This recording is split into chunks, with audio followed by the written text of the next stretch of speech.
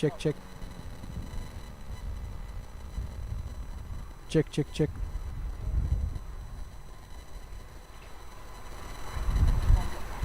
Hello, hello, hello. Check, check. Mic check, mic check. Mic check, mic check. Mic check. Hello, hello, hello, hello. Mic check. Mic check, mic check. Hello, hello, hello. Mic check, mic check. Mic check, mic check. Hello, hello, hello, hello.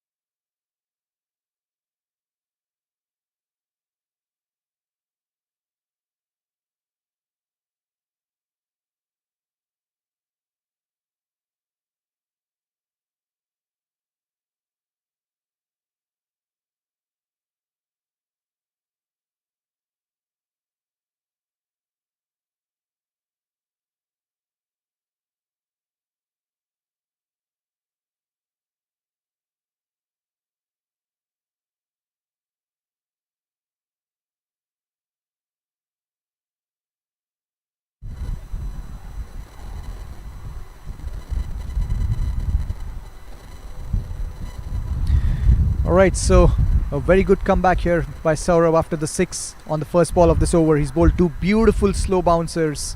Not easy to combat that. Showing all his experience here. Saurabh, he's coming left arm over. And it's the 5th ball this time. Right in the block hole. It'll be just...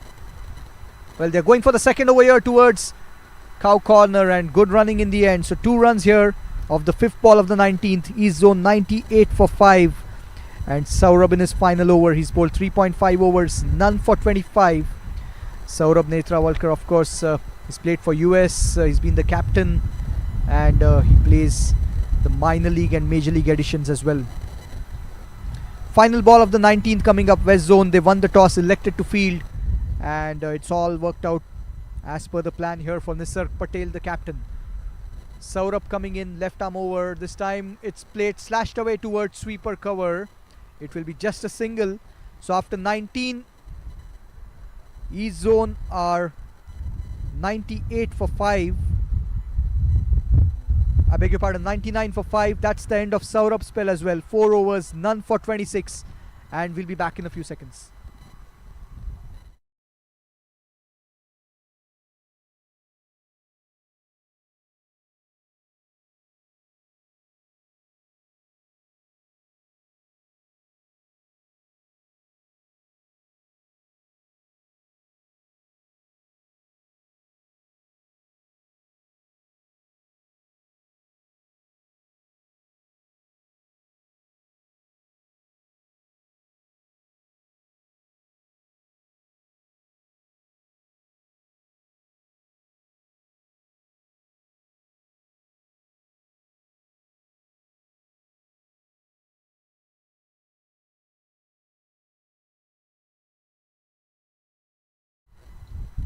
So we have the final over of the inning. It's 98 for 5.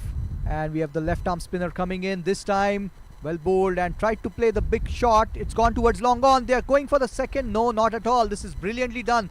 What a throw here. Well, it's hit the stump, but it's just a single. So very well done by the fielder at long on. 99 runs. In fact, it's the 100 up now for East zone. It was 99 for 5 before the over started. So 100 runs on the board. Final over going on. And it is Vatsal Vaghela who's bowling his 3rd over. He's bowled well so far. 2.1 overs, none for 8. And we have the left-handed Akeem Dotson on strike. This time Akeem plays it nicely in the gap towards long on and deep mid wicket, and it's just a single again. Beautifully done by the fielder at long on to keep it to just a single. So 2 runs of the first 2 balls. This is the final over. 1-0-1 on the board. And we have Rawal Zaman on strike, batting on 15 of 10 balls with 1-6. As we see Vatsal continuing here from the highway end. He's coming left arm around to the right-handed batter. This time he's tried to play the big shot, and it's gone. Oh, what a catch that by Vatsal. It was away from him. He was running backwards. Beautifully judged. This is brilliant stuff. Great bowling firstly, not giving anything in the arc to the right-handed batter. He tried to play the big shot, not quite timing it. It went over the head of the bowler. He ran backwards, judged the catch to perfection, and brilliantly done by Vatsal. What a cotton bowl that was. Smart bowling and a brilliant catch. A well-deserved wicket over here for Vatsal. As the 6th wicket goes down here for East zone. They are 101 for 6 now. 3 balls left in this inning. And this is nicely done.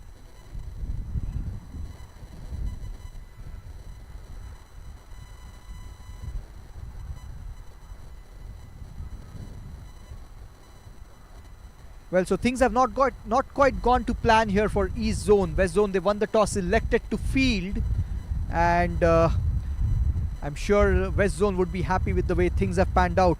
Saurabh, of course, 4 overs, none for 26. Shadley, he bowled brilliantly, 4 overs, 3 for 17. As we see the new batter facing his first ball here. This time it's played beautifully. It's gone over the head of deep backward square for 6. And that's exactly what East zone would have wanted in this final over. Of course, a spinner bowling to a left-arm spinner bowling to a left-handed batter. And this time it was picked up and it's gone over the head of deep backward square for a brilliant 6.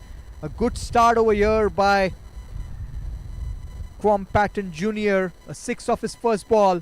and 107 now on the board. 2 balls to go, and Vatsal is in his third over here. He's gone for a 6 on the fourth ball of the final over. As Vatsal continues, left arm around, he's bowling to Peyton Jr. here. Fifth ball of the 20th. This time, well bowled and tried to play it towards deep square leg. It will be a leg by. So good comeback here by Vatsal after that 6. It's been a good over so far. 108 on the board. 9 runs coming of this over so far and a wicket. As we have the final ball of the inning for East Zone, and it is Rawal Zaman on strike. This time swept away towards deep backward square. They will go for the second, I believe, with the final ball of the inning. It's a flat throw straight to the keeper. That should be a run out. So just 1 run coming up of the final ball after 20 overs. East Zone are 109 for 6. That's the end of the inning and the first session. And we'll be back in a few minutes for the run chase. 1-0-10 to win the match for West Zone. From East Zone's perspective, 23 by the opener Richard, 14 by Dominic up front, and Gajanan Singh, the captain, departed for 18 of 25. No big score as such from any batter. And from the bowling perspective, Shadley leading the way with 4 overs, 3 for 17. A couple of wickets for Reuben Clinton, 2 overs, 2 for 8. 1 for Vatsal, 3 overs, 1 for 16. Jia Sehzad, 2 overs, none for 5. And the captain, I beg your pardon, Saurabh Netravalkar, 4 overs, none for 26. That's it from here. We'll be back in a few minutes for the second session. Thank you very much, and do join us for the run chase.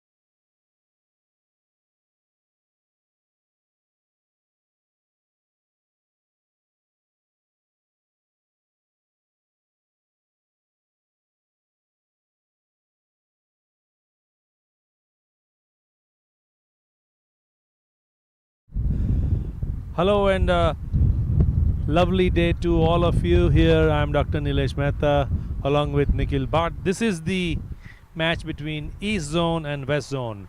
And of course, we are at the first ever men's T20 national championship here in Prairie View, Texas, where 6 T20 teams are competing against each other. And of course, the main objective is to finalize the men's team for the upcoming World Cup, as USA and the West Indies will be hosting the World Cup in the month of June of this year. And what a time that will be when fans will be converging on to Dallas, Florida, as well as New York. As far as this match is concerned, East Zone has scored 109 for 7. Richard Allen was the highest scorer with 23. And the West Zone need 108 to win. 108 to win for the West Zone, as Rahul Jariwala and Ruben Clinton are at the crease.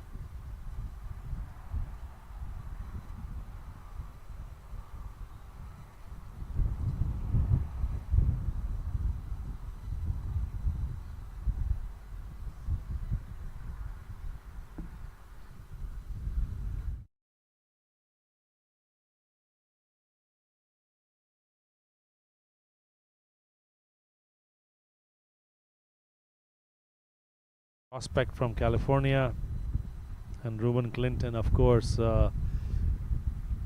playing cricket for a few years now, and of course both of them want to establish their place with the United States team. It's been a very breezy, windy day here in Prairie View, Texas. Prairie View is just outside Houston, and there are several cricketing grounds over here, and the first ball is about to be bowled.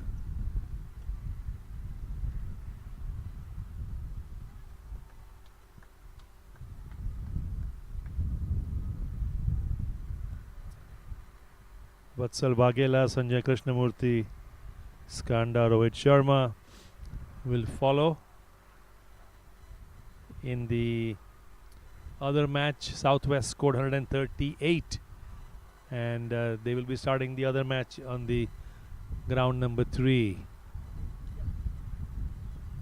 And this one, a quick cheeky single, pushes it towards mid-off. The wind blowing from my right to the left, so the bowler is bowling into the breeze. So hitting the ball over the mid-on or the long on side would get you some extra yards perhaps. So Ruben Clinton is off the mark, as Rahul Jariwala now donning shirt number 1 at the crease. Ruchir Joshi is the bowler, and this time he tucks it away to square leg, and they take a easy single. Of course, 108 to win. The key would be to maintain the wickets and move the score along.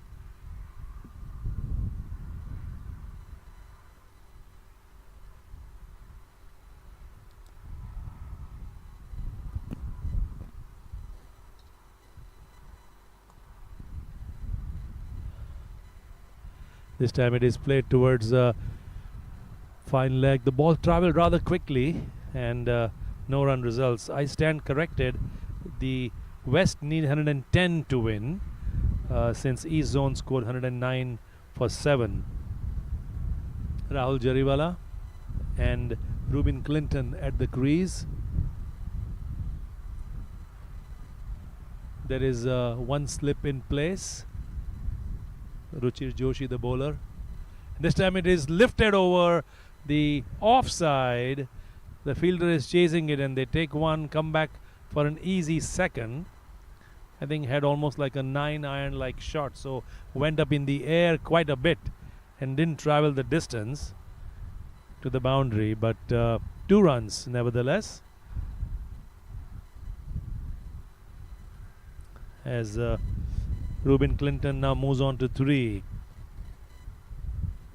This is the first over for West Zone chasing 110 to win. Good pace on that delivery outside the off stump, and that marks the end of the first over for the West Zone. Rahul Jariwala and Ruben Clinton starting off quite sedately. No heroics there, but I think it's a calculated process for chasing these sort of targets, not getting into any rush of any sort. The key is not to lose wickets, but of course for the East Zone, the team in the green is in the East Zone and the batters from the West Zone are in red.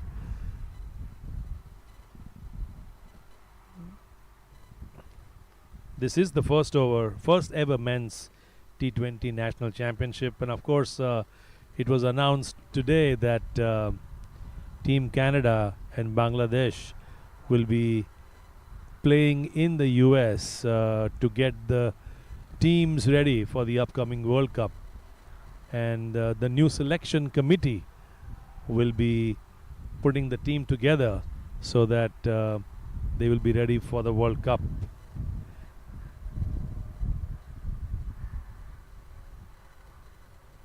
Rahul Jariwala on strike, has 1 on his account so far.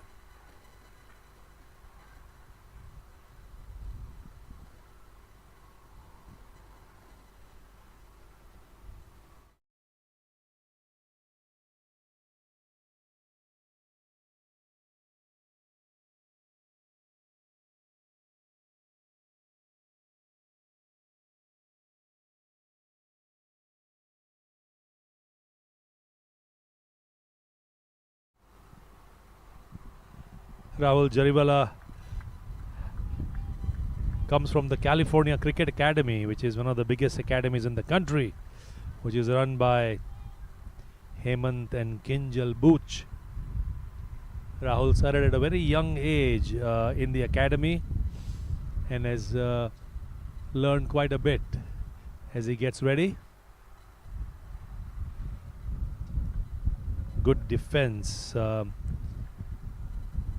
He was a great leader at youth level. He made a comeback after he was dropped in the under-19 season, and the comeback was quite brilliant with 2 centuries, and then he made it into the national team. And this time again defensively pushes it away on the offside. Rahul is studying at UCLA, and recently he took a quarter off to go to Mumbai at the Paras Mamre Academy, showing his commitment, this young man.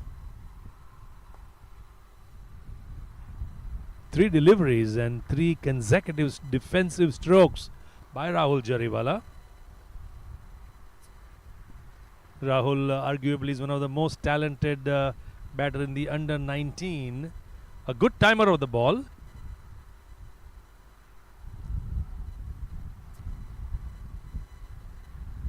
And this time he cuts, and cuts well in the gap between point and cover. They take 1, come back for the second, and they were thinking about a third, but Rahul sent him back. So 2 more runs to Rahul Jariwala.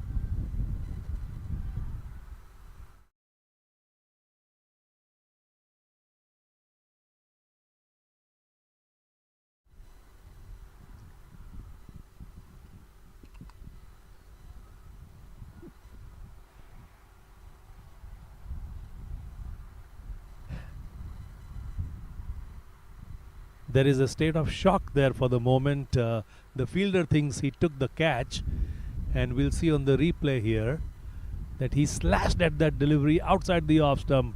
Rahul did. There was an appeal, but the umpire is not interested, and Sachin Mailavarapu will continue to bowl.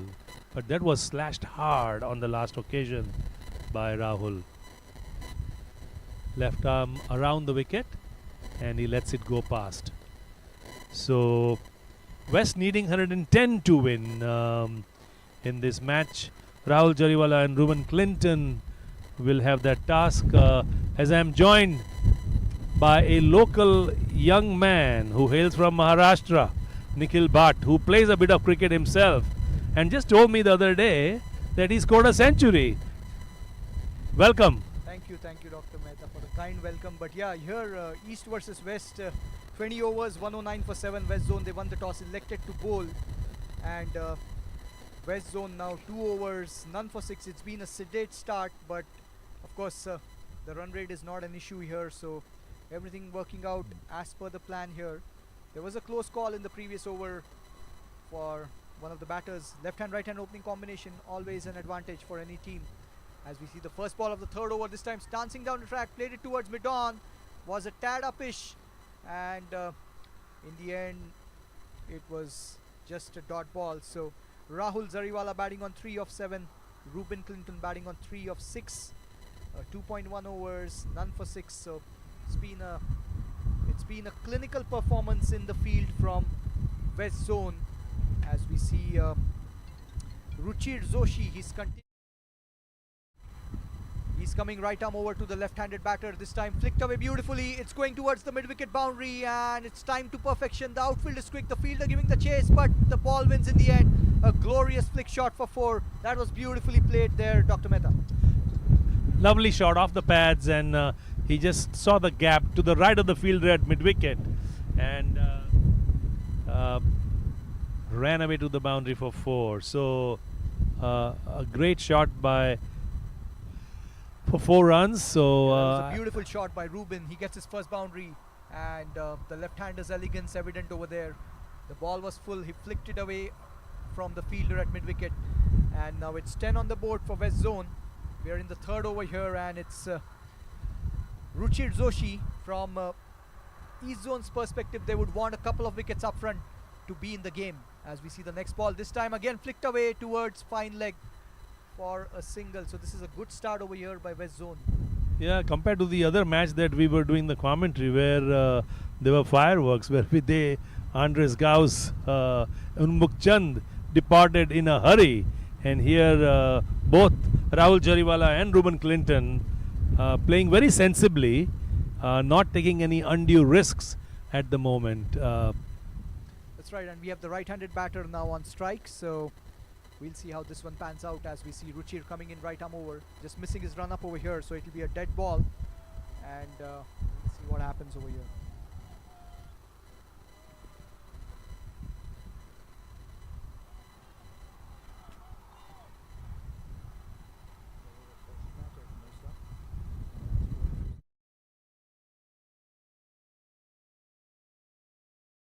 We have Ruchir continuing, and it is the next ball to the right-handed batter. This time he tried to play it across the line, gets a leading edge, and this should be a simple catch to first slip, and that's the first wicket down. We were talking about this, and this is brilliantly done by the bowler.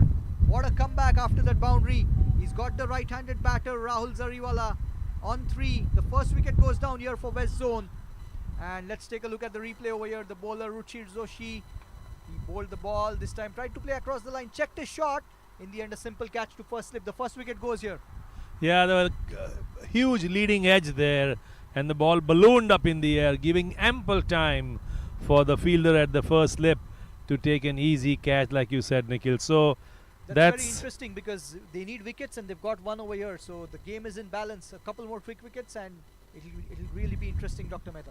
It will certainly be, and I think it will be Vatsal Waghela who will be coming in next, followed by Sanjay Krishnamurthy and Skanda Rohit Sharma to follow. Vatsal, of course, bowled a fantastic last over of the inning. Left arm spinner, he got a wicket. He took a brilliant caught and bowled. He was running, the ball was running away from him, but he judged the catch to perfection. Now he's here at number 3, walking in for his team, and he would like to contribute with the bat. A stylish right-handed batter. First wicket gone here for West Zone, 11 for 1. It's an exciting game here. This is, of course, the Zonals tournament for men's in the USA Cricket Zonal's addition, and got some brilliant games ongoing over here. Excellent facilities. There's a nice breeze blowing. The Prairie View cricket fields. Kudos to the curator, the ground staff, for preparing the type of wickets that you see over here.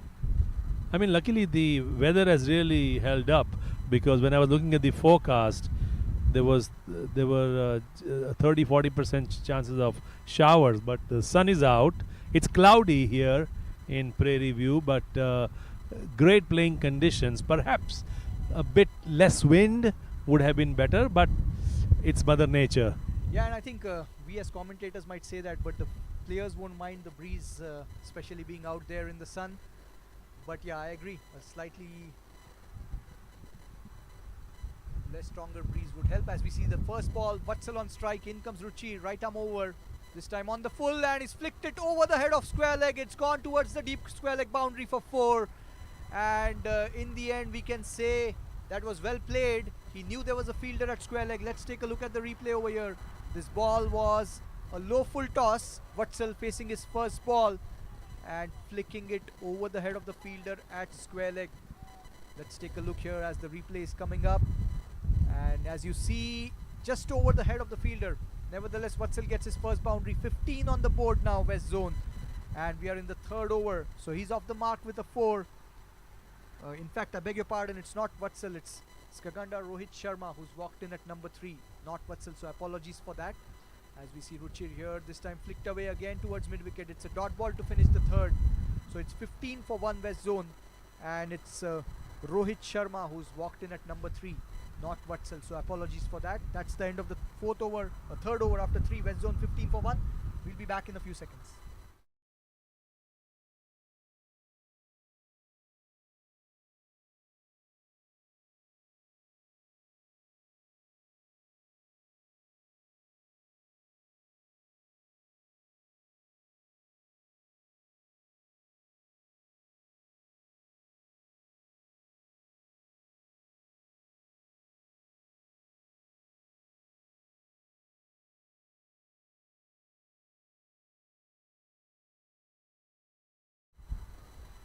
We were mentioning about Vatsal Waghela coming in, but he's not. But Vatsal and Rahul Jariwala both go to the same academy in California, run by Mr. Hemant Booch over there.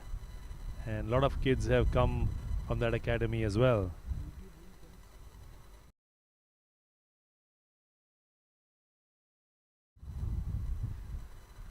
So we have the first ball of the fourth over. It's the left arm spinner coming into the left-handed batter. This time it's short, cut away towards point. It's a dot ball. And 15 for 1. We are in the fourth over here.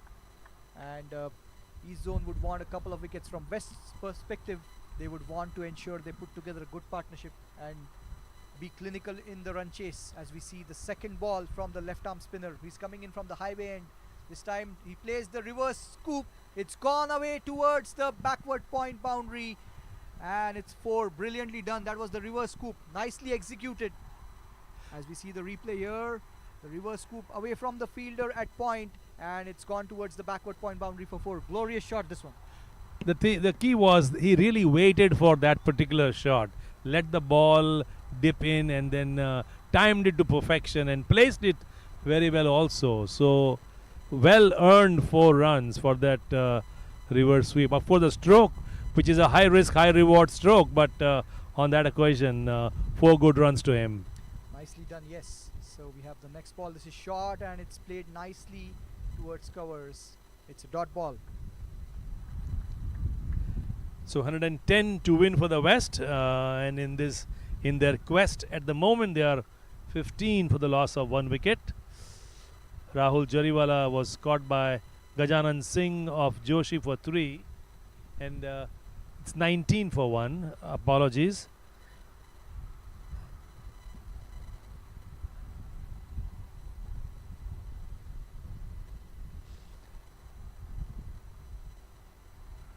And this time he cuts it well, and there's a misfield here at extra cover that allowed that extra run. So Rubin moves along for 2 extra runs. One wicket down for the West Zone was Rahul Jariwala for 3, and he lasted for 8 balls. The bowling has been shared by Ruchir Joshi and Sachin as he comes left arm around. This time he attempts to cut. There's an appeal, but he missed it completely. And good delivery on that occasion. The field on the offside. There is a slip, a point, a cover point, mid off, and a long off. Long off almost halfway to the fence.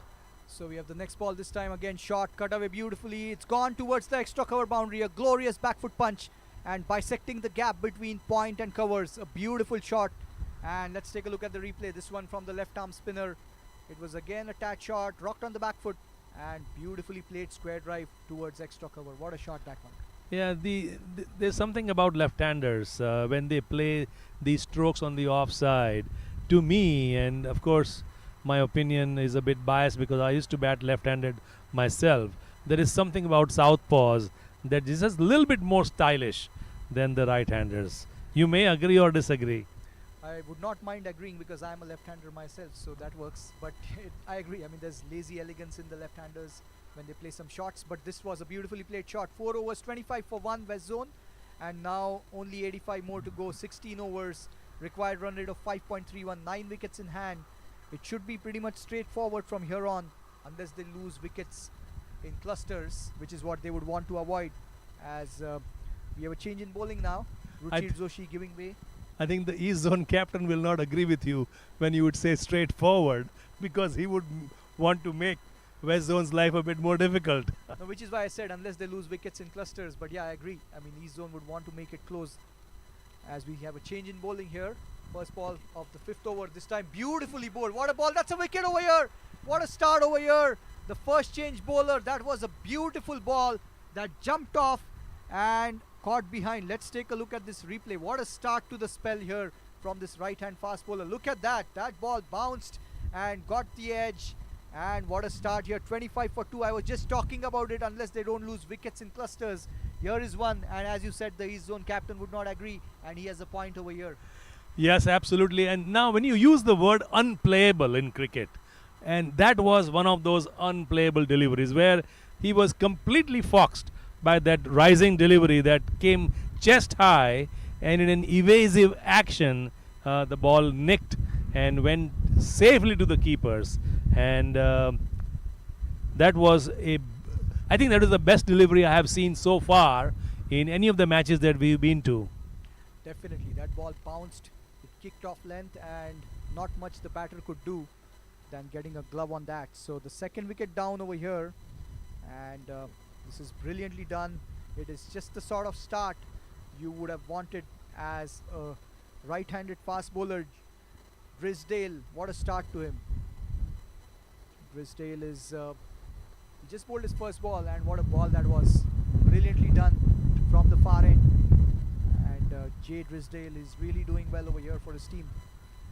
The new batter is Sanjay Krishnamurthy, who's walked in at number 4 here for West Zone. They are in a spot of bother. 25 for 2. 85 more runs to get.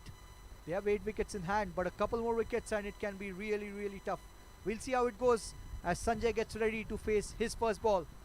In comes the bowler, right arm over again. This is good pace, but down the leg side, so it will be a wide. So an extra run to the West Zone team over here. Good wicket keeping by the keeper as that ball was travelling. Drisdale has got good pace and he's really hitting the deck over here. It's an exciting contest over here. It certainly is, and like you said, if they keep losing wickets, it's going to get all the more interesting. And it's never an easy chase. And if the bowlers get their act together and get a few wickets, like you said earlier, Nikhil, ball game on. Drisdale to Sanjay again, beautifully bowled. He's really hitting the deck, and that length that he's bowling is impeccable because it's not full, it's not too short, just the pace and bounce that you would want, and he's extracting that beautifully. He certainly is. He's a tall man and he's extracting the pace from this wicket. I had a quick look at this wicket, and there is a fair bit of grass on this wicket when I had surveyed it earlier, when I came earlier onto the ground here. Yeah, this is just the sort of pitch you would want to bowl as a fast bowler, and Drisdale has started really well. He comes in for the third ball. Again, that's well bowled. Beaten for pace, trying to play the shot, but the ball has passed him. This is top class fast bowling and the sort of pitch that you would want. At the same time, as a batter, there is even bounce, there is true bounce. So you would want to execute those shots well. This was very well bowled by Drisdale. He's bowled 3 balls in this over. All have been back of length and beautiful hostile bowling.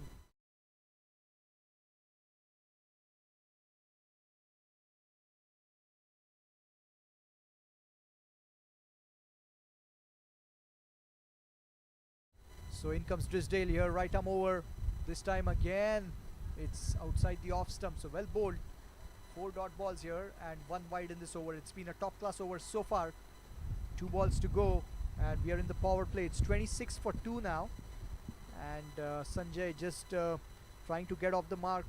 He's played a couple of balls in this over. In fact, 3 balls and yet to get off the mark. We are in the 5th over. Drisdale bowling beautifully from the far end. 4 balls in this over, 1 wicket and just 1 wide.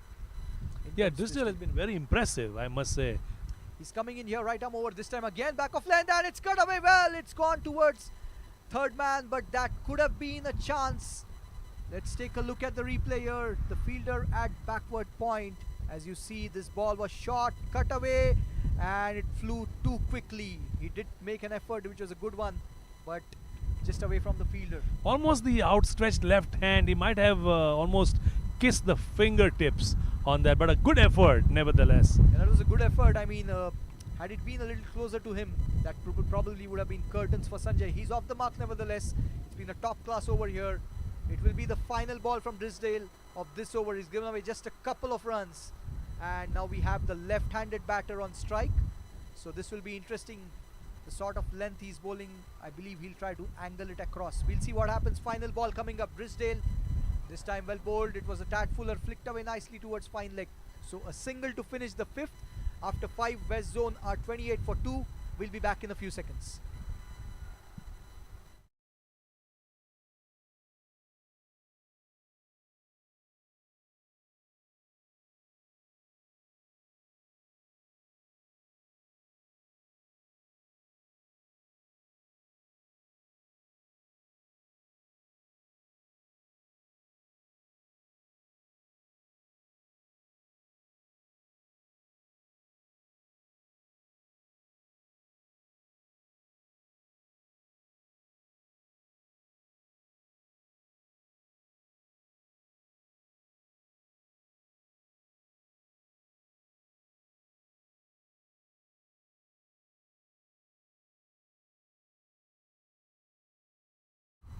Alright, so we have the final over of the power play. 27 for 2, 83 to go from here.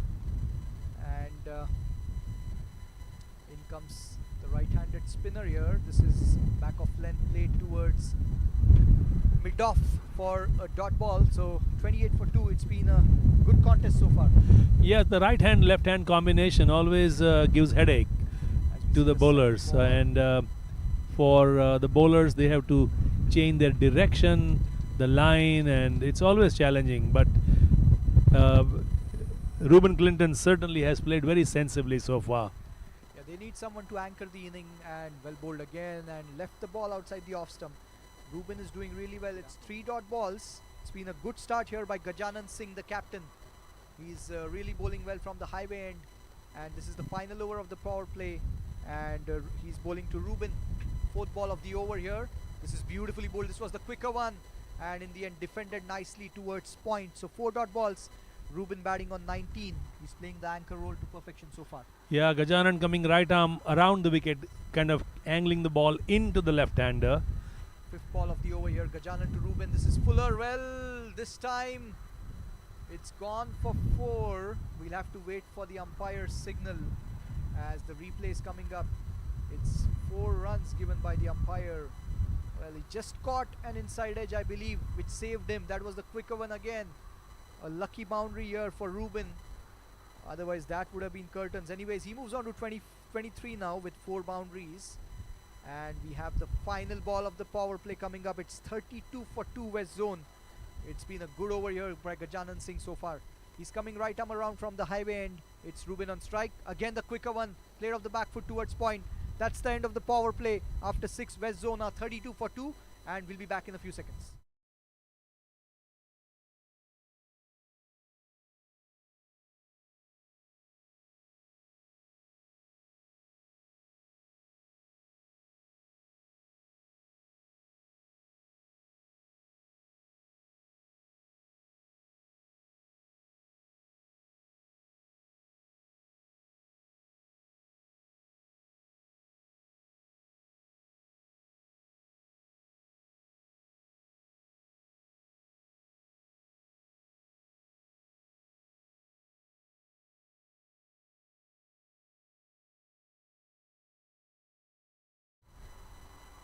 So 6 overs, 32 for 2, and of course we'll have Brisdale continuing. He bowled a top class first over. He picked up a wicket, that of Rohit Sharma, Skandar Rohit Sharma, and now he'll be bowling to Sanjay from the far end. First ball. This is played beautifully again. It's towards that backward point region, the gully region. It's a dot ball. Remember, Sanjay played the ball in the air in that region when he got off the mark. And Brisdale, he's bowled 1 over so far, given away just 3 runs, picked up 1 wicket. He's bowling with good pace here. Yeah, he's been the most impressive by far and generating a lot of pace. And remember, his bowling, the wind is not really helping him. Had he been bowling from the highway end, he could have had a few clicks added to his bowling. This time beautifully played by Sanjay. This was the fuller ball, the extra cover drive over the head of the fielder at covers. It's gone all the way for 6. What a shot and what a response here by Sanjay. And this time Brisdale, look at the replay. He came in, this was fuller, and Sanjay was up for it. What a shot this one, the extra cover drive over the head of covers all the way for 6. Yeah, that was a lovely, very well executed shot. It was in the slot, and a full swing on that one by the young Sanjay Krishnamurthy.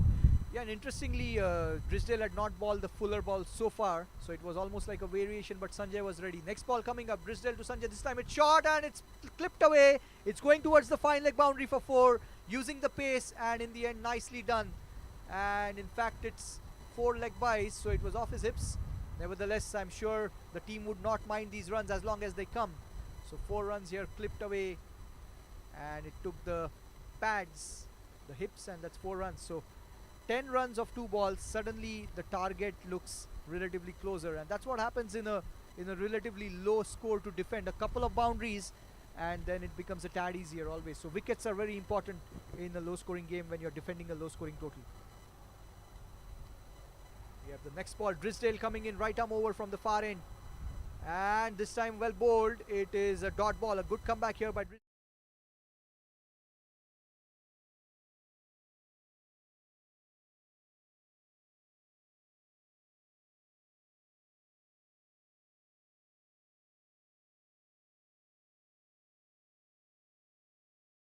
So 42 for 2, we are in the 7th over. The current run rate is more than 6. The required run rate is almost 5. 8 wickets in hand. So it's going well so far for West Zone. Brisdale coming in, this time the slower one, and well, Sanjay tried to play the big shot, got an outside edge, but it was away from first slip and away from the fielder in the gully region. A lucky escape over here. We'll take a look at the replay. Beautifully bowled by Brisdale. That was a very good variation, a good change, and in the end it will be a single over here. And the replay,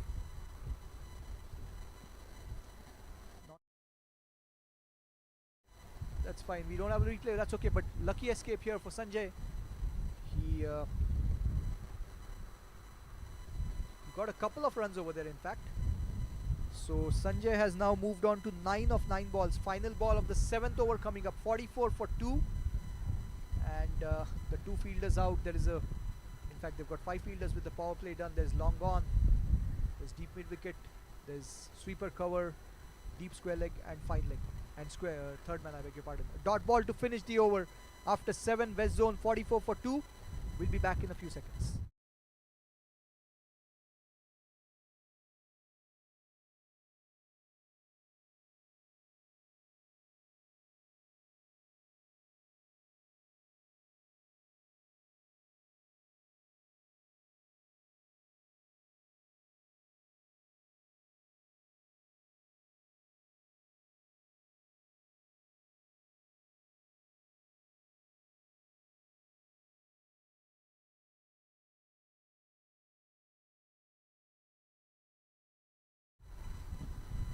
So 44 for 2 after 7 overs. Gajanan Singh, the captain, continuing from the highway end.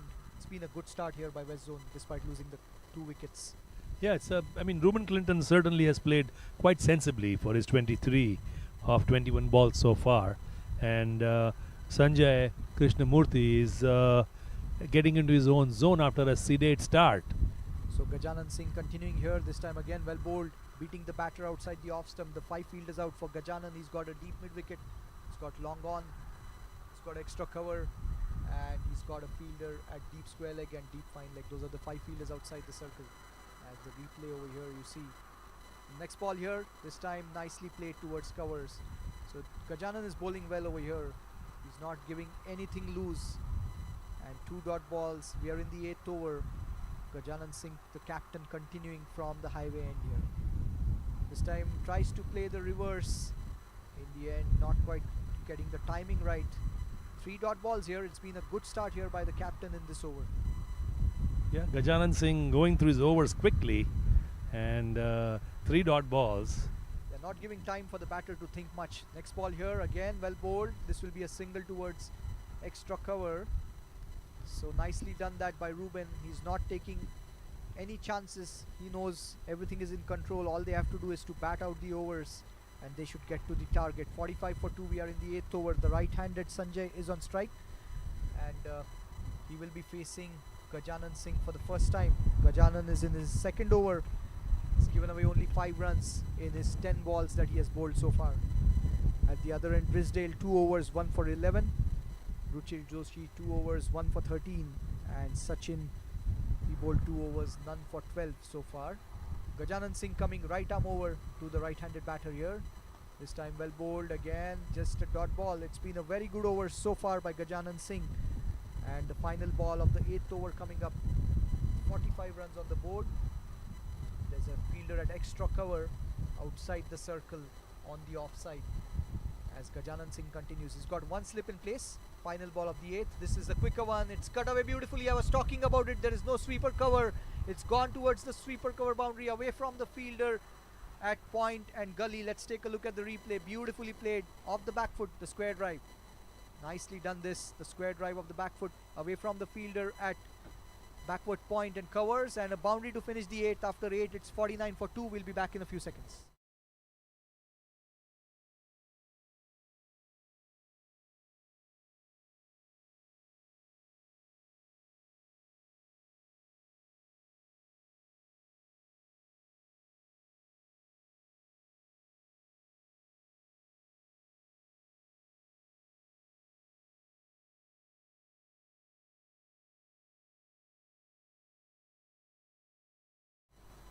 So 49 for 2, it's going very well over here for West Zone. And Ruben and Sanjay, now they are really doing it nicely for their team. Ruben batting on 24 of 25 and Sanjay on 13 of 12 with 1-4 and 1-6. And these two have put together 24 runs now after the loss of the 2nd wicket in 3.5 overs. So they're going really well. They're playing the ball to perfection and they're really being clinical in the run chase. The bowling was clinical. The West Zone, they won the toss, elected to field, and they kept East Zone to 109 in their allotted 20 overs. And now the batters are going nicely. They've lost a couple of wickets, yes, but they are well on track as of now. Change in bowling from the far end. First ball, right arm over. It should be a wide and it will be a single. So 2 wides added to the total, 51 on the board.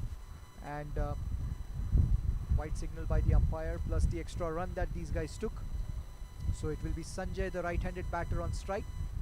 The conventional field post the power play for the bowler. There's a long off, long on, deep mid wicket. There's a fielder at sweeper cover, and there is a fielder going towards cow corner as well. Those are the 5 fielders out. Square leg is inside the circle. So the first legal ball of the 9th over here. This time on the full, nicely played. A beautiful shot, but a very good stop by the fielder at sweeper cover. Not quite stopping it cleanly. It's gone for 4. That's a glorious shot. The square drive again off the front foot this time by Sanjay. Let's take a look at the replay. He bisected that gap beautifully. A good effort there by the fielder at sweeper cover, but was not able to stop it cleanly, and it's gone for 4. So Sanjay is really looking good over here. He's raced on to 17 of 13 with 2 fours and 1 6. Rawal Zaman, not quite the start he would have wanted. 2 wides and a boundary to start. So 6 of 1 ball in this over so far. He's coming in right arm over. Sanjay on strike. This time it's the slow short ball. Nicely played and adjusted by Sanjay. Good comeback this by Rawal after the first ball here. Yeah, Rahul mixed up his pace on that occasion, and the ball kind of rose up, and Sanjay was taken aback a bit on that occasion. 55 for 2. Rawal Zaman coming in. This time it's short, and this is nicely played. Off the back foot away from the fielder at covers. It's gone towards the extra cover boundary now for 4.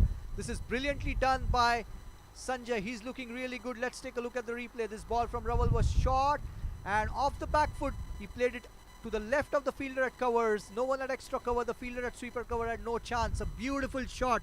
He's looking really good over here, Sanjay. He's raced on to 21 now of 15 with 3 fours and 1 6. Again, the timing on that shot was brilliant. He just waited for it and just slashed it away for 4. Rawal Zaman continuing here. This time again short. This time cut away towards sweeper cover. So this is really going well here for Sanjay and for West Zone. And it's 60 for 2 now. We are in the 9th over. The required run rate less than 4.5 from here. 8 wickets in hand. And from East Zone's perspective, they would want to get 2 to 3 wickets very quickly to stay in the game. Sanjay Krishnamurthy certainly much better strike rate than his Ruben partner. this time. Oh, beautifully played. What a shot this one. Clipped away over the head of short fine. It's gone towards the deep fine leg boundary for 4. Beautifully done by Ruben. He is looking really good over here. This ball from Sanjay, this ball from Rawal Zaman. Right arm over to the left-handed batter. Clipped away over the head of the fielder at short fine. He had no chance. It's gone towards the fine leg boundary. Nicely done this. That was a brilliant shot. Just gave direction to that ball, and the timing on that was also beautiful. So 4 runs, and certainly both Sanjay Murthy, Krishnamurthy and Ruben Clinton in a hurry now. Rawal continuing. Final ball of the over. This time taken on the full plate towards long off. 16 of the over, and after 9 overs, West Zone are 65 for 2. We'll be back in a few seconds.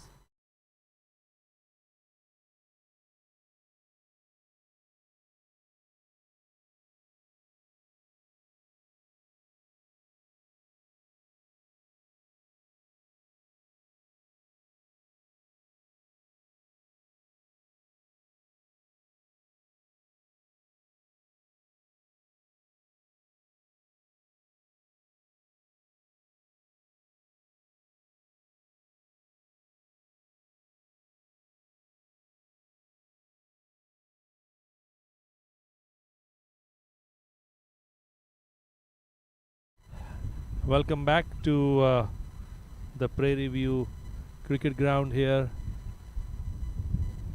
West Zone needing 110 to win, and at 65 for 2 after 9 overs, they seem comfortably placed. Ruben Clinton and Sanjay Krishnamurthy doing the bulk of the damage after Rahul Jariwala departed for 3 and Skanda Rohit Sharma for 4. Clinton to take strike. Pushed away gently on the offside, no runs. At the moment, the strategy would certainly be to hold on to the wickets, take the singles and the twos as they come along, keep the scoreboard ticking, and not lose any wickets, as both the batters are batting quite sensibly, Nikhil. Yes, and change of ends for Drisdale over here. He's coming in from the highway end now. Ruben batting beautifully on 29 of 28 balls with 5 fours. Sanjay batting on 22 of 16 with 3 fours and 1 6. It is 65 for 2. We are in the 10th over here, and West Zone going at a run rate of more than 7. Required run rate close to 4, and these two batters really doing it nicely for their team. These two have now put together 40 runs in 5 overs. So it's been a very good partnership after losing a couple of wickets up front. West Zone really doing it nicely in the run chase. Drisdale coming in right arm over again, missing his run up. So he's trying to settle in here as he's changed ends. to settle into a rhythm over here. Drisdale, he's changed ends as I mentioned. He's coming in from the highway end now. He bowled a good spell from the far end, giving away 11 runs, in fact 10 runs in 2 overs and picking up a wicket. Now he's coming in from the highway end. Second ball of the over. This is well bowled, steered away nicely towards backward, deep backward point for a single. So this is sensible batting by both the batters, and in fact it was a dot ball, the first ball of the over. So it was Ruben on strike, so he faced 2 balls in this over and he's picked up 1 run so far. Drisdale had given away 11 runs in his first 2 overs from the far end. Now here he's from the highway end and he's given away 1 run in the first 2 balls of this third over. 2.2 overs, 1 for 12. It's been a good spell here from Drisdale. He's going to continue from the highway and third ball of the over. He's coming right arm over. Sanjay on strike. This time beautifully played the square drive towards deep backward point. So they're doing it sensibly, as you were saying, Dr. Mehta. They are rotating the strike and they're getting the boundary whenever it is on offer. Yes, exactly. And at the moment, no unnecessary risks need to be taken, and they are both Rubin as well as Sanjay are rotating strike, taking the singles and the twos, and Sanjay particularly has been very attacking, as we have seen in the last few overs. Yeah, it's all going to plan so far for West. This time well bowled, beaten for pace. That was the Fuller ball. He was almost waiting on the back foot. Nicely done by Drisdale. He's bowling with good pace, and as mentioned by Dr. Mehta, he's been one of the bowlers who's been a standout bowler so far for the bowling team, that is East Zone. So Drisdale, he's in his third over, 1 for 13. He's coming right arm over and it's Ruben on strike. This time again, he's got him. That's the wicket over here. We were talking about it. He's been the standout bowler, and this is beautifully done by Drisdale, angling it across the left-handed batter, and he tried to push him for the drive, got the outside edge. That's the third wicket down. Let's take a look at the replay here. Beautifully done, beating him for pace, and nicely done. A well-deserved wicket this for Drisdale.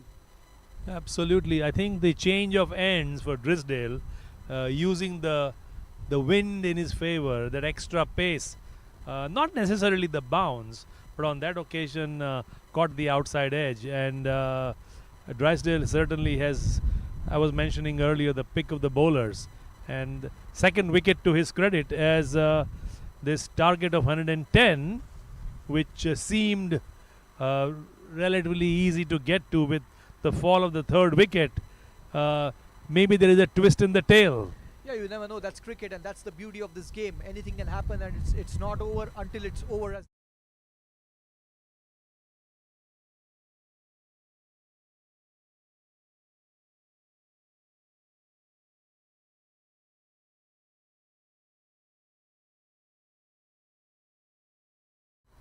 Alright, this was very smartly done by Drisdale, and this is cricket, so anything can happen. The third wicket has gone down. It's never over until it's over, as they say. But what a spell this has been from Drisdale, especially in this over. The previous ball, he beat the left-handed batter Ruben outside the off stump. This time inviting the drive and getting the outside edge. So Ruben goes for a well-made 30 of 31 balls, and he got 5 boundaries in that 30. He departs for 30 now, and Shadley has walked in here at number 5. Shadley won. He's in here. Nikhil, I'm not going to attempt the pronunciation of his last name, Yeah, because I certainly do not want to murder it, and I'm going to keep it respectfully as Shadley. Yeah, Shadley VS. Shadley VS has walked in here, and he's come in at number 5 for his team. So one left-handed batter replacing the other here, as 67 for 3, final ball of the 10th over. In comes Drisdale from the highway end, again missing his run-up over here.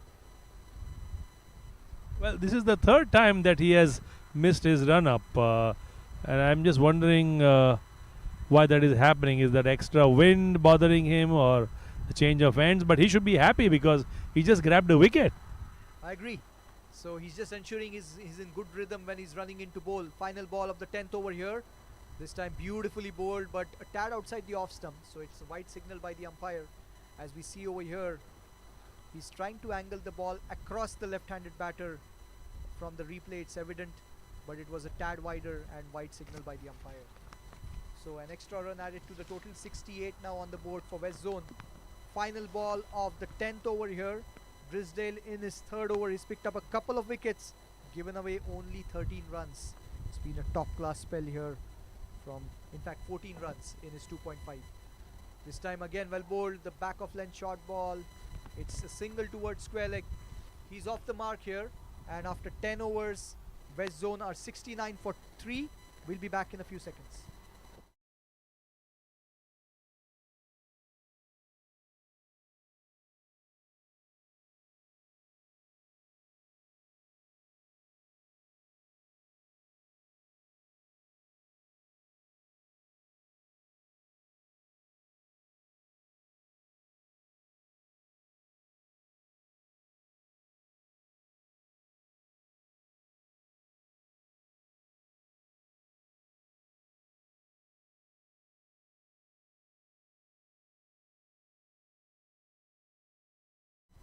So 69 for 3 and 41 needed now in 10 overs, 7 wickets in hand, required run rate 4.10. And Sanjay batting beautifully here for West Zone. He's batting on 23 of 17 with 3 fours and 1 6. From West Zone's perspective, they would want Sanjay to stay there till the end and ensure there are no hiccups. I think Sanjay Krishnamurthy has an added responsibility now that he has lost his partner Ruben Clinton, who was giving him very good support.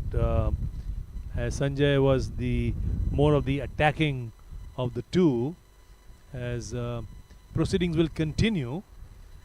And we have a change in bowling expectedly from the far end. Rawal Zaman went for 16 in the previous over. From this end, we have the left arm spinner coming in. The first ball to the left-handed batter, nicely bowled, and a good stop by the bowler in the run-up, preventing that single towards long on. Shadley is on strike, and this was nicely done by the bowler here. So it's a dot ball to start the spell here. In fact, it's the third over. We're not quite sure what's going on over here. I think we have one spectator in our background who seems to be cheering on one of the two teams, and he's shouting at the top of his voice as drinks are being brought on Yeah, I to the believe they field. missed the drinks after 10 overs, so the drinks are on after the first ball of the 11th over. So we'll be back in a few seconds.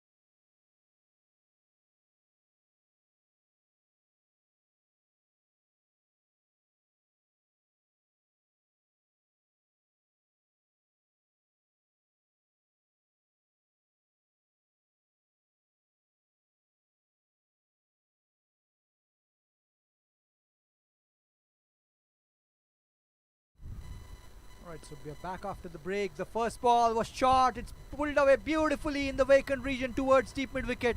And what a start post the break. And a beautifully played shot off the back foot. Here's the replay. It was shot and rocked on the back foot here. And a glorious shot by Shadley. And 4 runs here after the break. Not quite the start East Zone would have wanted, but the perfect start that Shadley would have wanted as he faced the first ball after the break. There was no one in the vacant deep mid wicket region and he picked the gap to perfection. Nicely done that.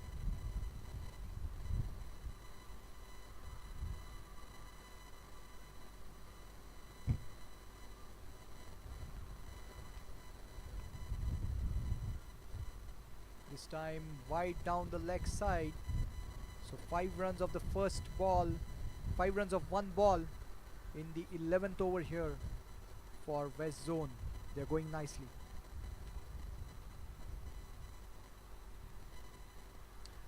In comes the bowler, right arm around, this time well bowled, and it's steered away towards backward point. It's a dot ball, so a good ball this one by the bowler.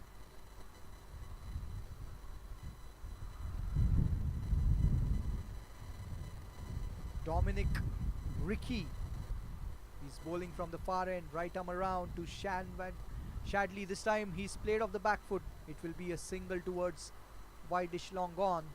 So we have the right-handed batter now back on strike, Sanjay.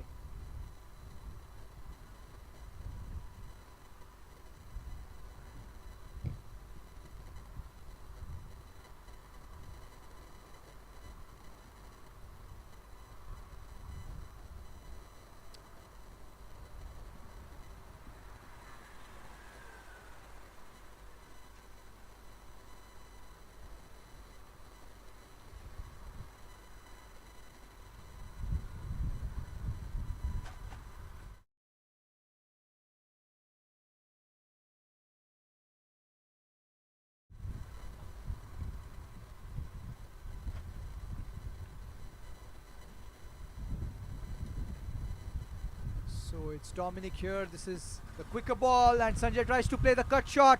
It's gone towards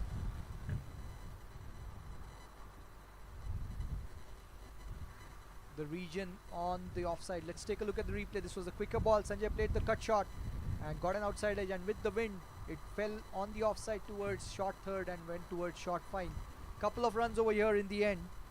So nicely done that.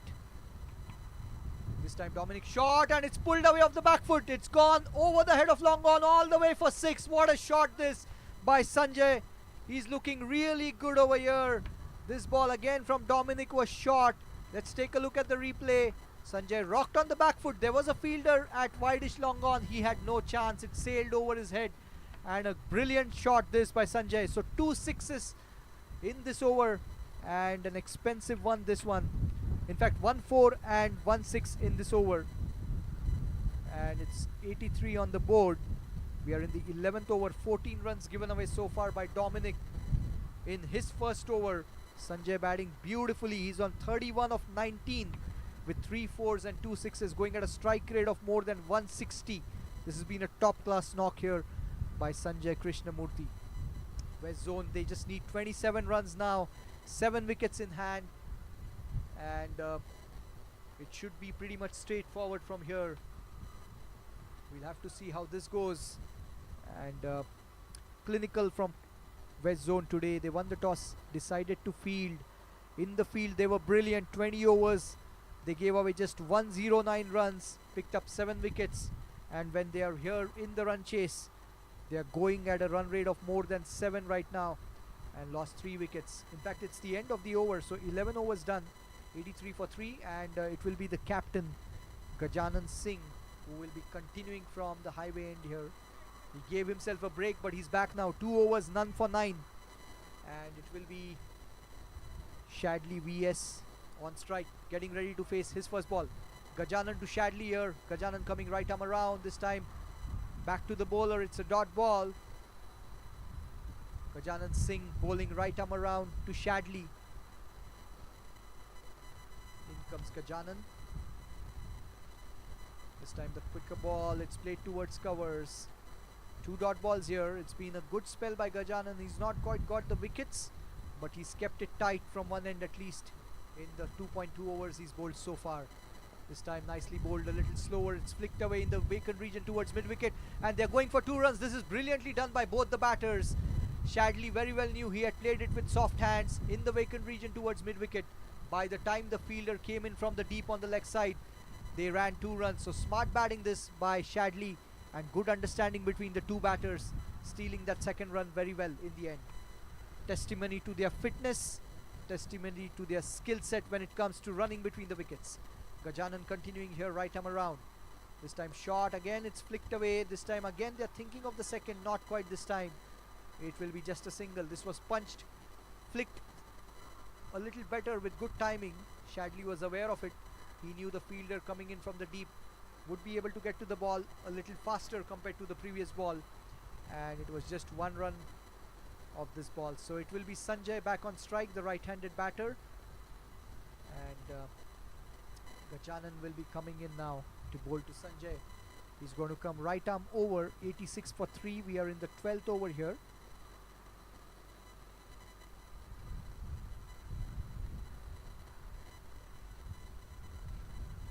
In comes Gajanan. Sanjay Krishnamurthy on strike. This is short, and it's pulled away towards deep square leg for just a single. Either side of that fielder, and that could have been a boundary. So Sanjay may have missed out on that one, I would say.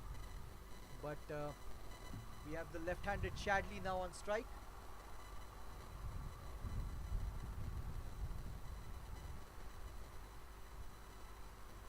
Gajanan Singh coming right arm around.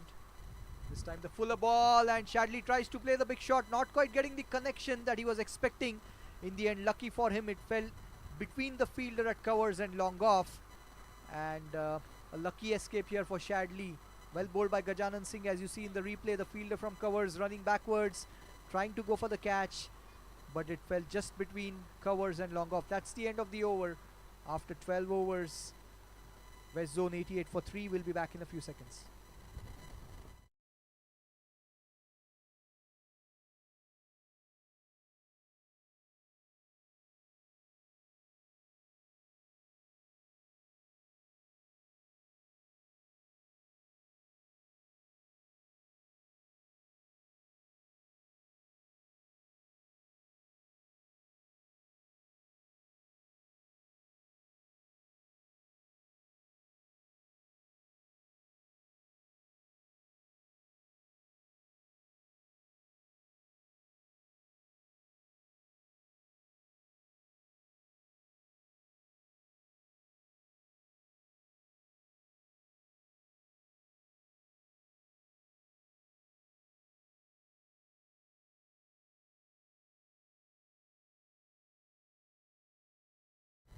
Alright, so we have the first ball of the 13th over here. It's Shadley on strike.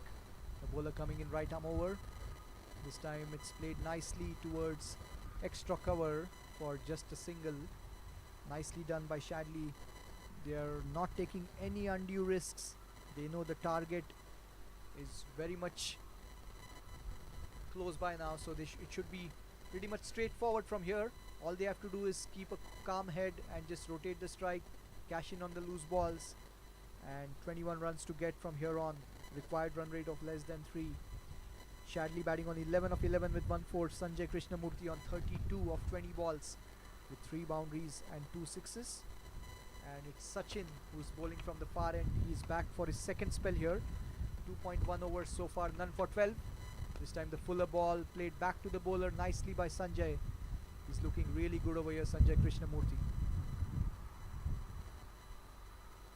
We see the replay here. There's the fuller ball back to the bowler. Good punch that.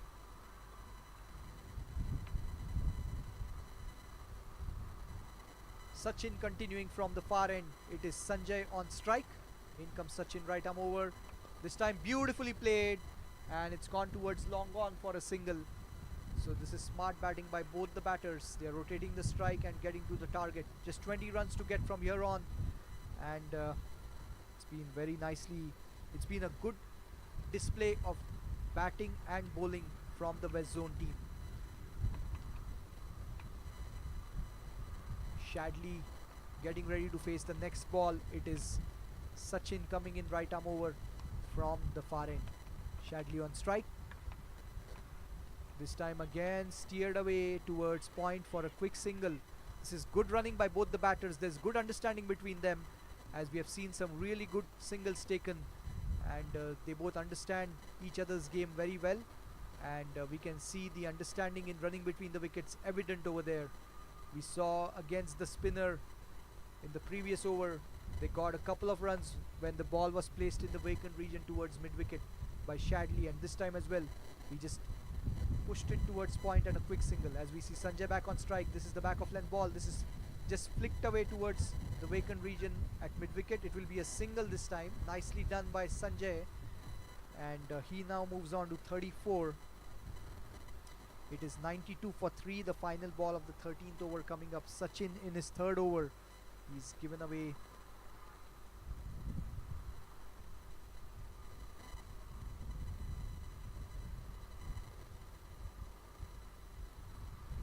I beg your pardon, this is Ruchir Joshi who's bowling his third over, not Sachin.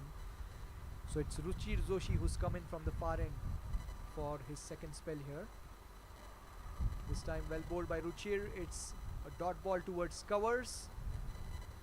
So that's the end of the 13th over. After 13, West Zone are 92 for 3. We'll be back in a few seconds.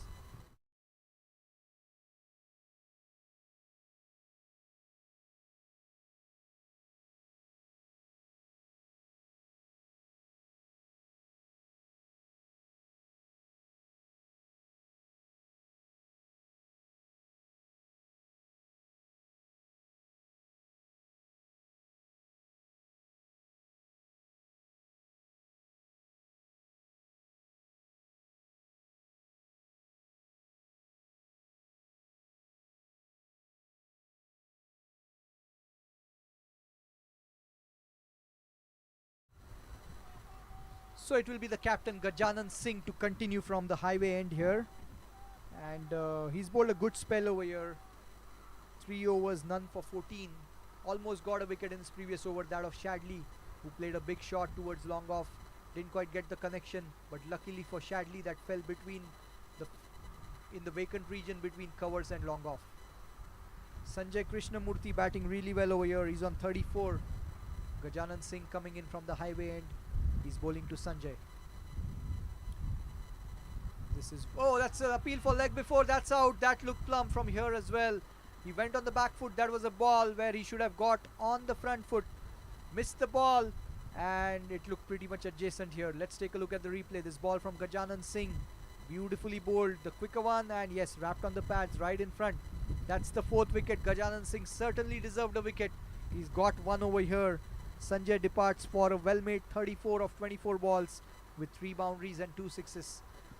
From his perspective, he would have wanted to stay not out and finish the game, but it's been a very good knock by Sanjay Krishnamurthy, and we have the number 6 batter now walking in for West Zone. 92 for 4, 18 runs to go from here. The captain Nisarg Patel walking in at number 6, and meanwhile the teams are just having some drinks. We'll be back in a few seconds.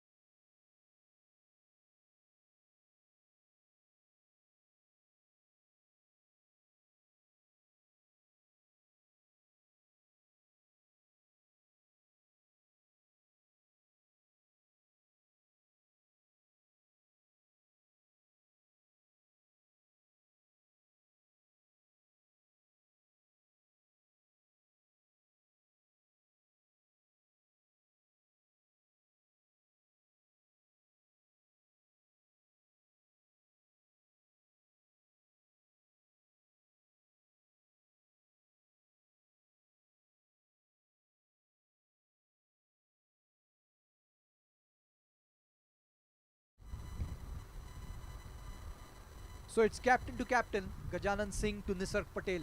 First ball for Nisarg. Beautifully bowled by Gajanan, flighting the ball. Nicely played by Nisarg towards mid-wicket.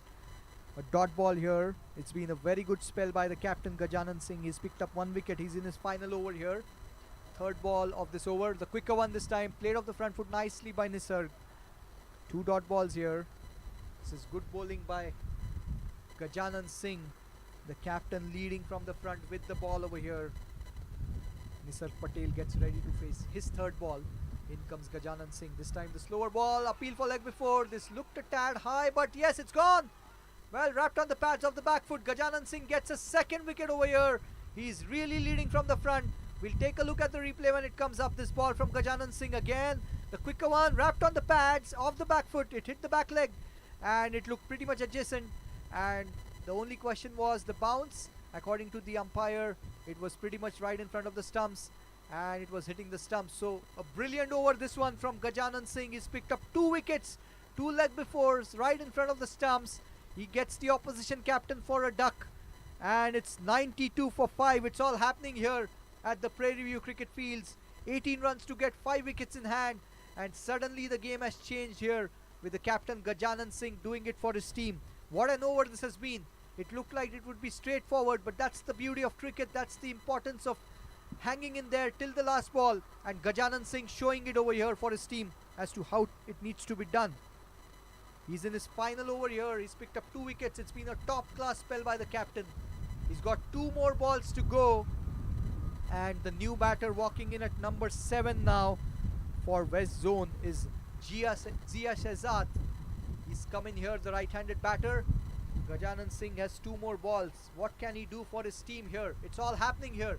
Exciting stuff.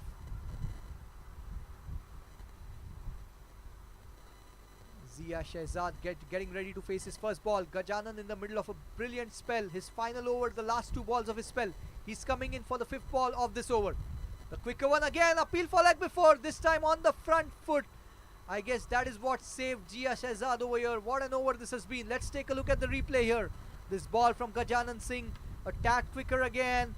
And he came on the front foot. Probably a little bit higher on the pads as well. Good call that by the umpire. I believe that's the end of Gajanan Singh's spell. So it was just 1 ball to go, not 2 when I called it. But what a spell this has been from the captain. 14 overs done, 92 for 5. Gajanan Singh 4 overs, 2 for 14. It's been a brilliant spell. In fact, not quite sure what's happening because I was looking at it and it showed like 4 balls. So there has to be one more ball to go. I believe that's where the correction is made by the scorer. And we are back for the final ball of Gajanan Singh's spell here. He still has 1 ball to go. Let's see what he can do for his team. What a spell this has been by the captain. 92 for 5. Final ball of Gajanan Singh's spell. It is Zia Shehzad on strike. He's sending the fielder towards extra cover. So 2 fielders outside the circle on the offside. There's a fielder at sweeper cover, a fielder at extra cover. In comes Gajanan Singh. Zia Shehzad on strike. The quicker one played nicely towards extra cover for a single. So after 14, West Zone are 93 for 5. That's the end of the captain's spell. A top class spell. 4 overs, 2 for 15. We'll be back in a few seconds.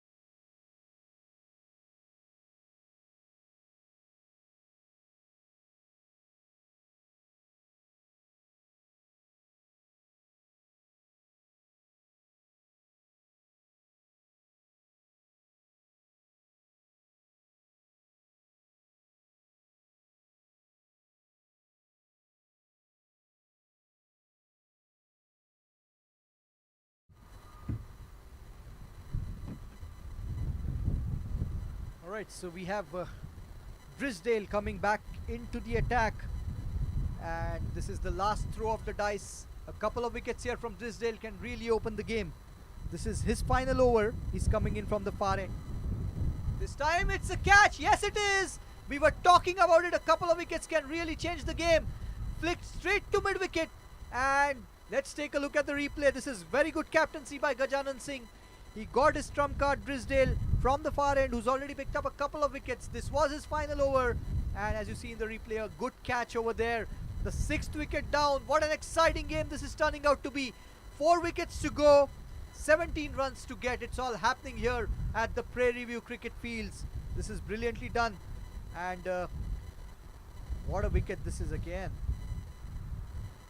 Jia Shehzad caught by the captain Gajanan Singh, bowled by Drisdale, his 3rd wicket. And these two bowlers have really got East Zone back in the game. The captain Gajanan Singh picking up a couple of wickets, Drisdale getting his 3rd wicket. It's all happening. We'll be back in a few seconds.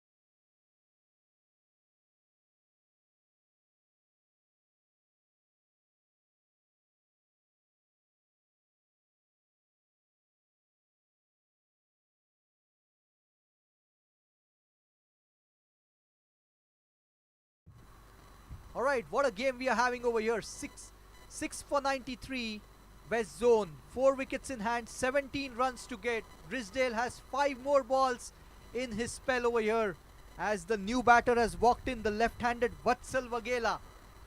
Vatsal Waghela walking in at number 8 for his team here. And we'll see what happens. There is one slip in place. Drisdale coming in, right arm over from the far end. It's Vatsal on strike. Oh, beautifully bowled this ball. And this is played towards third man for a single.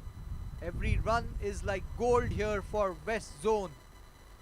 It looked like a pretty much straightforward run chase, but what a comeback this has been from the East Zone team. Brilliant captaincy by Gajanan Singh, hanging in there, the entire team. They've been brilliant in the field, and all they need is a couple more quick wickets, and you never know where this game goes. 16 runs to get and 4 wickets in hand. Shadley, of course, is there. He's watching everything from the other end. He's batting on 12 of 13 balls with 1-4. Drisdale coming in, right arm over from the far end. 3rd ball of this over. It's Shadley on strike.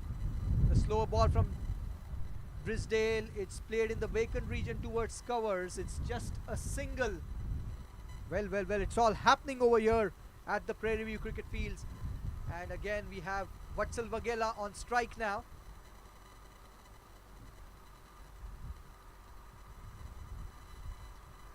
Drisdale, what a spell this has been from the fast bowler. 3.3 overs, 3 for 17. We saw a similar spell from Shadley with the ball for West Zone, where he bowled 4 overs, 3 for 17. And Shadley is also doing it with the bat here for his team. Drisdale coming in right arm over. It's Vatsal on strike. This is well bowled. Hostile pace and good bounce. Defended nicely by Vatsal off the back foot. And this is smart batting from Vatsal Waghela. 2 balls left in Drisdale's spell. And how would East Zone want him to get another wicket in the remaining 2 balls? We'll see how it goes. The field for Drisdale, he's got deep fine leg. He's got a 3rd man outside the circle. He's got a fielder at extra cover. He's got a fielder at long off. And he's got a fielder outside the circle. So those are the fielders outside the circle as we see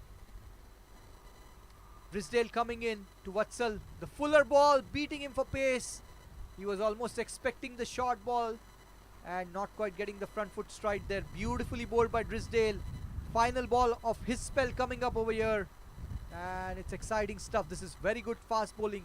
We saw a brilliant spell of spin bowling by the captain Gajanan Singh. And we are seeing some really hostile fast bowling here from Drisdale. Final ball of his spell coming up here. And we're just seeing the 5th fielder going outside the circle on the leg side. is a fielder who's gone back towards deep mid wicket. Brisdale coming in, right arm over, Vatsal on strike. Oh, again, beautifully bowled. It was the slower ball and beating the batter outside the off stump. Very lucky for Vatsal. That ball was not on the stumps. A top class spell here by Brisdale. 4 overs, 3 for 17 and 95 for 6 West Zone. We'll be back in a few seconds.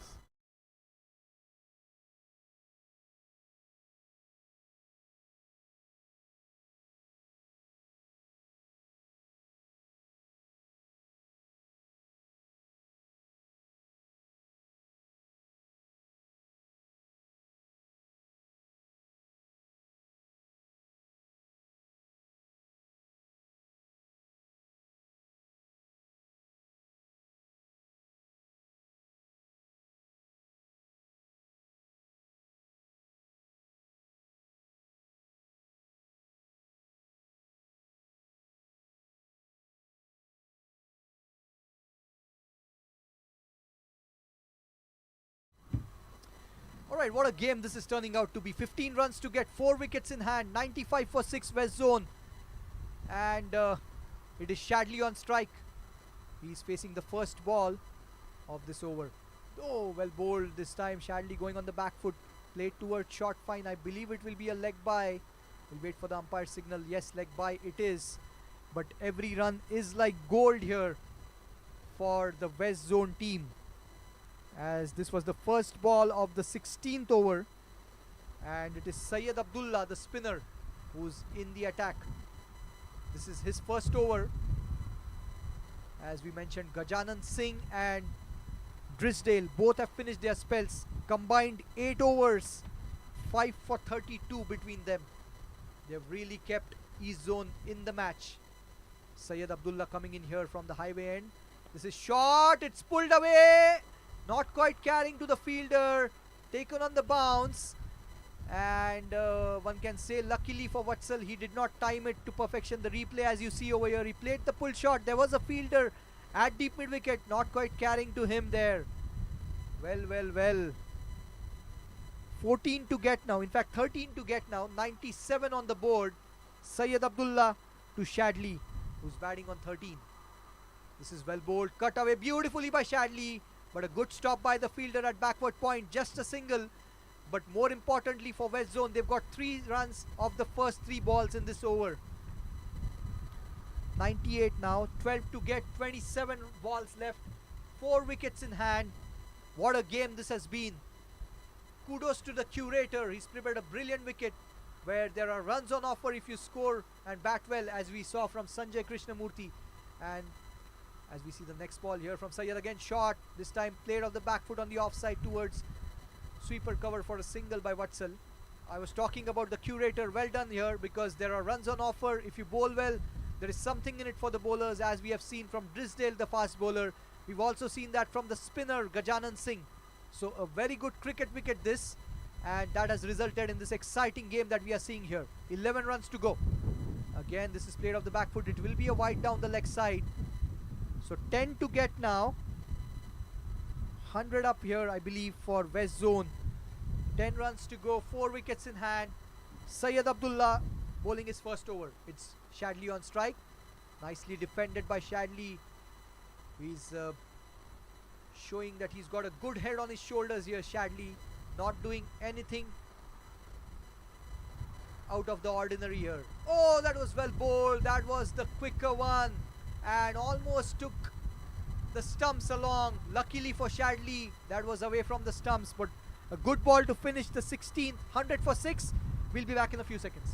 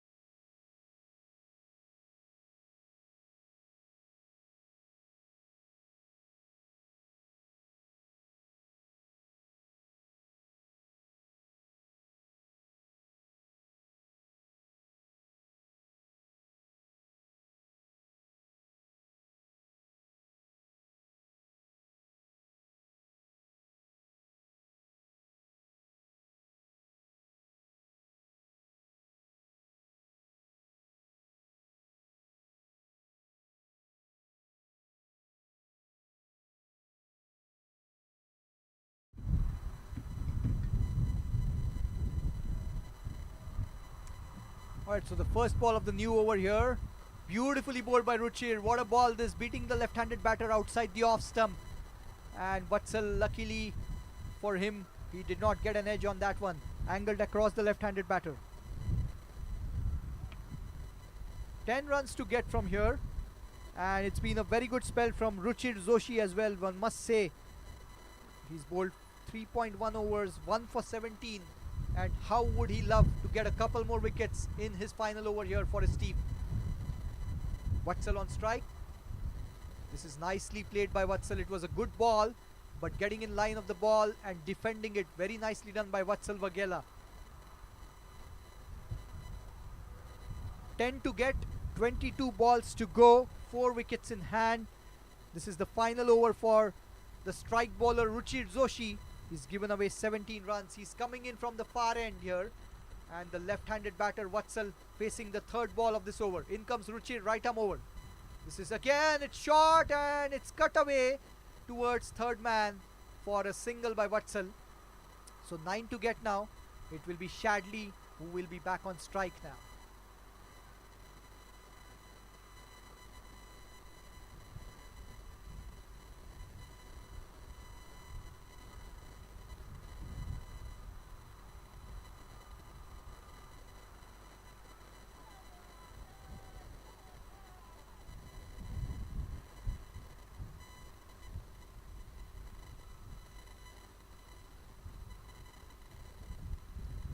So we have the fourth ball of the over coming up here. It's Ruchir to Shadley. This is nicely flicked away towards mid-wicket. They are thinking of a second, but then not quite going for it, and a smart move that one. So 2 runs here in this over so far. So just 8 runs to go now, and 2 balls left in this over here so far. It's been a good spell here by Ruchir Joshi.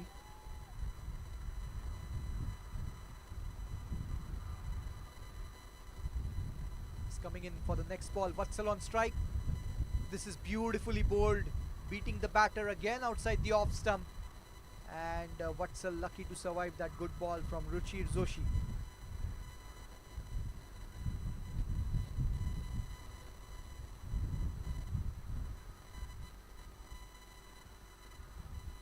I believe it is 4 balls as per the scorecard. So we have 2 more balls left, I believe, going by the scorecard. 9 runs to get. He's coming right arm around now. This time again, nicely glided away towards third man by Vatsal for a single. This is smart batting by Vatsal Vaghela. So we have, in fact, as I was thinking, it was 5 balls. So the scorecard still to update that. But that's the end of the 17th over, I believe. And 7 more runs to get from here on. 4 wickets in hand. We'll be back in a few seconds.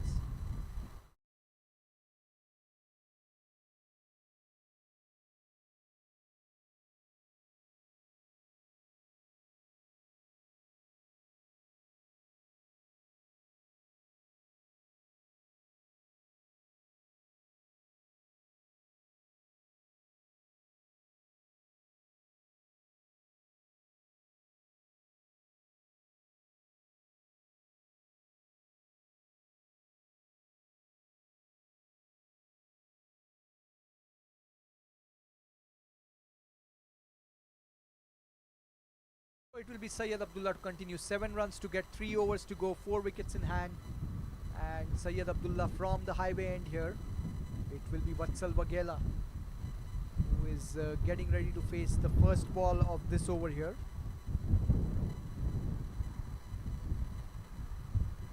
He's coming right arm around to Vatsal. This time it's short, trying to play the cut shot, beaten outside the off stump. 7 to get, 17 balls to go. Vatsal Vaghela batting on 5 of 12 balls, and Shadley at the other end on 15. This is beautifully bowled. Went on the back foot, tried to play the flick shot. It was going down with the angle, so no chance of a leg before, but 2 dot balls here. And it's Syed Abdullah continuing from the highway, and he's coming right arm around to Vatsal Vaghela. This time tries to play the sweep shot. I think he got a leading edge on that one. So 3 dot balls. It's been a good over here so far by Syed Abdullah. 7 runs to get.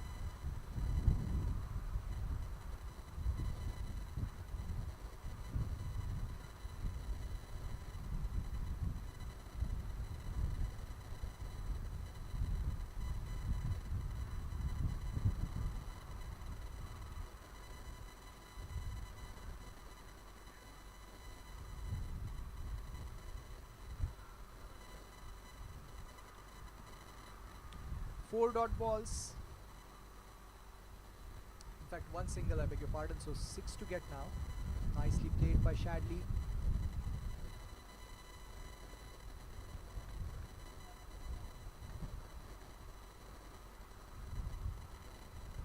Final ball of this over. This time rocks on the back foot, plays it in the vacant region towards extra cover for a single. So just 5 runs to get, 2 overs to go. What a game this has been. We'll be back in a few seconds.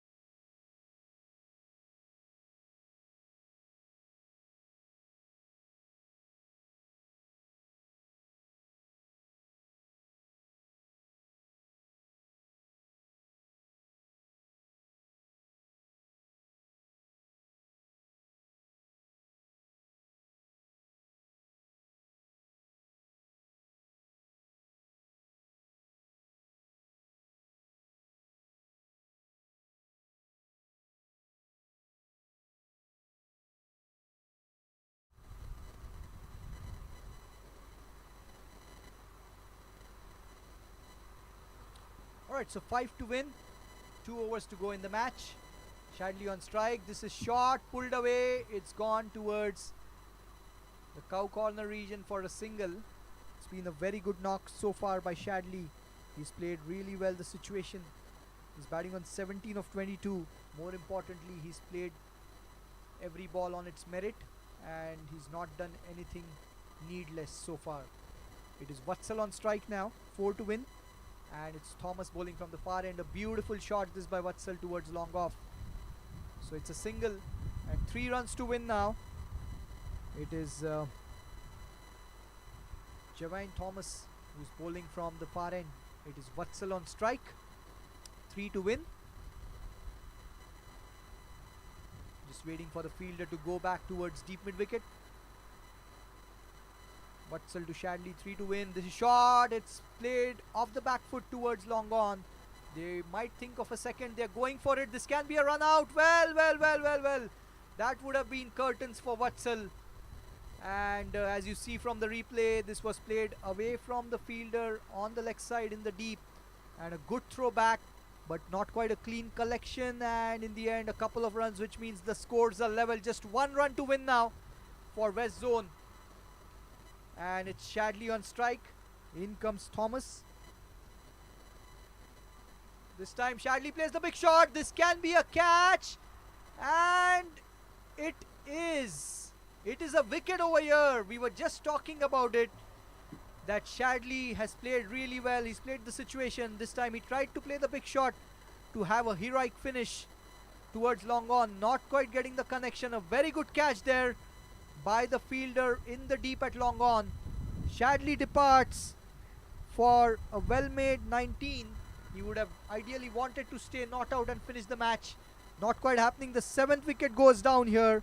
The scores are level. What a game we have seen over here. And just take a look at that catch. Brilliantly done that. He timed the jump to perfection. And it was brilliant execution by Dominic Ricky. He did really well over there to take that catch. We'll be back in a few seconds.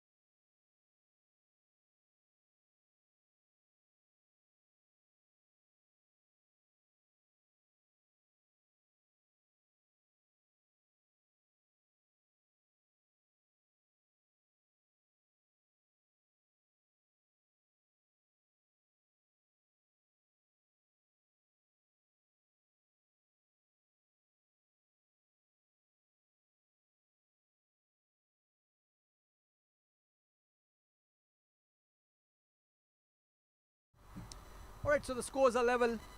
And this ball appeal for leg before they're going for the quick single. This can be close. A direct hit. And well, this will be interesting. Not out, says the umpire. Let's take a look at the replay. This was the one run that they needed to win. It was played on the leg side of the pads. A direct hit, but yeah, the batter was easily in. So that's the end of the game. West Zone have won this match by 3 wickets. What a match this was. And it's 110 for 7. Good knocks by Ruben Clinton, 30 of 31 with 5 fours. Sanjay Krishnamurthy, a brilliant knock of 34 of 24 balls with 3 fours and 2 sixes. Shadley, he was there playing the anchor role in the end, 19 of 24 balls with 1 4. And in the end, Vatsal Vagela and Saurabh Netravalkar finishing the match. So that's it from here. West Zone have won the game by 3 wickets, and we'll be back for the next game next time. Thank you.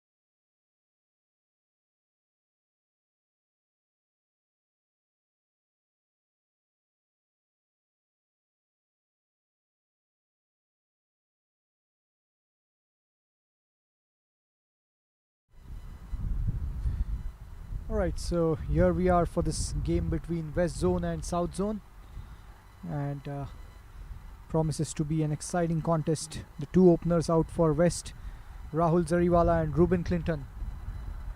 West Zone, of course, they won the first game on the same ground, the morning game, so their confidence would be high. It was a close game, and at the other end we have South Zone, who would be coming into this game. First ball of the match here. In comes the bowler, right arm over from the far end. Well bowled, back to the bowler.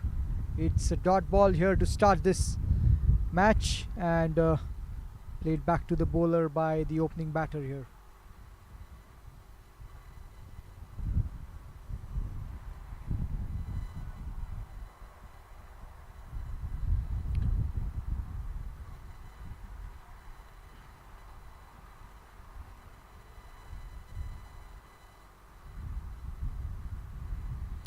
So we have the second ball of the first over. The bowler coming right arm over from the far end.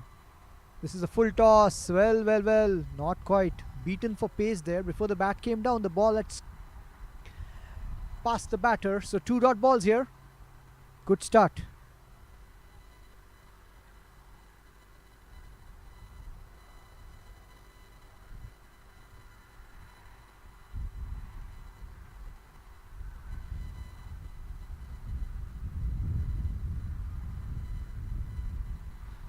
Third ball of the first over. In comes the bowler. This time back of length, defender of the back foot, a quick single towards backward point, and that could have been close. Well. A direct hit there, and probably could have been curtains for Ruben, but Rahul Zariwala is off the mark, and that's the first runs on the board here for West Zone. Of course,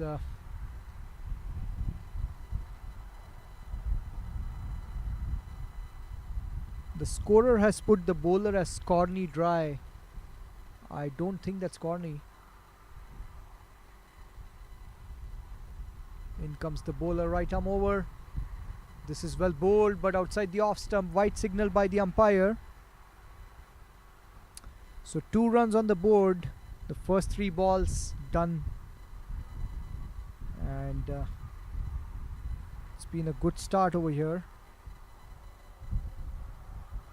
Corny Dry, of course, is getting good bounce, good pace.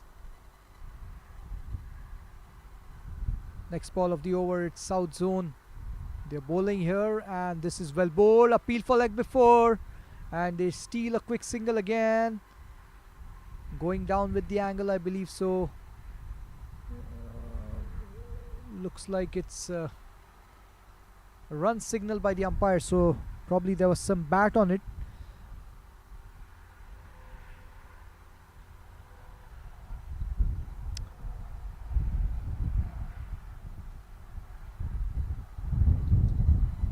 Three runs added to the total. This time flicked away beautifully. It's going towards the deep square leg boundary. Good chase by the fielder in the deep on the leg side. A couple of runs nevertheless. So 5 runs on the board. And I'm not quite sure Ruben is on 2 runs, because I believe there was a white ball bowled. But the scorecard says Ruben batting on 2 of 2 balls. He's just got a single, I believe. There was 1 wide, I believe, in this over. Final ball of the first over coming up here. West Zone are 5 for no loss. In comes Corny Dry. This is a full toss, missed by the batter. That's the end of the first. 5 for no loss, West Zone. We'll be back in a few seconds.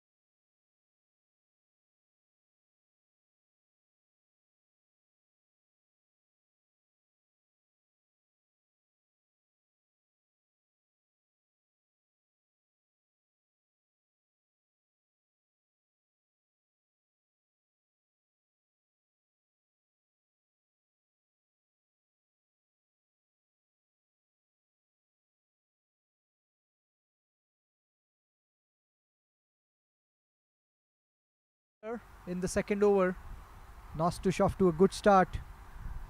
The scorecard not yet reflecting everything correctly.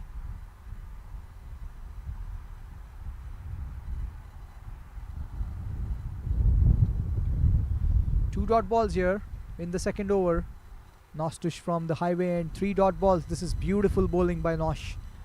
He's an experienced campaigner.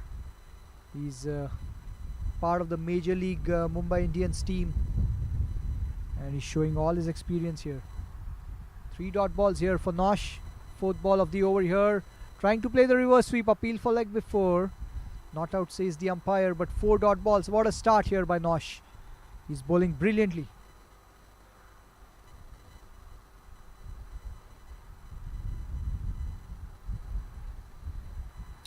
Fifth ball. Oh, beautifully bowled again. The outside edge. A quick single on the offside. Thinking about the second, but not quite there.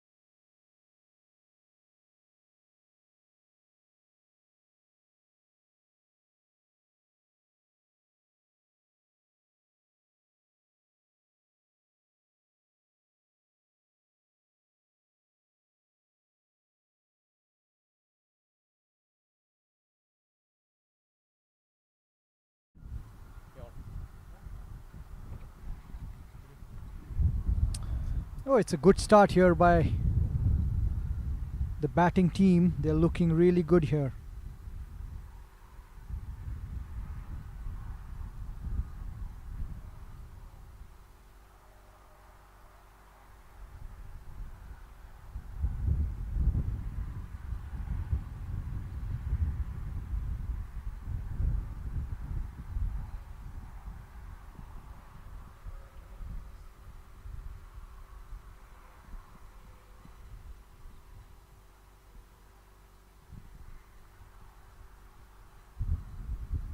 15 for no loss. As we have the first ball, this is flicked away beautifully, straight to mid wicket. They're thinking about the single, but sent back by the non-striker, and rightly so. So we are in the third over, and Hamza Bangash is bowled his second. That's the end of the third after 3. Midwest are 15 for no loss. We'll be back in a few seconds.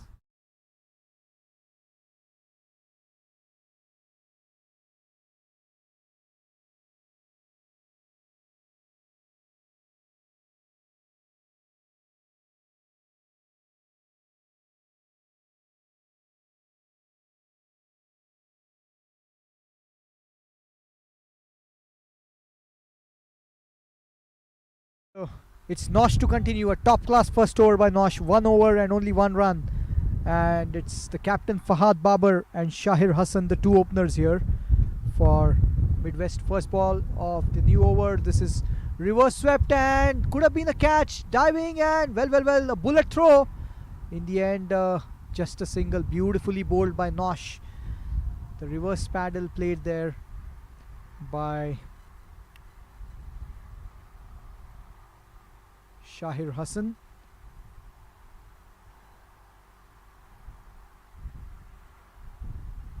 And it's the captain now, Fahad Babar, on strike. He's batting on 3 of 8 balls. Second ball of the 4th over, beautifully bowled by Nosh. Just look at the deception in the pace. He's showing his skill set here. He's a top class left arm spinner, and he's showing his full repertoire here with the ball. He's in his second over. He's bowling inside the power play, and he's given away just 2 runs of his first 8 balls. This time again, beautifully bowled. Just look at that length. It is a treat to watch this top class left arm spin bowling by Nosh. And it's been a sedate start here by Midwest. We are in the 4th over. We are in the power play. 16 runs on the board, and we are almost halfway, more than halfway done in the power play so far. No wickets down for Midwest. Nosh continuing again. Just look at that length. Top class stuff by Nosh. He's not easy to hit around, and he's showing his full skill set here. Just look at the way he's deceiving the batter in the pace. He's mixing it up, varying the line and length, and this is top class bowling inside the power play by Nosh. Nosh continuing here. He's bowling to the captain Fahad Babar. He's batting on 3 of 10. This time the quicker one, and it's played in the vacant region towards covers. Gets a single towards extra cover. Beautifully bowled by Nosh. Final ball of the 4th over coming up. He's given away just 2 runs in this over, and what a first spell this has been so far. Top class stuff by Nosh here.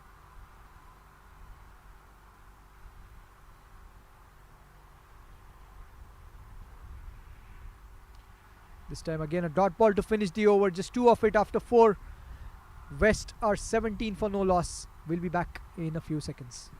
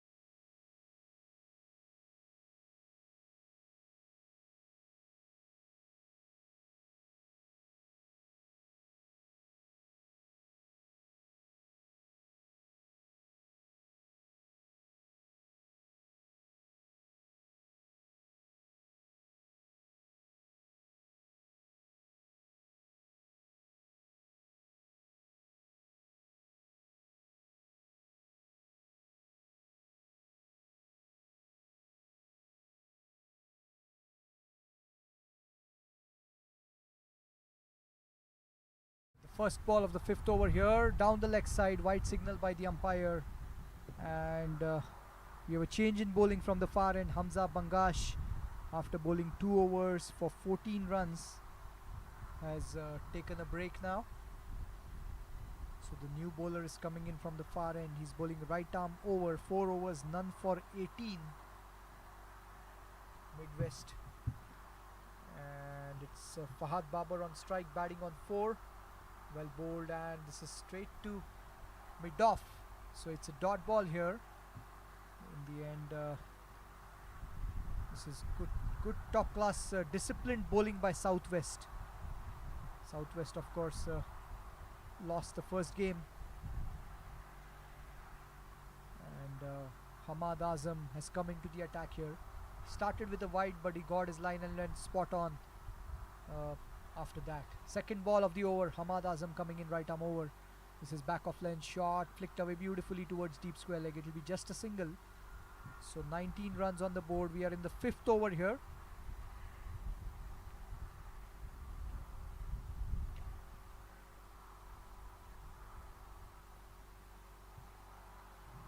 .2 overs, none for 19. Midwest current run rate is less than 5 per over. It's been a good start here by Southwest in the power play. They've not got any wickets, but they've kept the run rate in check. Hamad Azam coming in now. Again, this is back off length, a tad slower, glided towards backward point. It's a dot ball. This is a good start here by Hamad, giving just 2 runs of the first 3 balls that he has bowled so far. Fahad Babar batting on 5 of 14 balls, and Shahir Hassan batting on 12 of 13. So Hamad continuing from the far end. He's coming in right arm over. Shahir Hassan on strike. This is again back off length, glided towards backward point. This is very good bowling by Hamad. He's bowling to his field. He's got a packed offside field. He's got a fielder at backward point, a fielder at short third, and a fielder at conventional point.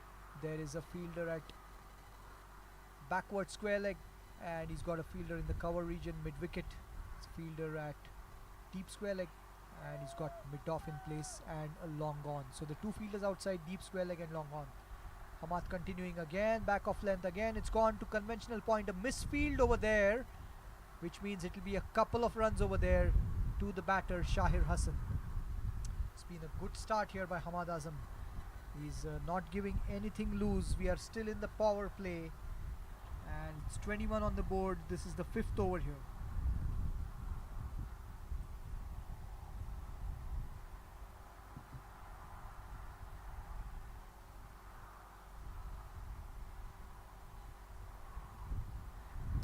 .5, none for 21. Hamad Azam continuing here. Shahir on strike. Again, beautifully bowled. It's played towards deep square leg for a single. So that's the end of the 5th over after 5. Midwest are 22 for no loss. We'll be back in a few seconds.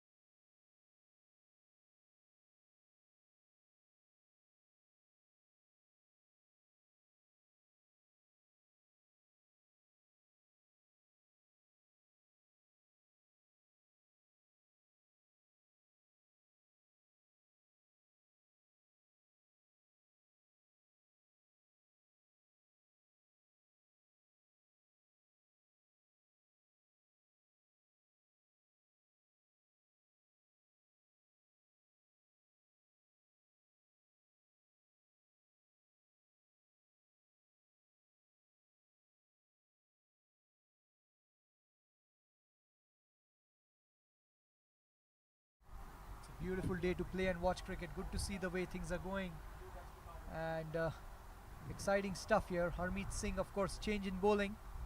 It is Nosh who's given way to Harmeet Singh.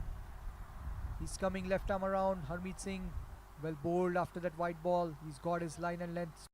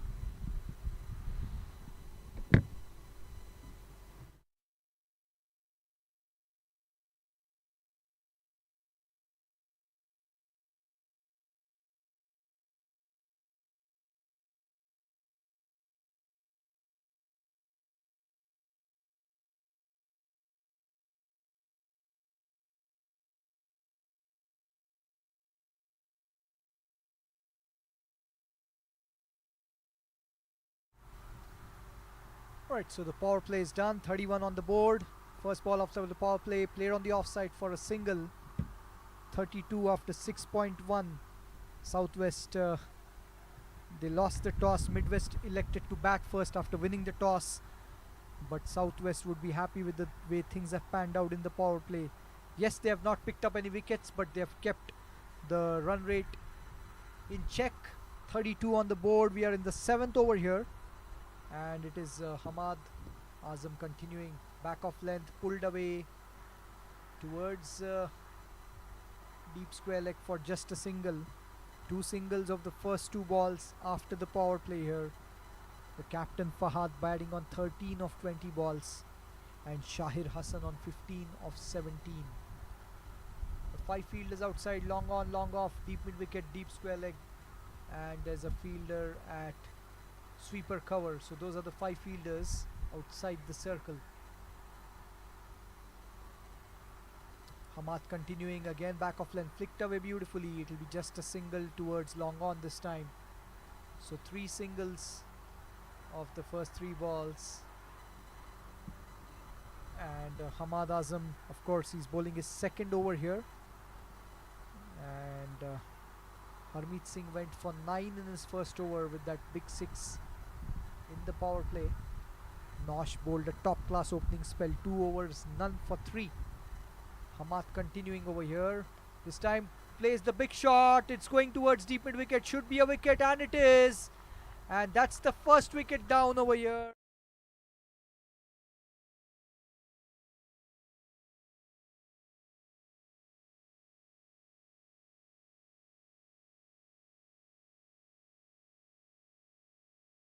A good catch in the end there by Milind Kumar.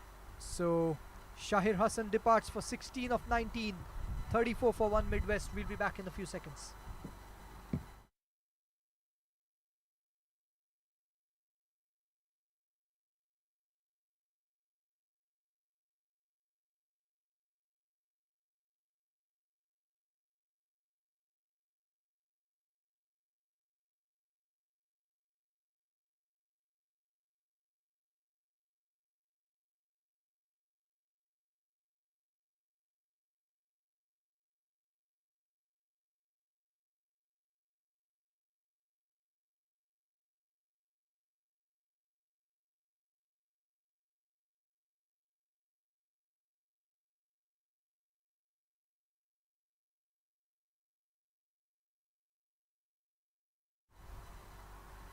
Alright, so 7 overs done here. And it's been, I beg your pardon, 6.4 overs done. 1 for 34, and the new batter walking in at number 3, Humayun Ahmedzai. He comes in at number 3 here.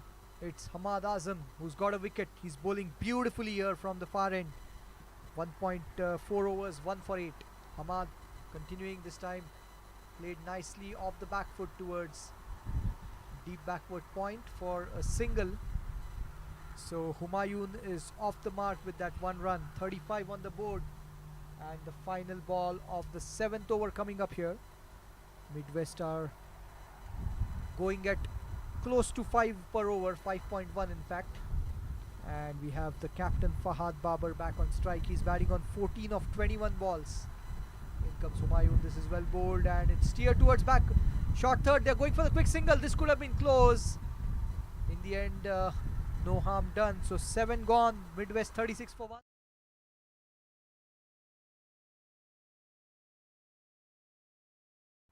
That's the end of the 7th over. 36 for 1 Midwest. We'll be back in a few seconds.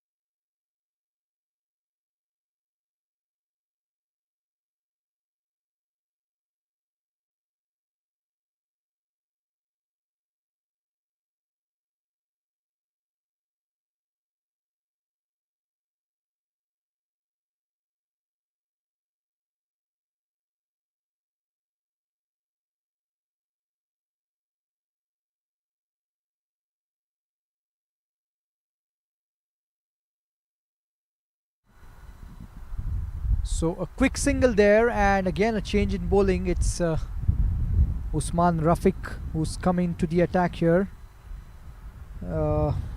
37 on the board. We are in the 8th over. The captain Usman bringing himself on. So Harmeet Singh 1 over, none for 9. He's making way for Usman Rafiq. 37 on the board. This ball is nicely played towards sweeper cover for a single. So 2 singles of the first 2 balls of this over so far from Usman Rafiq, the captain. 38 for 1 Midwest after 7.2 overs. As Usman continues from the highway end, he's coming right arm over. It is.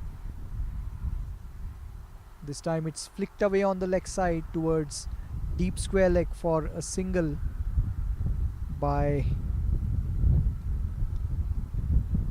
Fahad Babar.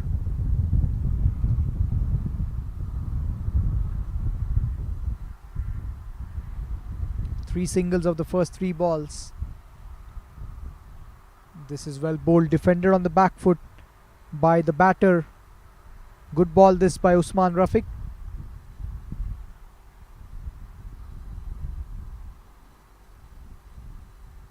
Usman continuing over here. Again well bowled, played off the back foot nicely towards sweeper cover for just a single. So 4 singles of the first 5 balls. It's been a good start over here by Usman. And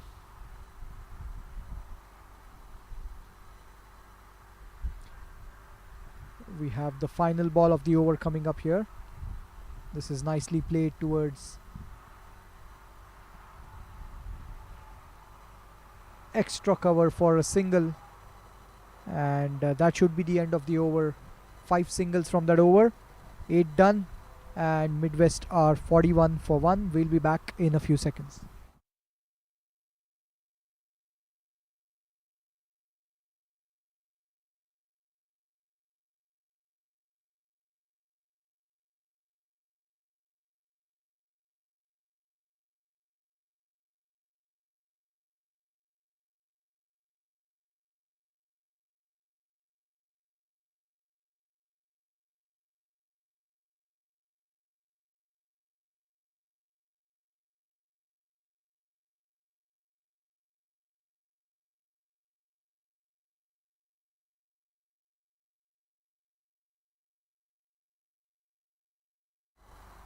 So 8 overs gone, and 41 on the board for Midwest, I believe.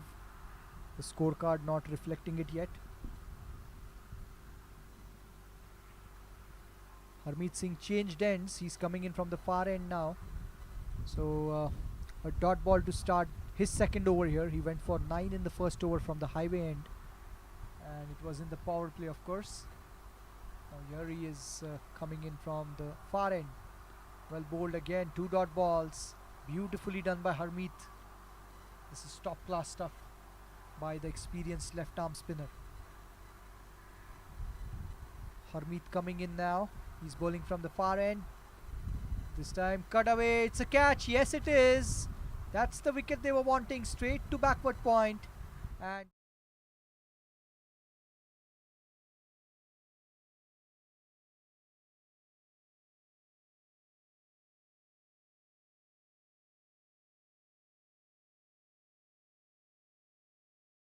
brilliantly done. The second wicket goes down here for Midwest, and they are in a spot of bother. 2 down now, and we'll be back in a few seconds.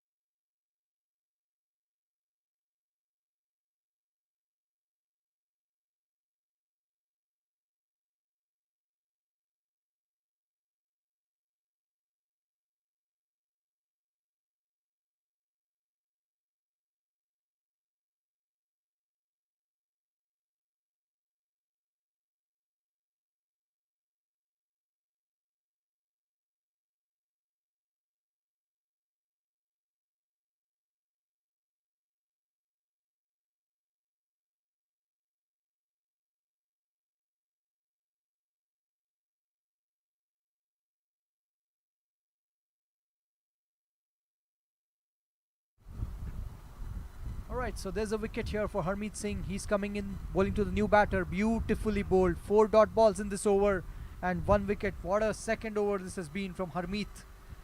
And it's 43 for 1. Nikhil Kanchan has walked in at number 3 here for the Midwest team.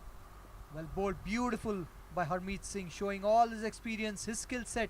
We saw a top class left arm spinner Nosh bowling in the power play, and now we are seeing Harmeet doing it from the far end. Beautiful over, wicket made on that one from Harmeet, and it was great to see this. So 9 done, Midwest are 43 for 2, and we'll be back in a few seconds.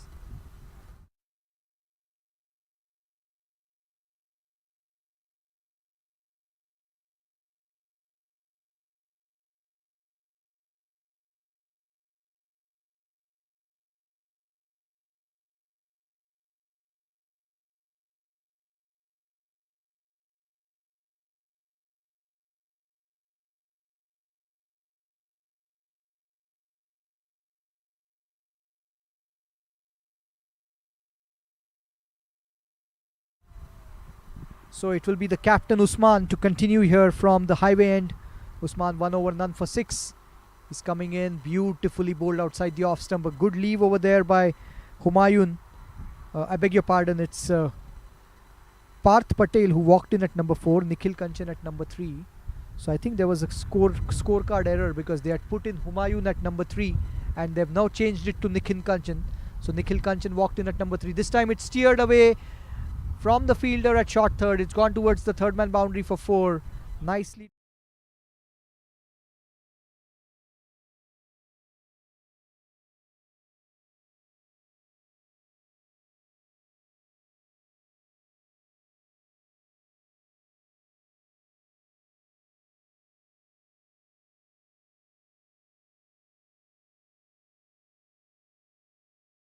Nikhil Kanchan at number 3, and the error is rectified by the scorer. I think they had put Humayun, but now it's Nikhil Kanchan showing the right person. Usman continuing over here, well bowled, the quicker one outside the off stump. So that was nicely done by Usman. A good comeback after the boundary ball. And Nikhil Kanchan, of course, he got his first boundary. 47 on the board. 3 balls left in the 10th over here. Well bowled, the back of length ball by Usman, and it's played in the vacant region towards mid wicket. It will be a single. The bowler giving the chase, but no harm done in the end. So 5 runs so far in this over. 48 on the board. 2 balls to go before the drinks break. And it's the new batter Parth Patel who is getting ready to face the next ball.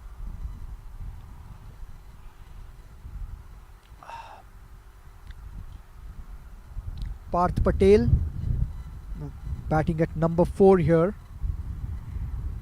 Usman coming in from the highway end.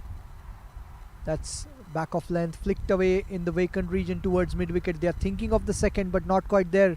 Good anticipation by the fielder in the deep, keeping it to just a single. So 49 on the board, final ball before the drinks break, and it will be Nikhil Kanchan on strike, and he'll be facing Usman Rafiq here. Usman coming in from the highway end. This time he's castled him. He tried to play the sweep shot. The ball was full right on the stumps, missed the ball, and that's the 3rd wicket down here for Midwest. They are 40.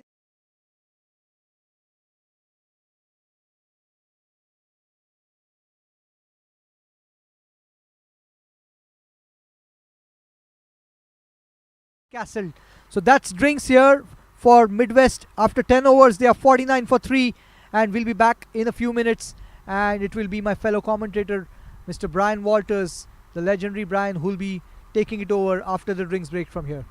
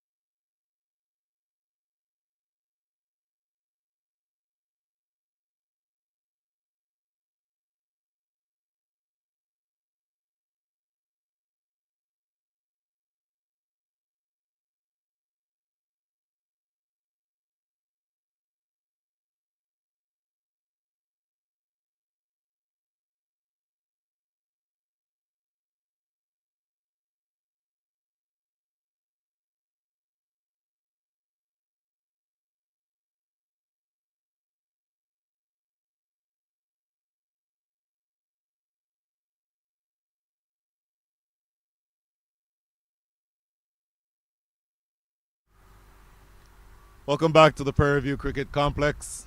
You're watching the Midwest and the Southwest lock horns in the battle here in the USA Men's T20 Championship, National Championship.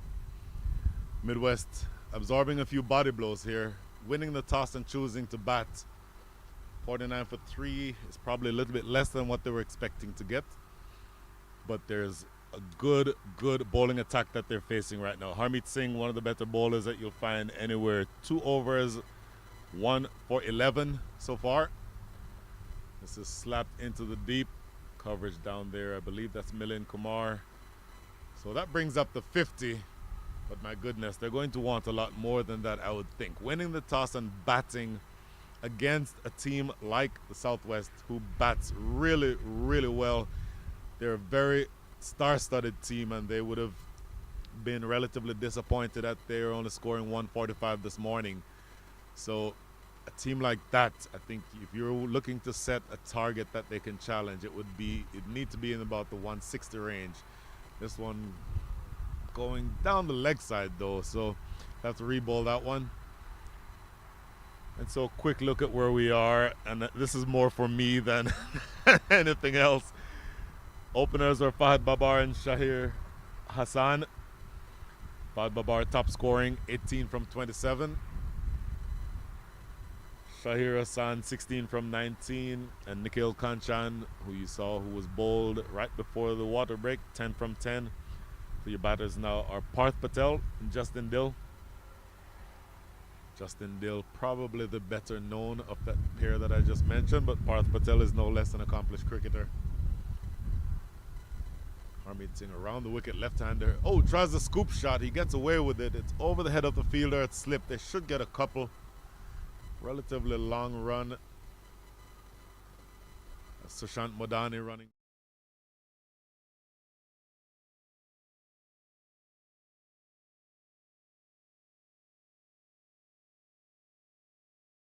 Because you really do need to get more runs here. Slower through the air. That's well bowled by Harmeet Singh. You can see that that was much slower and loopier. Defended into the offside for no run, but now you're down to 1 ball remaining here in over number 11. It's a really good over in progress by Harmeet Singh. And this one is quicker. And look at that action. Diving to his left. That's a strong side, but you still...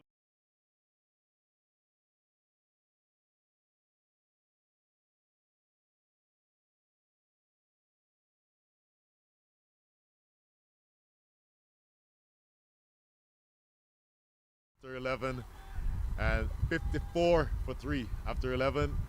Great bowling here by Harmeet Singh and the Southwest zone. Now this is going to be a change in bowling coming from the highway end, which is the southern end of the ground. Usman Rafiq, the captain, takes the ball in hand again. 2 overs for him so far. 1 for 16. My apologies, 1 for 12. The captain, who is a really good bowler, bowls orthodox off spin, so turning it into the righties, but also has developed over the last few years a good doosra that goes away from the right-handers. Justin Dill poking this one into the offside for a single.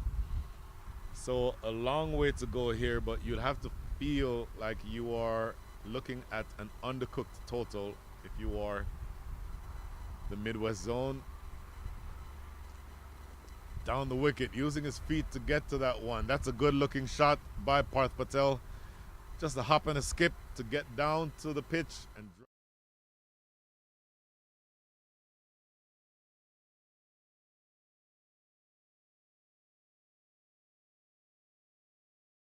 the pitch and driving it down the ground for 4. So welcome runs here.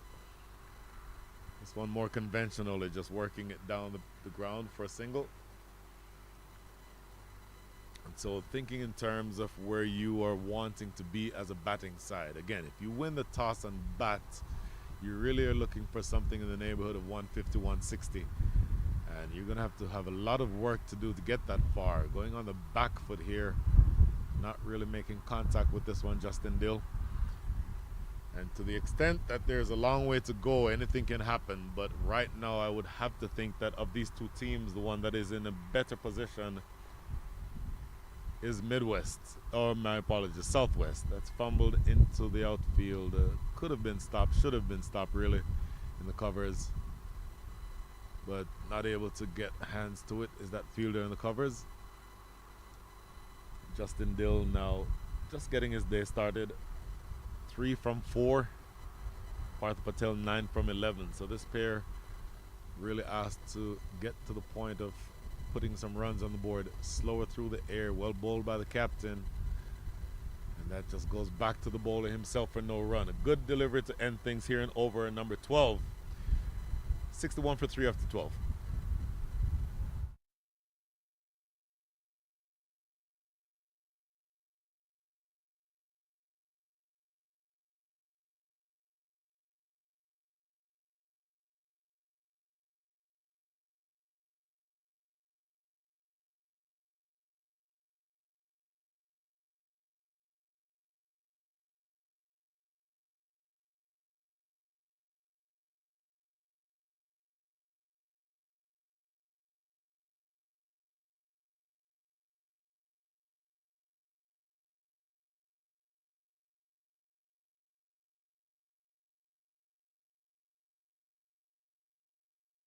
Kenjige to open things or kick things off here in over number 13. Another left arm spinner.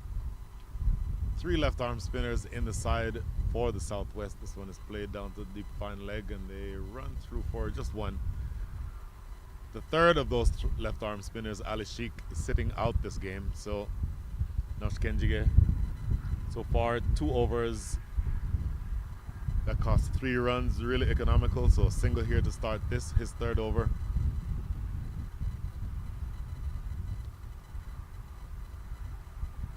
Short and working it into the mid-wicket area. Fumbled. Should not have been a run, but they'll end up getting one. That would be Smith Patel, who is at mid-wicket, who will hang his head in shame from not having stopped that one.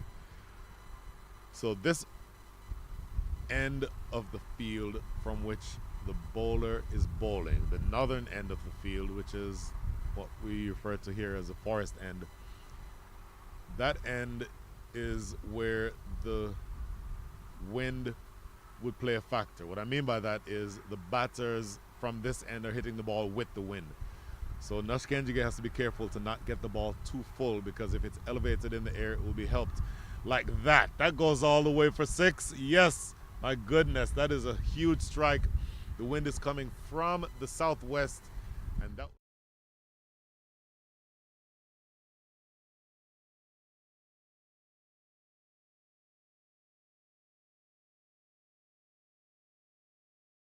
all the way over wide mid-wicket for the first 6 of the day for Partha Patel. Better delivery, played down the ground though. It's going to be another single. So looking to open things up a little bit. I mentioned I don't know that they have enough runs. They'll want to get something in the range of 150, I would think. And they're a pretty fair distance away from that now. Maybe in a few overs we'll go through some projected scores.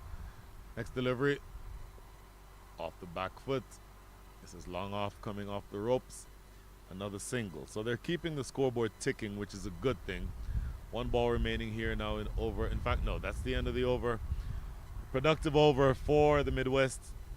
At the end of that productive over, the score is 72 for 3.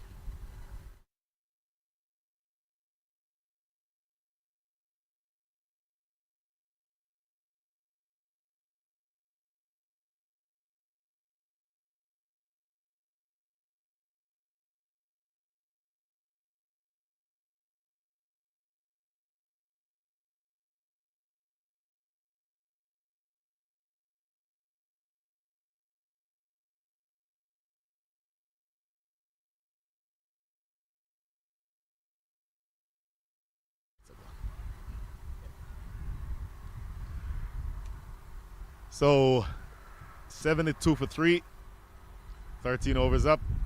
So you're down to the last 7. You're down to the last 42 deliveries. Harmeet Singh taking up the attack again from the highway end. Now this is the end that the spinners would prefer to bowl from. I mentioned the wind earlier.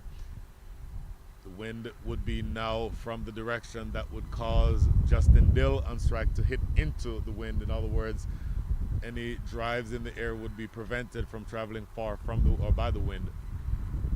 Justin Dill, I think, aware of that, just being cautious here, working that one back to Harmeet Singh for no run. So you're down to the last 41 balls. 72 runs are on the board.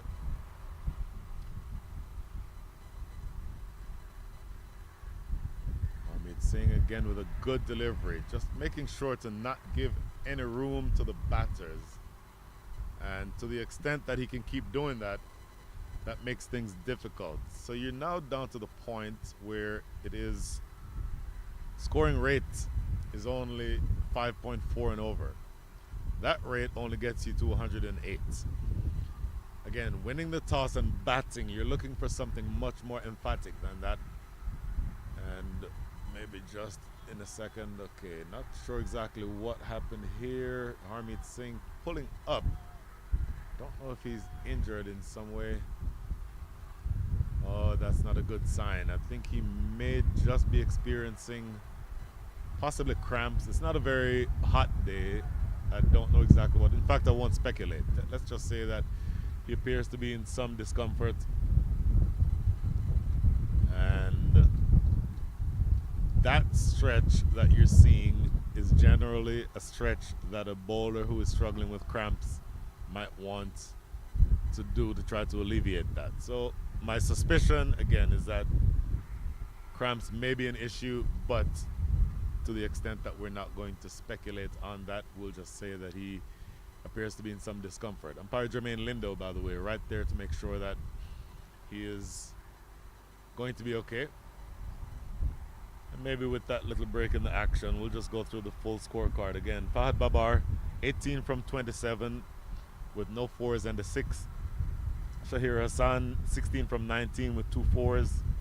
Nikhil Kanchan, 10 from 10 with 1 4. Parth Patel, 17 from 15. He is not out, 1 4 and 1 6. And Justin Dill, who is currently on strike, 6 from 9. Here's Harmeet Singh again. Watch his delivery. Still moving very gingerly, has to be said. So you're going to want to make sure that he is able to finish this over effectively. Off the back foot, no run. And Harmeet Singh, you would think, would be happy to put his feet up after this. 1 ball remaining here in over number 14. And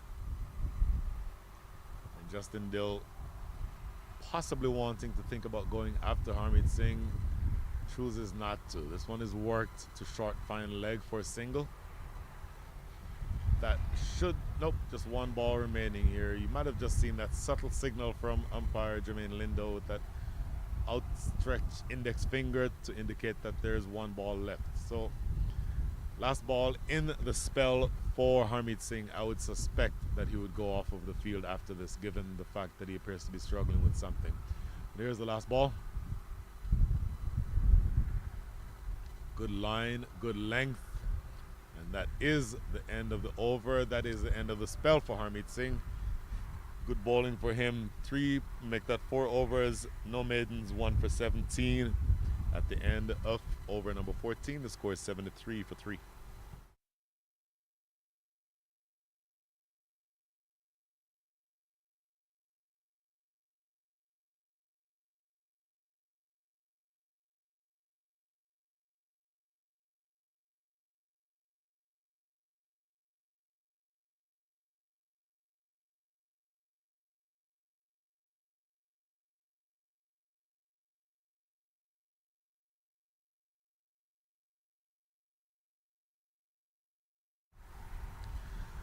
Now Skenjige to continue the left arm attack, and just as suspected, Harmeet Singh is off of the field.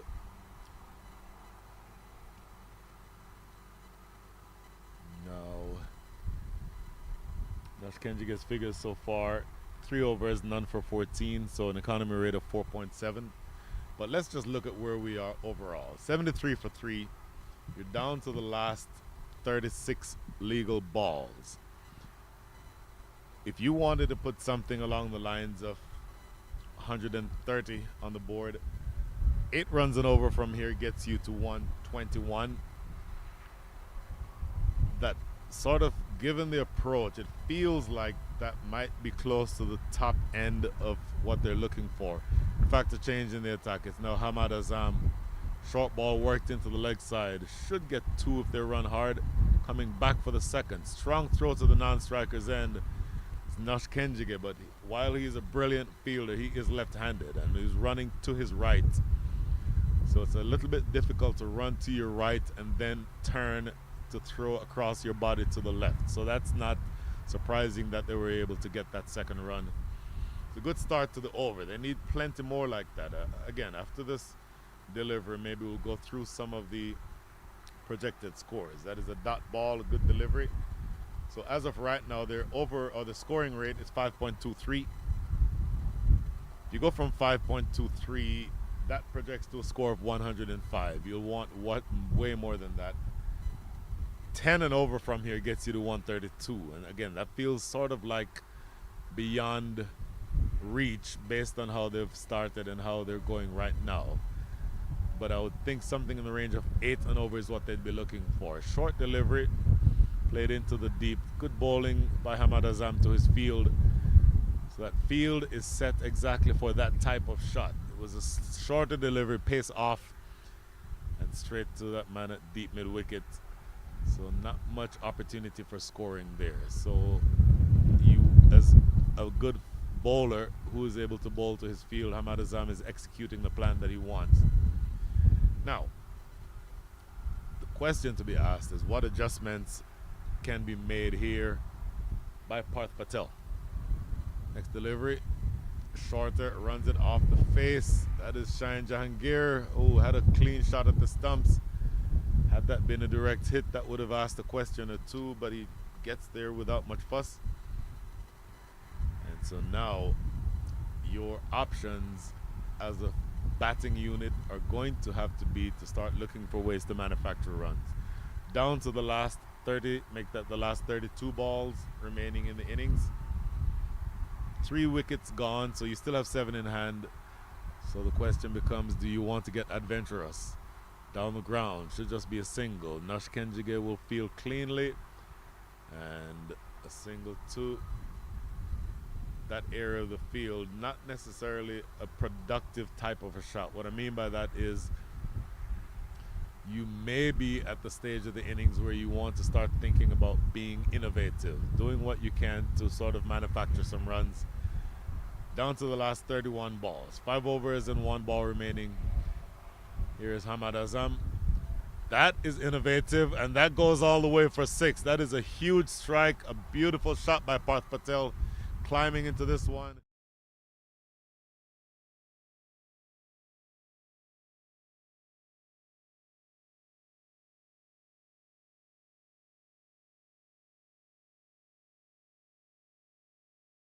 Length, and Parth Patel climbing into it, lofting it over the head of that fielder at deep mid-wicket for his second 6. Parth Patel moves up to 24 from 18.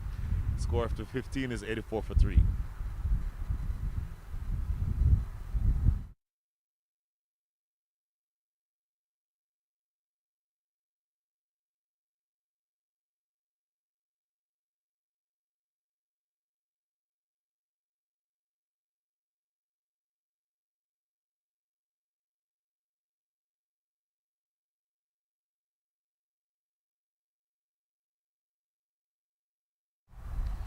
$84 for 3, and Usman Rafiq, the captain, comes back to bowl his last over.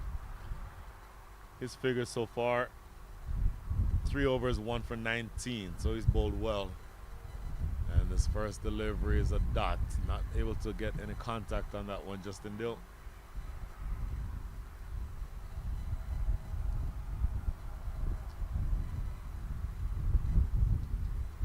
Tried to go for the big hit. Quick work behind the stumps for Andreas Gauss. Luckily for Justin Dill, that back foot still inside the crease, but a precious dot ball. So you're getting to the stage of the innings where you cannot afford too many more of those. Not that dot balls are ever desirable, but this stage of the innings, You just had 3 straight dot balls bowled at you as the reverse sweep doesn't come off for Justin Dill. And I think he's reluctant to go big because of what I said earlier. The wind blowing in from the south would mean that he would be hitting the ball into the wind, and I think he wants to avoid that. Next delivery. In the air, coming straight toward us. Wind doesn't matter. One bounce and goes all the way for 4 over the top of extra cover. That's a good looking strike.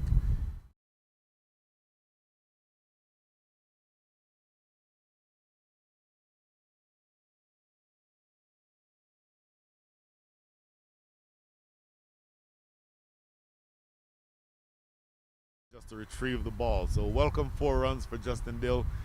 He and the Midwest need a whole lot more of those because, again, you're starting to run out of balls here. Just another 26 to go. 88 runs on the board. That scoring rate is 5.62, so you're still scoring at less than a run a ball. You need way more than that from here, I would think. Tries to go big, gets it straight down, 1 bounce to long on. That is Sushant Madani, I believe. Yep, Sushant Madani, a member of the Houston Hurricanes here in the minor league system, plays his home games right here at Prairie View, so much of the attention being paid to the big names in this side, but Sushant Madani is also a really good player. In the air, a couple of bounces. It should just be a single. In the deep, that fielder sweeper coming off of the ropes. That is Milind Kumar. So boundary sort of spoils a good over, but overall, 6 runs coming from that over. Good over and a good spell for the captain, Usman Rafiq. That is the end of over number 16. The score is 90 for 3.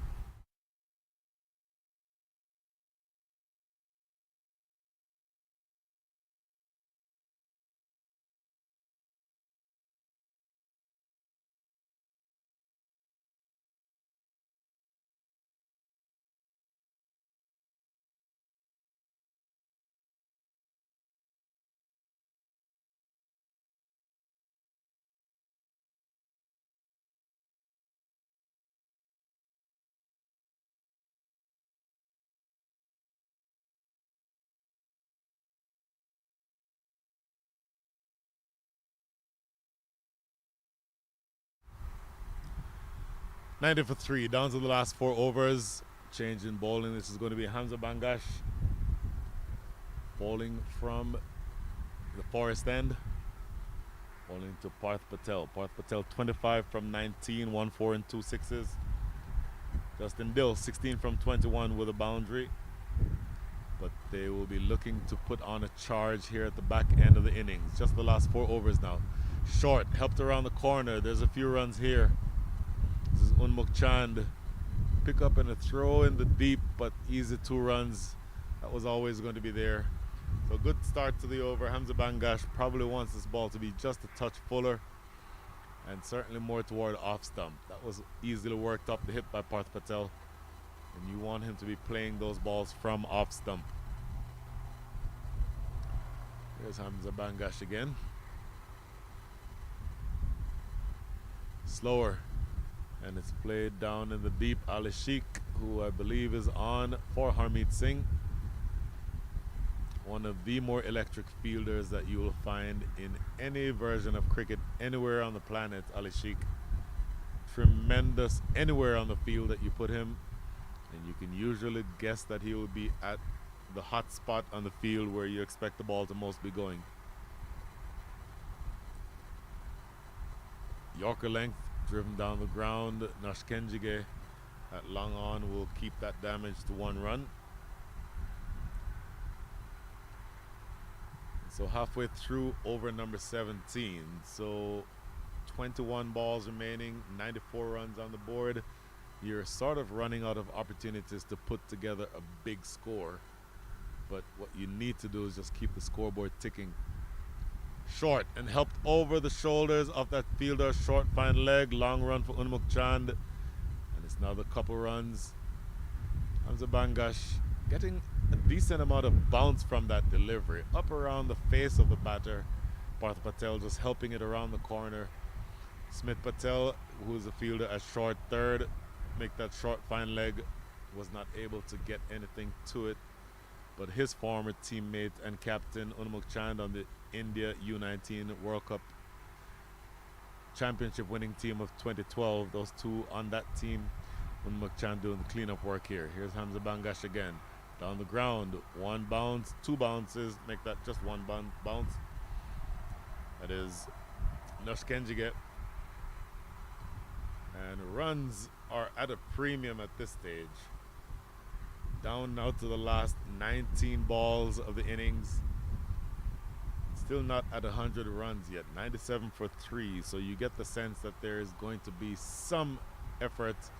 And this is skied in the air. Simple catch for the bowler himself. He takes it easily. Hamza Bangash. Easy as you like. They say bowlers never ever drop their own catches. And even though the ball was in the air.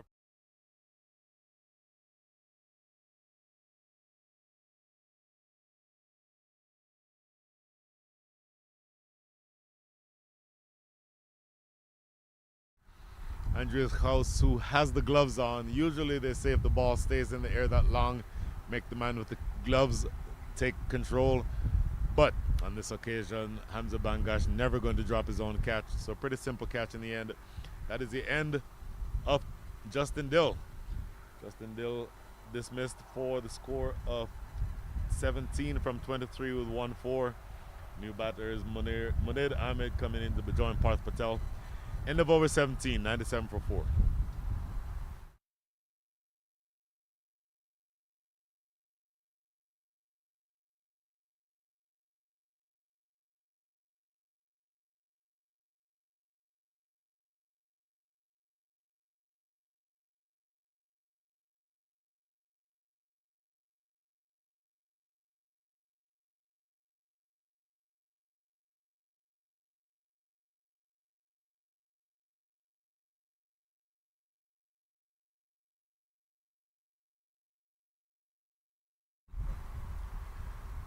So the new batter is Munir Ahmed. He will not be on strike. He's standing at the non-striker's end now because the wicket fell off of the last delivery of over number 17. So Nush Kenjige coming back into the attack to finish his spell. 3 overs so far, none for 14. And he'll be bowling to Parth Patel. And you get the sense that Parth Patel much relies on his shoulders here to get something close to a competitive total. Very full. In fact, the low full toss worked to deep mid-wicket. That is Hamza Bangash, who was just able to complete his over with a catch. He does have 1 over left, Hamza Bangash, so you could probably make the argument that he would bowl over number 19, which begs the question, who bowls over number 20? We'll keep an eye on that. This is now Munir Ahmed. Goes big. Does he get all of it? Just landing, maybe a foot inside of the rope.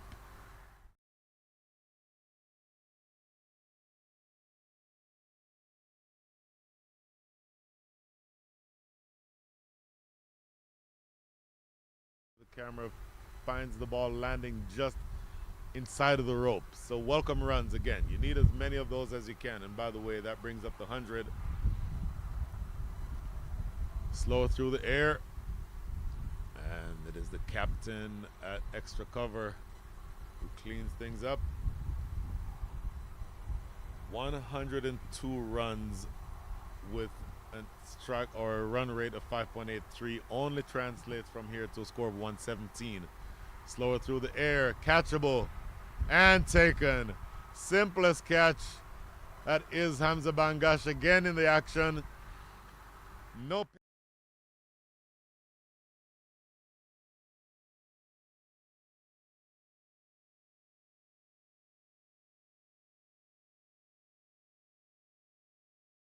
Not able to get as much pace on it, and a pretty simple catch taken by Hamza Bangash. Once again, hitting in that direction is hitting into the wind, so not much difficulty really in making that catch. Hamza Bangash never really in trouble of getting anything out of that other than just a regulation catch. So that is wicket number 5 that goes down. 102 for 5, and I'll tell you, you're running out of opportunities here to put a big score on the board. In fact, the big score is probably off the cards, but At this stage, the question becomes, can you do something competitive? Can you manufacture some way to score 25 or so runs in these last 14 balls? Because as of right now, the scoring rate 5.7, you're essentially from here projecting to a score of 115, which again against a very powerful, strong Southwest team, don't think will be enough.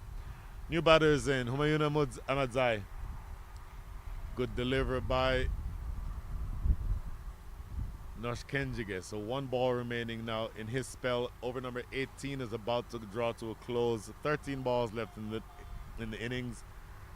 And Nosh Kenjige again, 1 for 19. And what happens here? Okay, just running down the wicket, not really getting anything going.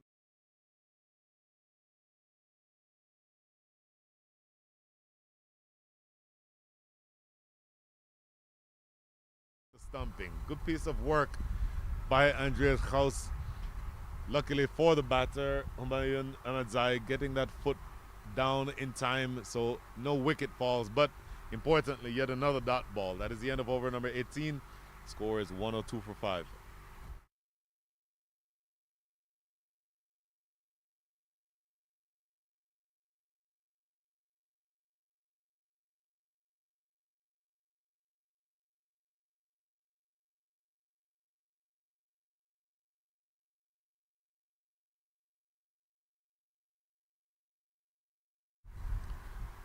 Hamza Bangash bowling his last over, the penultimate over of the innings. 3 overs, 1 for 21 so far. Bowling it out to Parth Patel. Again, I think a lot rests on his shoulders.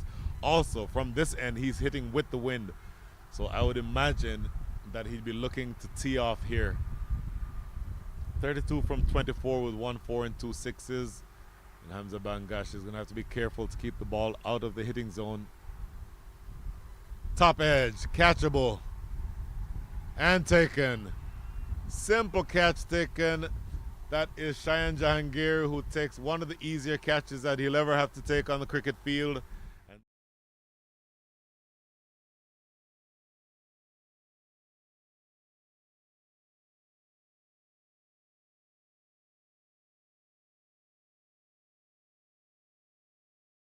The man who generally has gloves on. He's generally the wicketkeeper batter, but several players in this Southwest side who can play that role.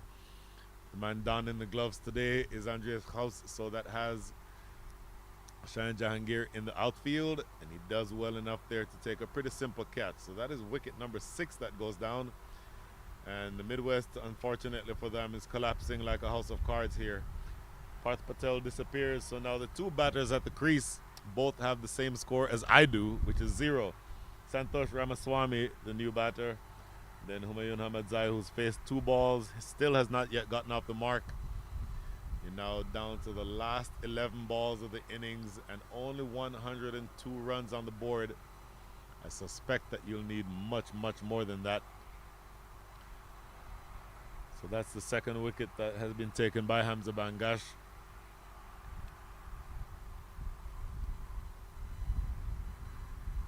Short, genuine short ball, and a shy taken at the non-strike or at the striker's end.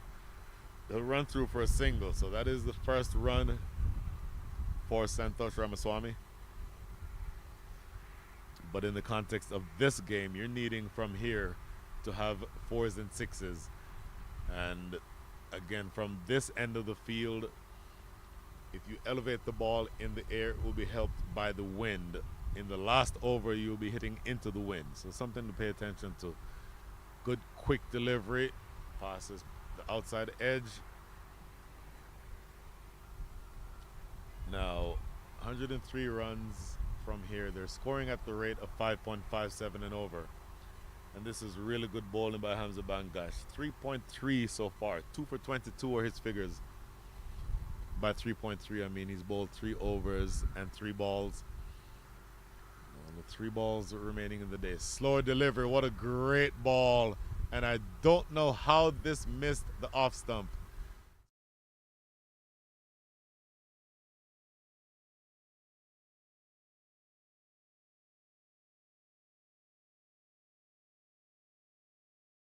That saved Humayun Ahmadzai from being bowled on that occasion. Down to the last 2 balls of the over. This one is pace on, and this is Ali Sheikh. Clean pickup, throw to the striker's end or the non-striker's end. Good pickup, but at this point you have to take chances, and they do get a couple of runs. Not always the best idea to run at Ali Sheikh because he's lightning, he's electric across the field, but this time they get away with it. So the last ball now, over number 19. A long way to go toward respectability, but you have to do what you can to manufacture about 15 runs the rest of the way. Advancing down the track and missing out on the attempted hoik over the leg side. A great last over bowled by Hamza Bangash. 3 runs coming from it and a wicket. At the end of 19, the score is 105 for 6.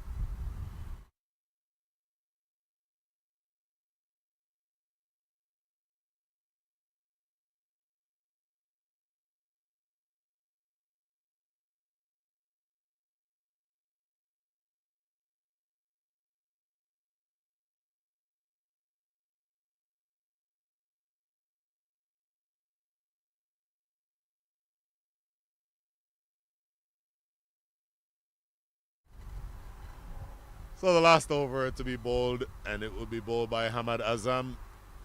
Hamad Azam has bowled 3 overs so far. Bowled from the highway end, make that the forest end for the first spell, but he's now coming back on to bowl from the highway end, the southern end of the ground.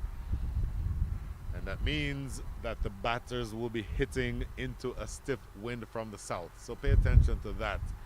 There's going to be Humayun Santosh Ramaswamy on strike, 1 from 2. Oh, working it around the leg side. A couple of runs here maybe. Oh, good diving stop there on the boundary. Throw coming into the keeper's end. That is good work. He saved 2 runs, but no, they wanted a third. Not going to happen. Maybe Hamad Azam starting that one just a touch too straight, going down the leg side, offering the opportunity to work the ball around the leg side. But ultimately, it doesn't cost a whole lot, just 2 runs. So 5 balls remaining in the innings, 107 runs on the board. Feels to me like a very undercooked score. Even if they figure out a way to score another 10 or so, still feels undercooked. Next delivery, working it into the leg side. This should be 2. They're coming back for the second. Strong throw to the keeper's end. What's the call? He is given. Oh, a strong throw coming in from the outfield. I thought he would have to start taking chances.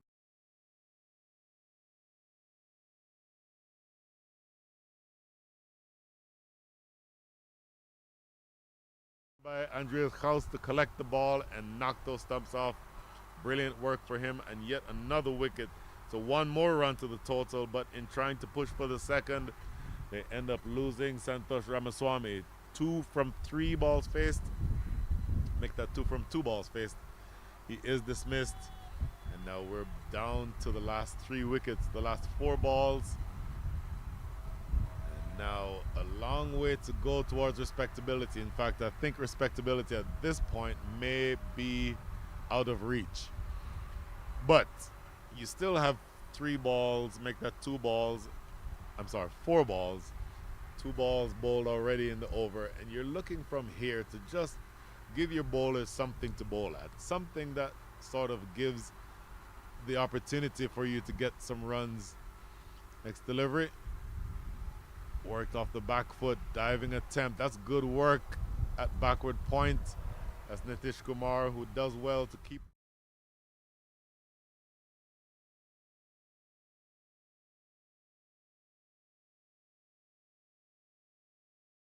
Canadian international was able to get that ball, prevent it from running away to the fence. Here we go again. Top edge, who wants it? Andrea Kraus is there, though easy catch taken. That is going to be Smith Patel, who thought about it. Andreas Kraus might have thought that he had a long way to go to get to it. Smith Patel just tells.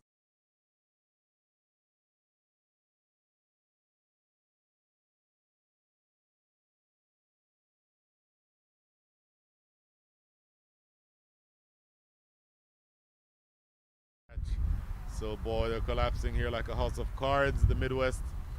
That is now 8 wickets down.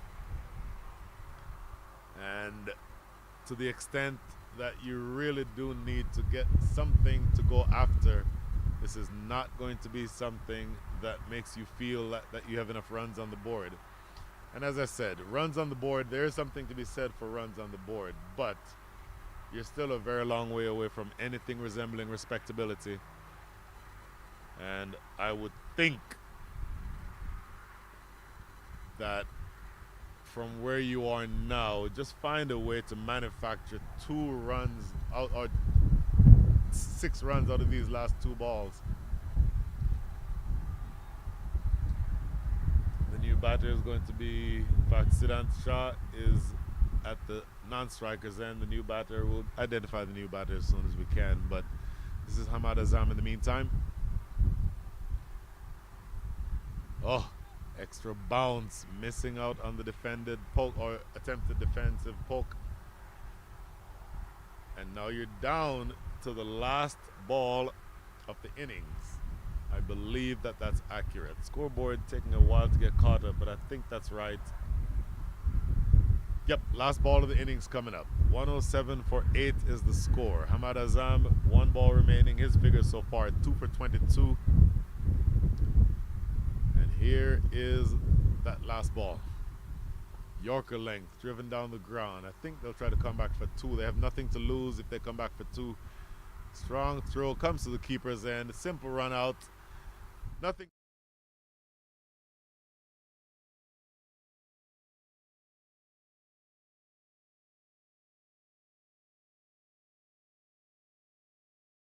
Disturb the stumps. And that is the end of the innings. For me, again, an undercooked score, because having chosen to bat first, the Midwest would have been wanting to put up something imposing. But unfortunately for them, they fall short of that. 108 runs is all they muster. The scores, some people got starts but couldn't carry on. The top order all got starts. Fad Babar 18, Shahir Hassan 16, Nikhil Kanchan 10, Parth Patel top scoring with 32, and Justin Dill 17. But after that, single digit scores the rest of the way. 5 wides means that you only end up with 108 runs. So about a quick break. In fact, before we do that, let's go through the bowlers. All bowled well. Hamza Bangash 4 overs 2 for 24. Nush Kenjige 4 overs 1 for 19. Hamad Azam 4 overs 2 for 23. And Harmeet Singh 1 for 17 from his 4. And Usman Rafiq, the captain himself, 1 for 25 from his 4.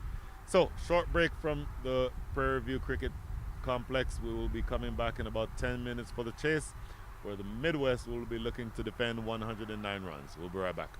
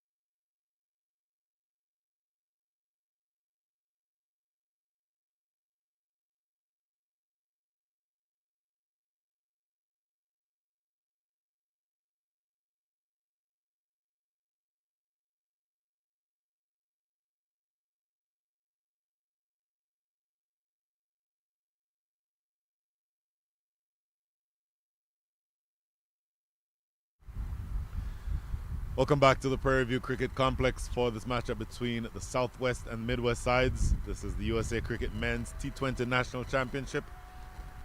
This one is number 1 for bragging rights, and then number 2 for purposes of determining a selection process that will conclude with the team being selected to represent the US in the ICC T20 World Championship later on this summer, hosted between the West Indies and the United States of America. So the Southwest side is now into bat. Midwest batted first, scored what I thought was a below par score. As they say, runs on the board matter. But for me, runs on the board is one thing. But if you're facing up against a side like the Southwest, with all of the batting firepower that they have, you would have wanted to have something more than 108 runs to defend. Anyway, Justin Dill with the ball in hand will be looking to bowl from the forest end, and he'll be bowling to Shayan Jahangir. Shayan Jahangir, the striker. In fact, the 2 openers, the 2 wicketkeeper batters normally. Shayan Jahangir plays in the minor leagues for the Lone Star Athletics right here in Texas. But today he's joined at the wicket by the man who plays as a wicketkeeper batter straight up I-45 from him, Andreas Gauss, for the Dallas Mustangs. But they're joining forces here to try to overhaul this total, which is, again, I think undercooked. But all you need as the Midwest is 10 good balls. But I do think you will have to bowl out the Midwest or the Southwest to win. It's not going to be the case that you hold them to something like 103 for 6 or 103 for 7. 2 things happen. Either they knock the runs off or you bowl them out. Those are the only 2 options. Anyway, here's Justin Dill. Right arm over the wicket, bowling to Shayan Jahangir. Worked into the leg side. Should be a couple runs here. In fact, they've said, no, yeah, they do come back for 1, and in fact, it goes all the way for 4. You would not have thought that that would have gone all the way for 4. He seemed to have had it covered, that fielder running across to his left from mid-on. But unfortunately for him, not able to make that tumbling save, and he unfortunately for his side starts off conceding a boundary. So 1 ball, 4 runs. Not the best of ways to start here if you're looking to defend a small total. Here's Justin Dill again. Down the leg side, that should be 4 more. It's going to be leg byes, I believe. We'll see the signal here from umpire Mangesh Rane. There is the signal.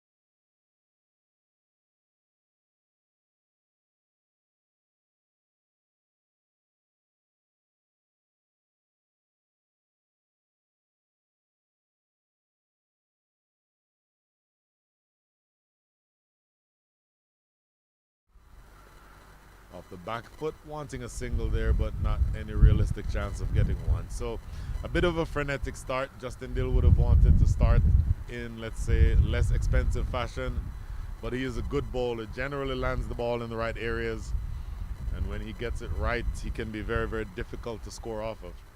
So it's going to be up to this pair, Shayan Jahangir and Andreas Gauss, to know that they just need to keep the scoreboard ticking. Working it on the leg side again. Should just be a single. Pickup made there by Mohit Patel. In fact, that is Shahir Hassan. My apologies. So just 2 deliveries remaining here in over number 1, and that brings Andreas Gauss on strike for the first time, facing up to his fellow countryman Justin Dill, both from South Africa. And Andreas Gauss will feel that he has something to make up for. He faced 1 ball in this entire tournament so far. That 1 ball was the first ball of the tournament this morning, which he square cut directly into deep thirds lap. So he has some making up to do. Play right back to Justin Dill, who feigns a throw.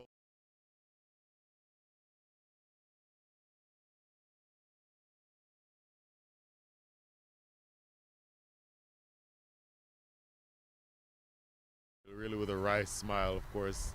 These two have known each other a very long time, played together and against each other over the last several years, I'm sure. So one ball remaining here in what has been a bit of an expensive first over for Justin Dill. Well, at least it started out expensively. 8 runs from the first 2 balls, but only 1 run from the next 3 after that. So he's done well to pull things back. Going to be up to him now to close out appropriately. And he's aware of Andreas House and wants to keep the ball out of his hitting zone. Worked it into the leg side. That is a single to close things out in over number 1. 10 runs coming from that over. At the end of 1, the score is 10 without loss.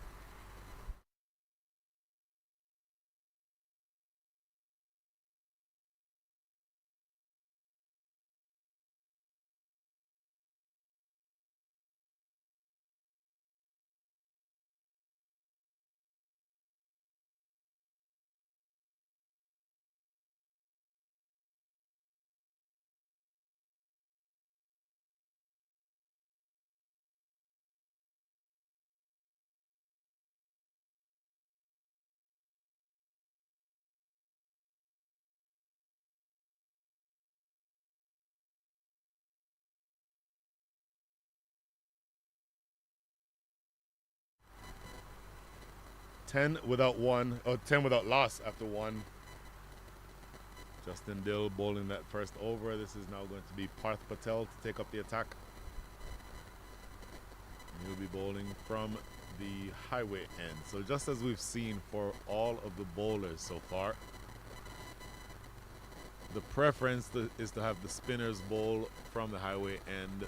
And again, I've already said the reason for that is because you want the batters hitting into the wind. The wind has died down somewhat. It's not as strong as it was earlier, but any wind is coming from the south. So Andreas House, who is now on strike, will be hitting the ball into the wind. But he is a very, very strong man, so he can hit the ball into the wind or not. He can clear the fence with relative ease. So something to watch for here as he starts with the dot ball. Parth Patel, orthodox spinner, bowling over the wicket to the right-handed Andreas House. So any spin will be into Andreas House. So pay attention to that. Pushes this one through a little bit more quickly. Couple of dot balls to start here. Good start with the ball for Parth Patel. And again, you don't have a lot of runs to play with. The required rate to score from here is 5.3, which means in another 112 balls, you only need to score 99 runs. Off the back foot, it's a single.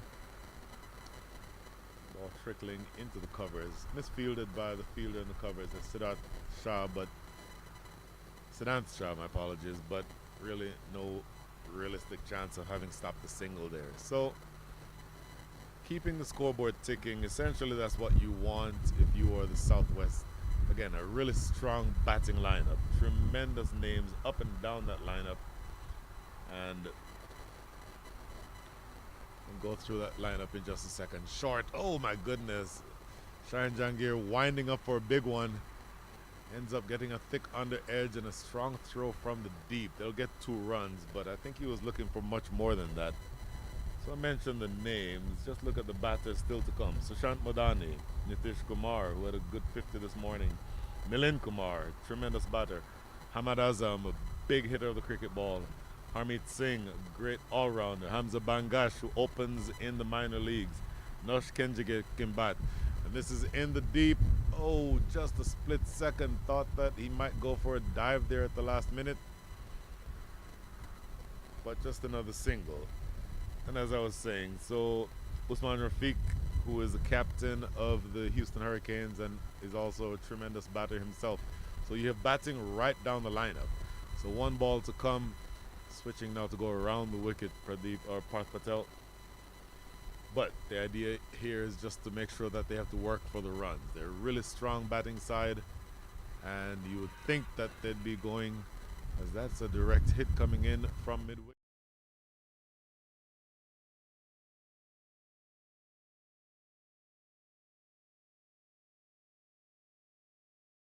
course, umpire Jermaine Lindo right in the position to make that right call, and then they get an overthrow. So 6 runs coming from the over. Good over bowled by your spinner inside the power play, Parth Patel. That is the end of 2. The score is 16 without loss.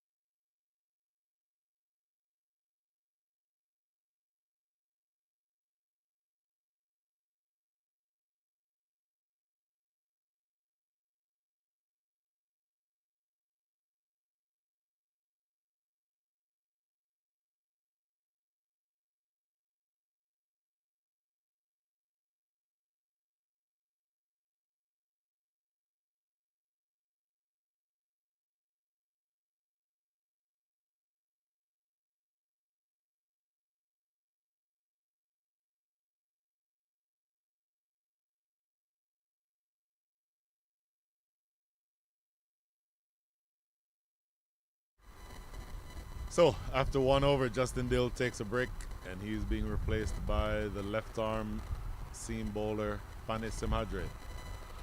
Pane Simhadre, tremendous bowler, but importantly, generally bowls first change. Let's see how he does with the new ball. Down the ground, clean strike, and bouncing in front of long on for a single. So technically he is bowling first change, but what I mean by that, he's usually bowling when the overs are a little bit more expired. In other words, usually around over 5, 6, 7, 8, and generally bowls out of the power play. So bowling here inside the power play is a bit of a change for him, but he's a very intelligent bowler. Changes paces, very subtle changes of pace, and uses the crease well. Is able to bowl with much variety. So he's a tricky customer to play, and historically always leads or is near the top of the wicket-taking bowlers in the league. Short of length, played off the back foot. That's a lovely shot by Andreas Haus, and it runs away down the hill for 4. What an elegant shot. Andreas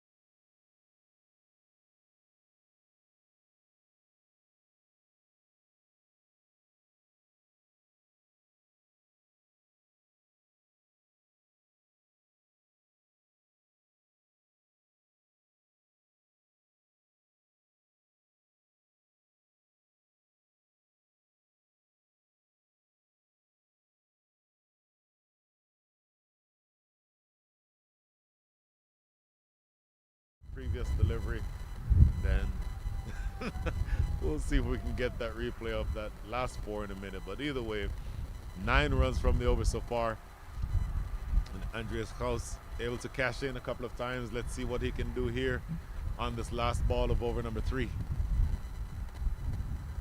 Slammed away for 4 more. So an expensive first over from Pane Simhadre. That one was short and wide outside.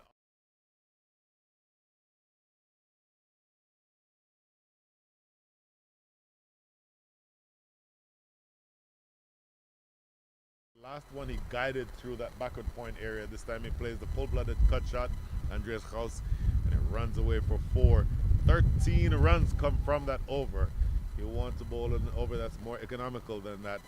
At the end of 3, the score is 29 without loss.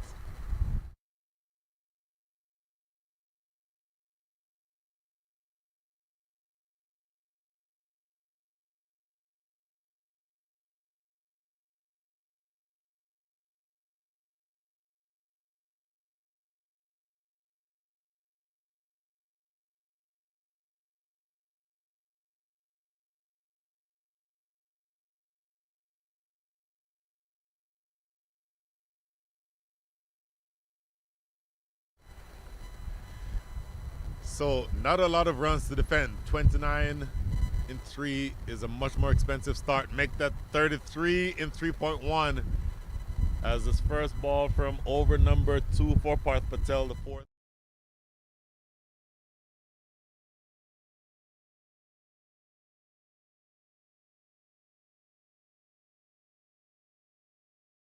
Inside the power play. So the fielders outside in the deep, only 2 allowed at this stage. One is at mid wicket and the other is at deep point. So anything you're asking for the ball to be short of length, but that last one was just too wide and easily cashed in on by Shayan Jahangir. 12 from 8 for him with 2 boundaries. That's a better delivery. That's the kind of length and more the line that you're looking for from your spinner with this field. Shayan Jahangir again. 12 from 9 with 2 fours. Andreas House 16 from 11 with 3 fours. All 3 of those coming in that last over. Looking maybe to think about getting a single there, but a good comeback. 2 good dot balls after that first short and wide one. So the batting in theory should be pretty straightforward here for the Southwest. They're only needing to score at the rate of 4.6 to win from here. Oh, working this one in the deep, but there is a fielder in the position. I mentioned the type of field that they have is set for the type of delivery that that one was. Short-ish and worked into the leg side, but again, that's exactly what you'd expect as a delivery for those types of, for that type of field setting. 2 balls now left here in over number 4. Off the back foot, it's pretty simple single taken by Andreas Kraus. Andreas Kraus now 17 from 12 with 3 fours. He's striking it at the rate of 141. Shayan Jahangir 13 from 11 with 2 fours. His strike rate is 118. So your strike rate is well in excess of what you need to be able to win this game. Only needing 4.5 runs and over from here. And that's going to be stopped in the covers. Dot ball finally close things out here in over number 4. At the end of 4, the score is 35 without loss.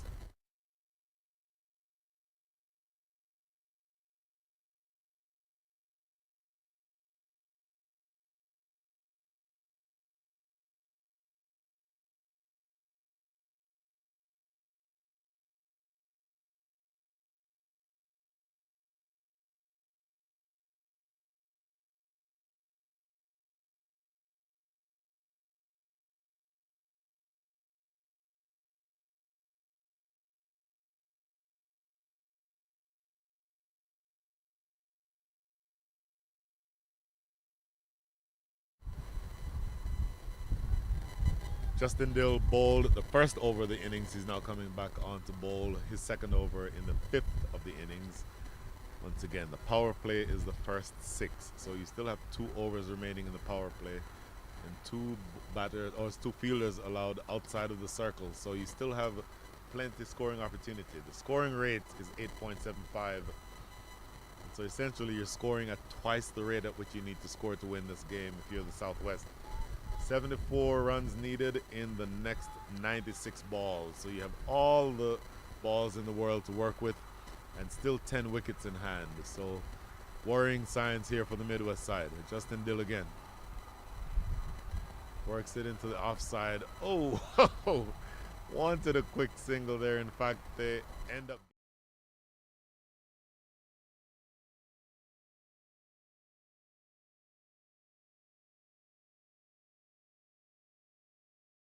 area and a fumble by the fielder. Pretty simple single taken ultimately. So Shayan Jahangir now with the wind at his back, and he is very aggressive, loves to elevate the ball, and with the wind helping him, I would not be surprised to see him do that. That is played down to mid-on. Fielder coming off the boundary down there, that is Fani Samadri. So Fani Samadri, you're looking for an economical spell from him and one in which you expect him to take wickets. Didn't start out very well. 13 runs coming from his first over. So question to be asked is, when are you going to bring him back? Justin Dill also now into his second over. So you're wanting wickets from both Justin Dill and Fantasy Madrid.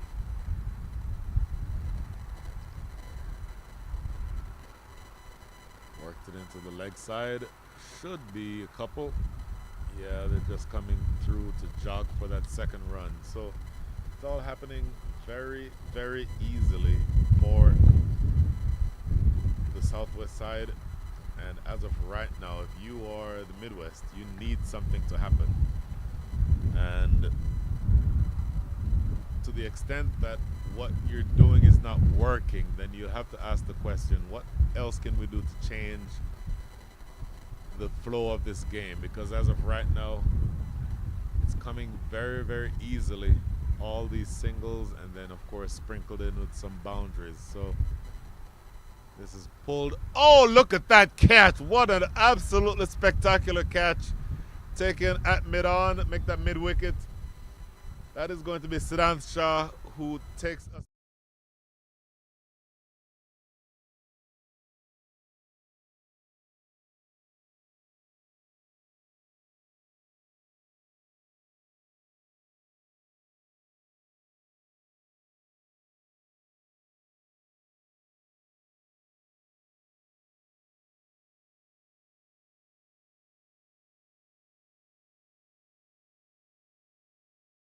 Make that 20 from 15 with 3 fours.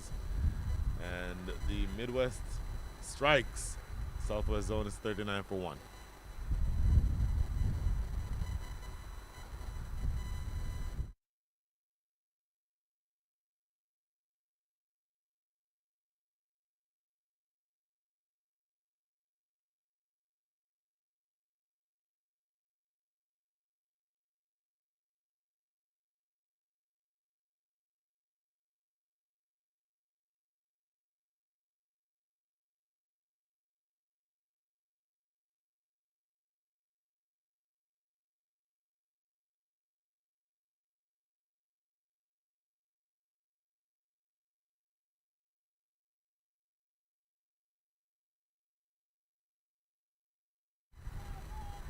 So the new batter is Sushant Madani, replacing Andreas Kraus, who was dismissed, courtesy of a brilliant catch by Siddhant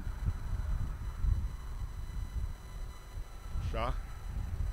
Justin Dill strikes. He has his first wicket. Now Sushant Madani, member of the Houston Hurricanes in the minor leagues, and he's now going to be asked to join his fellow Texan Shane Jahangir to sort of navigate what in theory should still be a pretty simple run chase. Is Justin Dill riding the bounce. Quick single being taken, shy at the stumps at the back of the batter's end. I think he would have been home in any event, but it probably was a little closer than it needed to have been. But Sushant Madani immediately off the mark. So 1 ball remaining now in over number 5. You're down to the last 91 balls, but you only have another 71 runs to get. So Justin Dill is going to want to keep taking wickets. You absolutely need to take wickets to get into the bottom of this lineup down the leg side. Have to reball that one as Mangesh Rane raises the arms.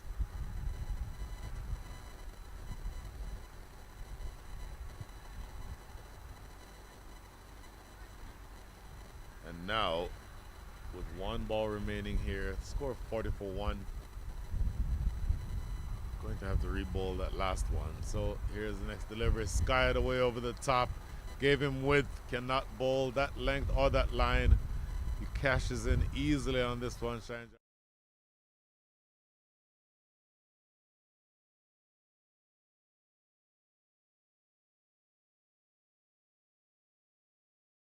Flying away over the top of backward point for another boundary. So that closes out a successful over, but one where he would not have wanted to have conceded a run or a boundary off the last ball. 9 coming from it. Score after 5 is 44 for 1.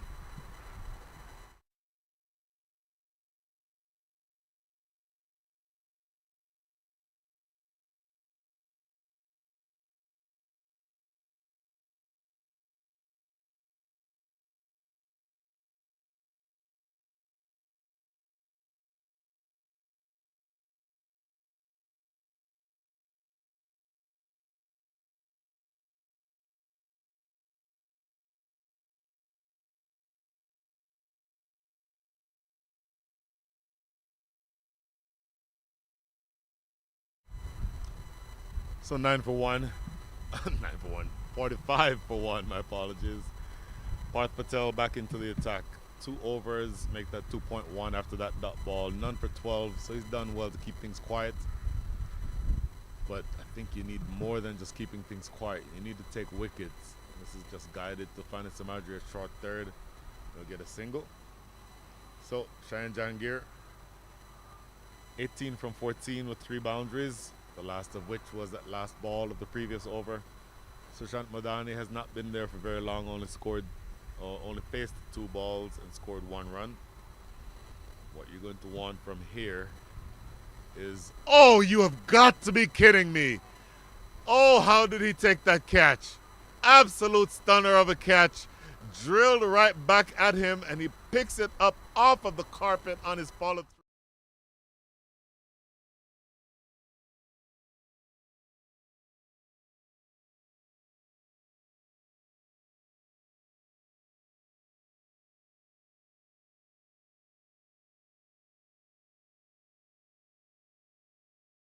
Take wickets. It's the only way that you win this game, and you do not get to 10 wickets without first getting to 1 and then 2. Both openers are gone. Shayan Jahangir dismissed for 18 from 15. Sushant Madani, who's only faced 2 balls, is now the senior partner. And coming in to join him is going to be Smith Patel. Brilliant, brilliant piece of work by Parth Patel. And the score after 5.3 is 46 for 2.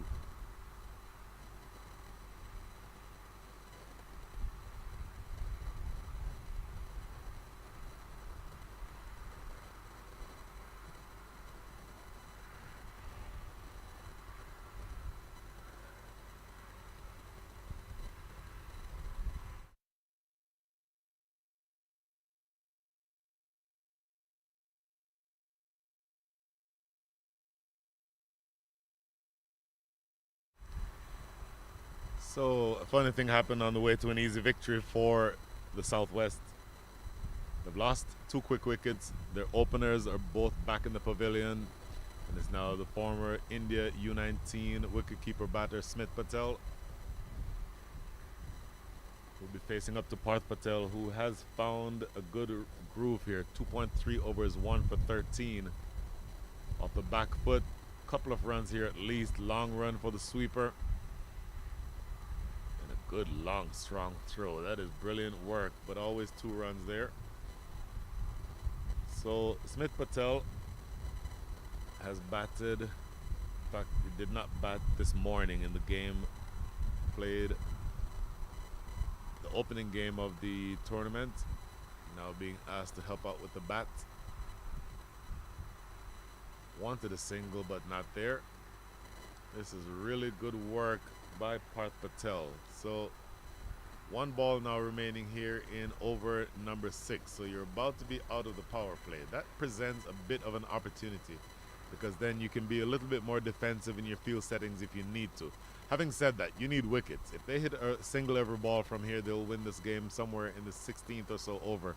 And so you have to be able to take wickets. So the field setting will be an issue. Let's see how exactly they choose to do that going forward, as that is a single to mid-wicket. A successful over. 5 runs coming from it.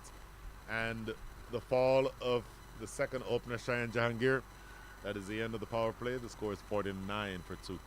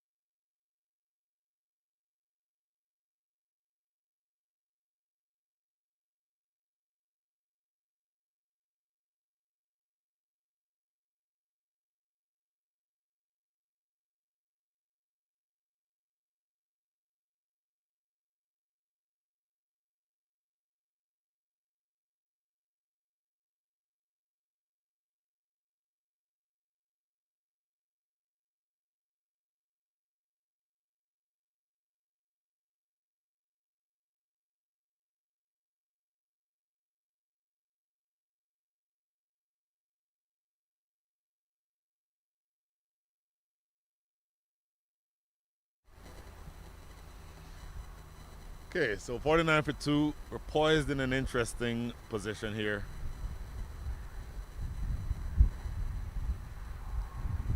And now the new bowler coming from the forest end.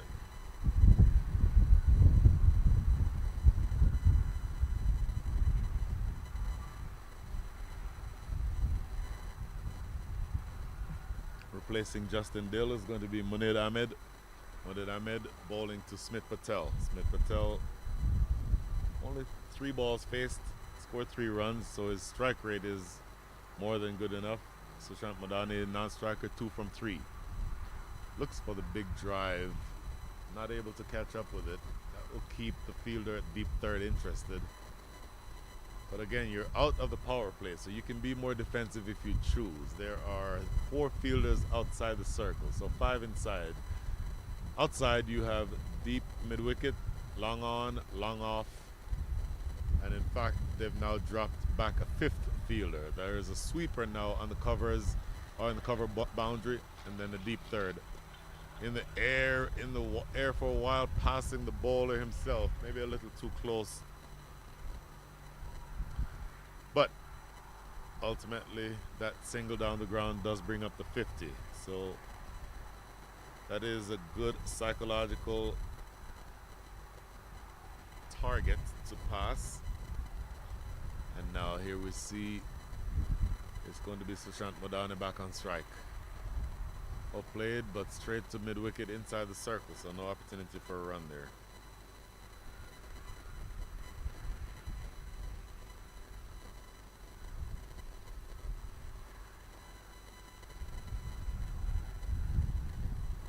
So Munir Ahmed, halfway through his first over, economical fashion, which is what you need. Oh, good delivery. Oh, I'll tell you what, it was loose and it was parried away from the keeper, but that came perilously close to hitting the helmet. Of course, if you don't know the rules, if that ball hits the helmet, that is immediately 5 penalty runs awarded to the batting side. So luckily for wicketkeeper Humayun Ahmadzai, that ball did not get close to the helmet, but they still get a run. Next delivery, played into that mid-wicket area for a single. So a long way to go here, but you get the sense that even after a couple of hiccups, Southwest should, in theory, still be in control of this game. And what you're going to want to do if you're them is to keep picking up these singles, because each single makes it easier for you to score. And hopefully that doesn't sound like something self-explanatory or self-evident, because if the scoring rate at which you need to score is less than 6, then each single lowers that scoring rate. So that's a dot ball to finish things here in over number 7. The score is 52 for 2.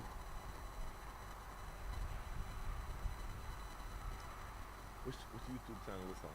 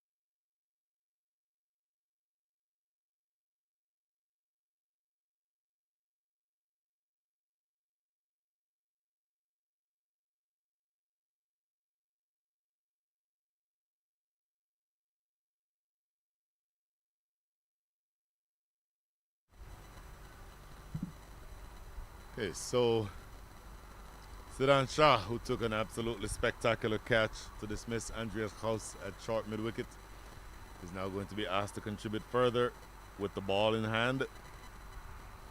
Midwest fighting to stay in this game. They need wickets and they need them badly, but again, you don't get to take 10 wickets without first taking 1 and then 2. So Siddhan Shah, left arm around the wicket, played off the back foot, but there's a sweeper in the cover point area. Good strong throw back to the keeper's end.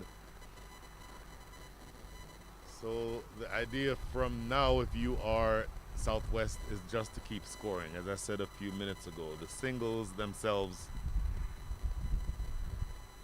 help make things easier for you. You're not chasing a very big total, so those singles will bring the rate down. Oh my goodness, he tried a reverse sweep and he is given. The reverse sweep apparently ballooned up off of the bat onto the body and then ricocheted into the air.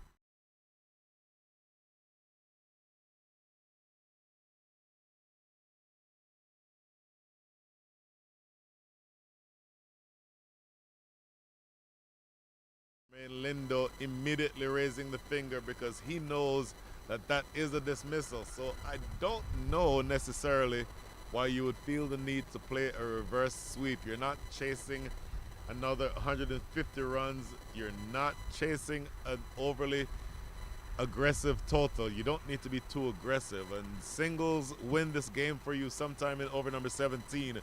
Smith Patel choosing instead to play the reverse sweep. In fact, my apologies, that was Sushant Modani. Sushant Modani choosing to play the reverse sweep, and unfortunately for him, gets one that edges off the bat and then balloons up off the pad into the air, and a pretty simple catch taken by the wicket keeper, Humayun Ahmadzai. Wicket number 3 goes down. Again, you don't get to 10 without first getting to 1 and then 2 and now 3. So this game easily could get very interesting if you're not careful here, if you're the Southwest. So where you are now is that the need is just to steady the ship. The new batter, Nitish Kumar, very experienced, played for Canada for a number of years, now plays here in the minor leagues with the Lone Star Athletics. The job does not require big hitting. It does not require anything innovative. It simply requires getting singles. You get singles from here, you win this game. That it really is the simple formula for winning this game.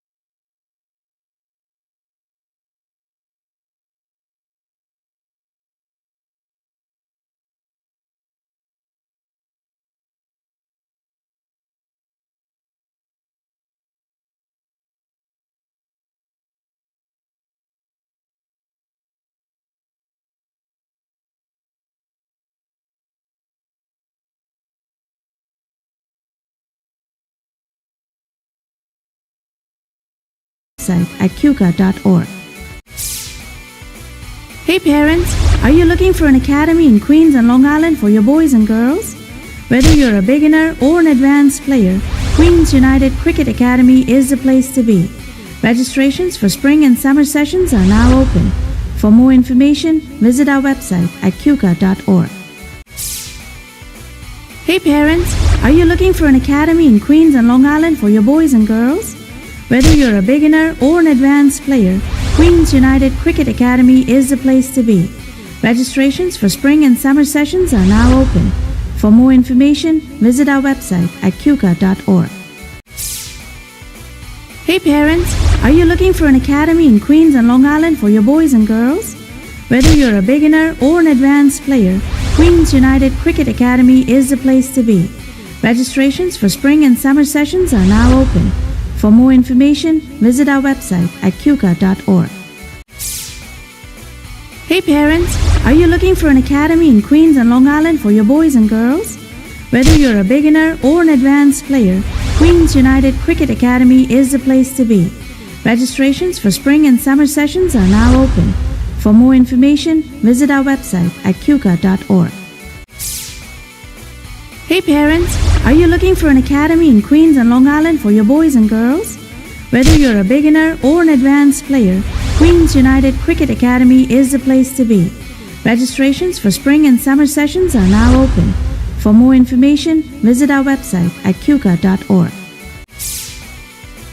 Hey parents, are you looking for an academy in Queens and Long Island for your boys and girls? Whether you're a beginner or an advanced player, Queens United Cricket Academy is the place to be.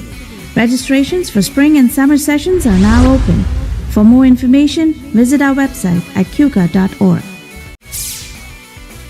Hey parents, are you looking for an academy in Queens and Long Island for your boys and girls? Whether you're a beginner or an advanced player, Queens United Cricket Academy is the place to be. Registrations for spring and summer sessions are now open. For more information, visit our website at qca.org. Hey parents, are you looking for an academy in Queens and Long Island for your boys and girls? Whether you're a beginner or an advanced player, Queens United Cricket Academy is the place to be. Registrations for spring and summer sessions are now open. For more information, visit our website at qca.org. Hey parents, are you looking for an academy in Queens and Long Island for your boys and girls? Whether you're a beginner or an advanced player, Queens United Cricket Academy is the place to be. Registrations for spring and summer sessions are now open. For more information, visit our website at qca.org. Hey parents, are you looking for an academy in Queens and Long Island for your boys and girls? Whether you're a beginner or an advanced player, Queens United Cricket Academy is the place to be. Registrations for spring and summer sessions are now open. For more information, visit our website at qca.org. Hey parents, are you looking for an academy in Queens and Long Island for your boys and girls? Whether you're a beginner or an advanced player, Queens United Cricket Academy is the place to be. Registrations for spring and summer sessions are now open. For more information, visit our website at qca.org. Hey parents, are you looking for an academy in Queens and Long Island for your boys and girls? Whether you're a beginner or an advanced player, Queens United Cricket Academy is the place to be. Registrations for spring and summer sessions are now open. For more information, visit our website at qca.org. Hey parents, are you looking for an academy in Queens and Long Island for your boys and girls? Whether you're a beginner or an advanced player, Queens United Cricket Academy is the place to be. Registrations for spring and summer sessions are now open. For more information, visit our website at qca.org. Hey parents, are you looking for an academy in Queens and Long Island for your boys and girls? Whether you're a beginner or an advanced player, Queens United Cricket Academy is the place to be. Registrations for spring and summer sessions are now open. For more information, visit our website at qca.org. Hey parents, are you looking for an academy in Queens and Long Island for your boys and girls? Whether you're a beginner or an advanced player, Queens United Cricket Academy is the place to be. Registrations for spring and summer sessions are now open. For more information, visit our website at qca.org. Hey parents, are you looking for an academy in Queens and Long Island for your boys and girls? Whether you're a beginner.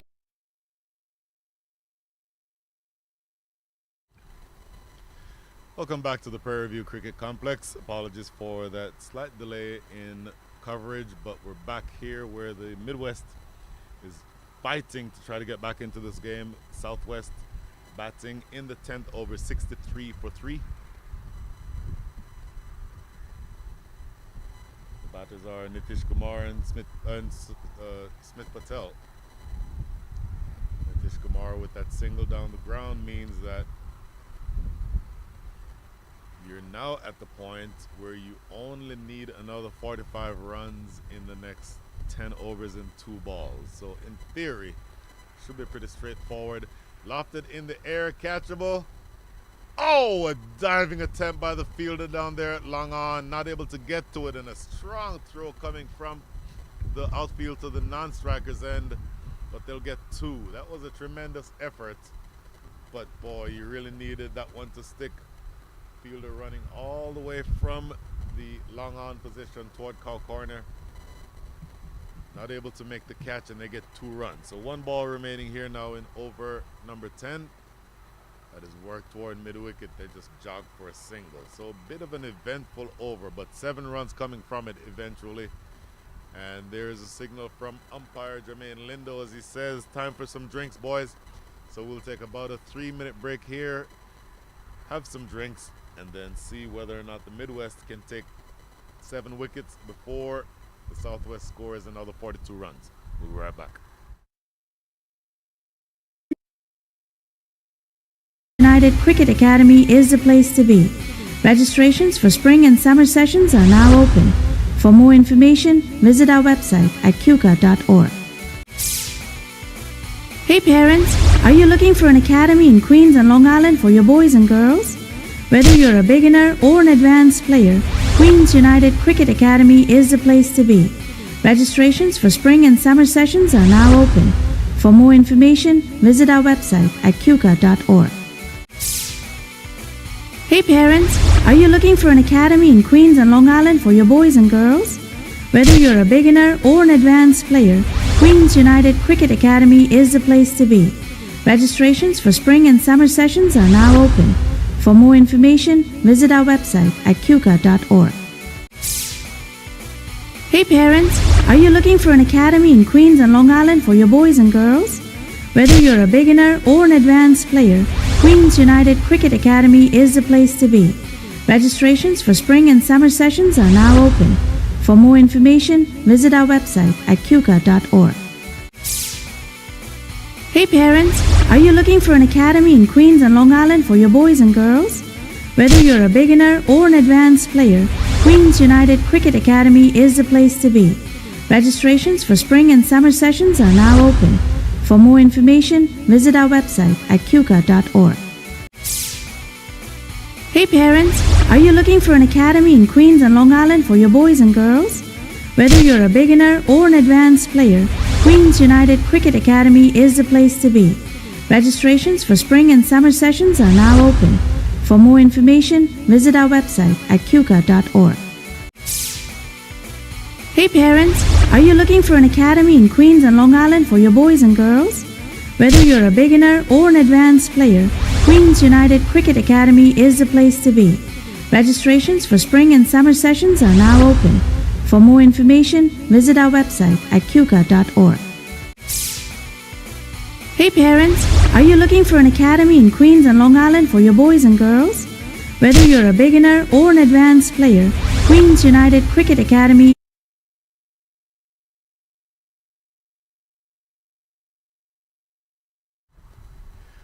Okay, so the last 10 overs of this match coming up. This is going to be an interesting passage of play. I said earlier, Finest Simadre is a good bowler, bowls well in these situations. I think bowling in the 3rd over is a little too early for him to bowl, but these are the situations where he can excel. So 67 for 3, only another 42 runs needed in the next 60 balls. So your problem is not runs. Your problem, if you're the Southwest, is just making sure that you don't lose any more wickets. But if you're the Midwest, the best person for you to take wickets is the man who 2 years ago led the minor leagues in all wickets taken and who's generally a wicket-taking ball, and that is the dreaded commentator's curse. He starts firing one down the leg side, and the Southwest is one more run closer to victory. Pani Simadre, left arm over the wicket, and again, very canny, changes pace, very tricky to read. Down the leg side, yet again, shy at the stumps at the non-striker's end. They'll get a couple of runs, but we'll see exactly what this is. Wait for the signal from umpire Mangesh Rane. Okay, so no signal. So apparently that came off of the bat. So they'll get a couple runs. My concern at first was that it was going down the leg side and would have been adjudged as a wide, but it apparently came off the bat. But each run hurts you here. Slower delivery. Played into the offside. Shy at the non-striker's end. I'll tell you what, that was close. It would have been very close. But had that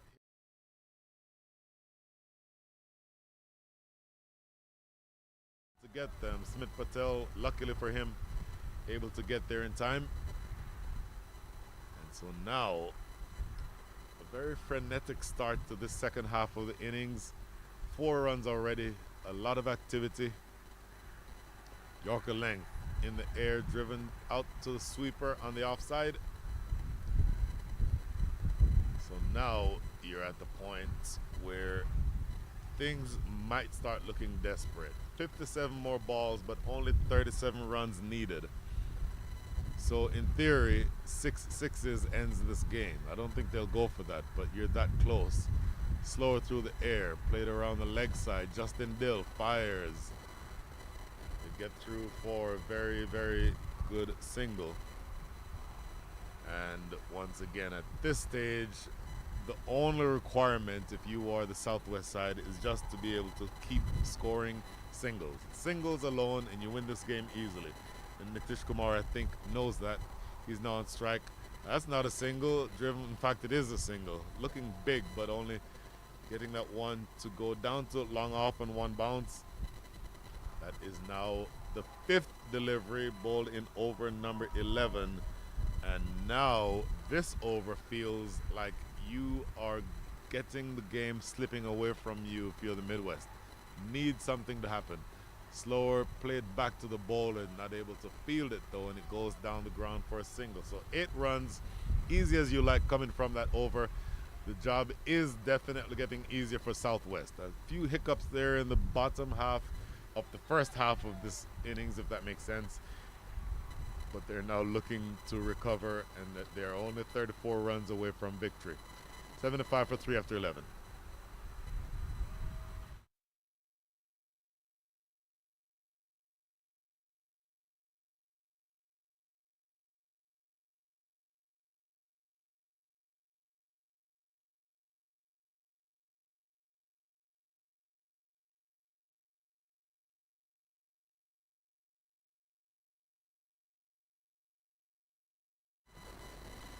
Siddhan Shah has bowled 2 very good overs, 1 for 11.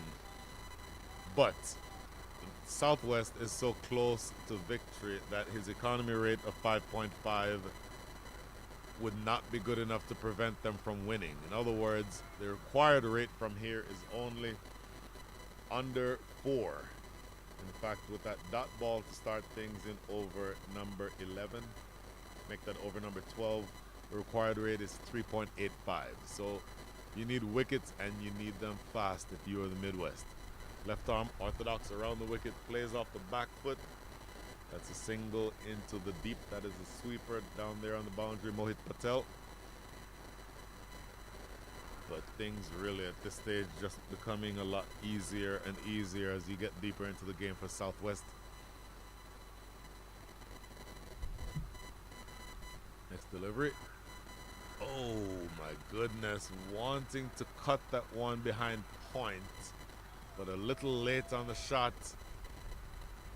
That's the kind of delivery that in theory could be a wicket taking option for you, but you don't want to bowl short and wide very often. Down the leg side now, and he goes 2 straight, makes the overcorrection, and that brings them now to within 32 runs of victory. 77 runs on the board. Nitish Kumar 9 from 10. Smith Patel 19 from 22. Good bowlers so far. Siddharth Shah and Parth Patel slow through the air. Big wind up by Nitish Kumar. Wanted to go big, but ends up just getting a pretty straightforward single into the deep. But again, singles from this point on are your friend if you're Southwest. Nitish Kumar scored heavily in the game this morning, scored a 50. but he's going to be asked, well, certainly won't score 50 here, but he won't need to bring his team home. That's a good piece of batsmanship by Smith Patel, dancing down the track to meet that ball in the half volley. And these singles are all like manna from heaven if you're the Southwest. Now only 30 runs adrift of victory, and still with 7 wickets in hand. So this pair is slowly pulling the Midwest or the Southwest toward victory. Should be 2 if they're, no, in fact the bowler himself will field, so they'll only get 1 here, but yet another productive over. 5 runs doesn't sound like a whole lot, but 5 runs is well above the requirement for you in terms of your run rate. At the end of 12, the score is 80 for 3.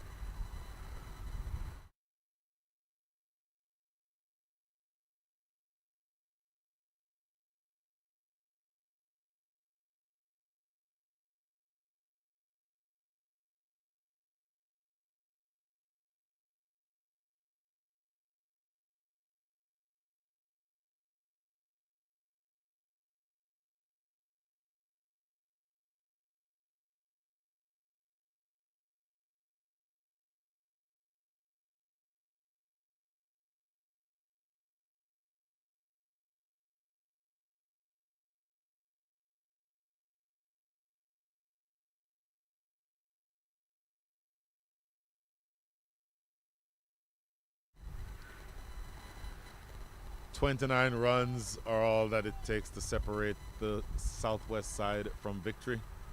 Pani Samadri back into for his 3rd over. Very full and very wide, and too wide. So just another 28 runs needed now.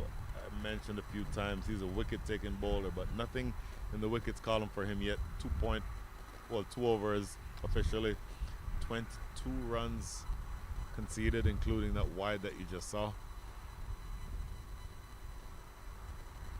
Mid-wicket is in position to field that one for no run. So my sense is that this pair is equal to the task of just scoring singles. That's the only thing that you need from here. And finding some margin, he's come up with a wicket-taking delivery. Paddled around the corner, didn't make clean contact, but the ball doesn't ricochet far enough away for them to get a single. I don't think that will bother them very much. Because from here, again, the equation is pretty simple. Don't get bowled out, you win this game. 81 for 3 doesn't sound like an impressive total, but it does mean that you only need another 28 in the next 46 balls. High and deep, how far has that gone? Far enough. Lands about 5 yards beyond the boundary at deep mid-wicket, so Nitish Kumar, I think, has seen enough.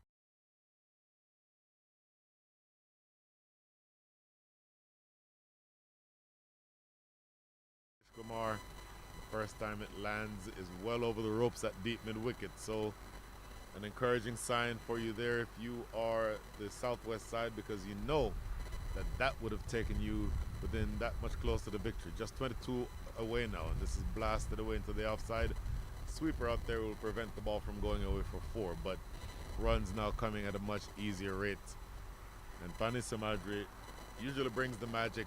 Don't know that the magic is going to happen today, because they need wickets and they need them quickly, and in fact even taking 3 or 4 wickets right now may not be enough, because you're only 21 runs away from victory. There he is again, down the leg side. Oh, that gets through. Justin Dillon will run away for 4. It was right to him, but from our perspective,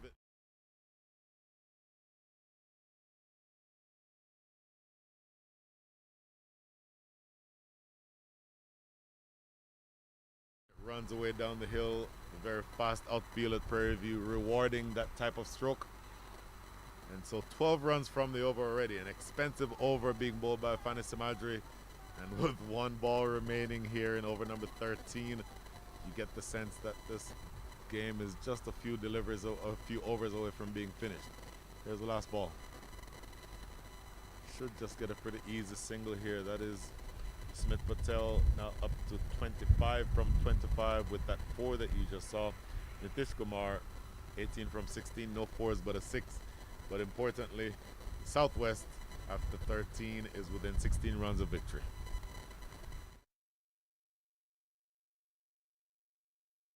open. For more information, visit our website at qka.org.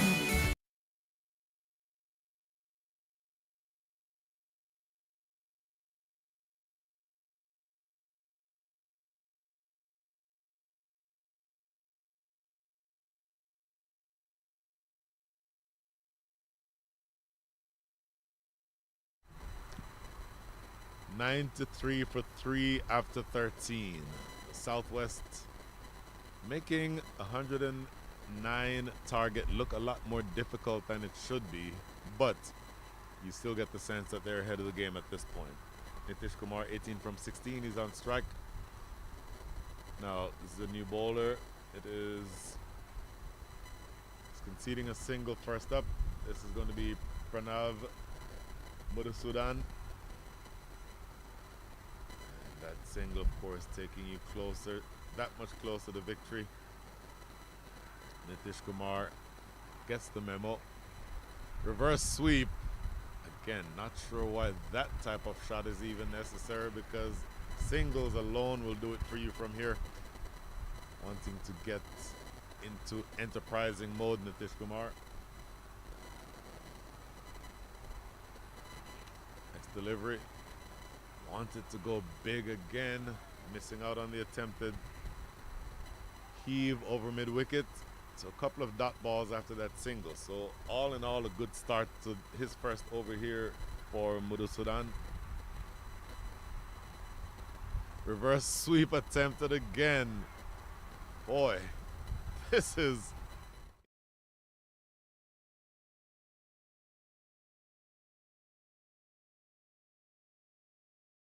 For me, a tap down the ground for a single works just as well. So 3 straight dot balls to build some pressure. Oh, this is a drive into the outfield mid-wicket on the fence. Is able to clean up. So 2 runs from the over already. And that means that you're within 5 runs of 100 and another just 14 runs needed for victory. There's the last ball of the over. Advancing down the track, driving it right back to the bowler. That might have been a spectator's catch. I thought for a split second it came directly off the bat, but it actually was into the ground. But importantly, it's a dot ball to close things out here in over number 14. At the end of 14, the score is 95. Hey parents, are you looking for an academy in Queens and Long Island for your boys and girls? Whether you're a beginner or an advanced player, Queens United Cricket Academy is the place to be. Registrations for spring and summer sessions are now open. For more information, visit our website at qka.org. Hey parents, are you looking for an academy in Queens and Long Island for your boys and girls? Whether you're a beginner or an advanced player, Queens United 95 for 3. A good last over bowled by Pranav Madhusudan, and now it is going to be Santosh Ramaswamy to take up the attack. Orthodox right armor coming from the forest end, bowling to Nitish Kumar, who is showing signs that he wants to get this over and done with. 14 runs remaining for victory for the Southwest team. Oh my goodness. Oh, that is going to go for 6. He dragged that one down. That ball almost landed closer to him than it did.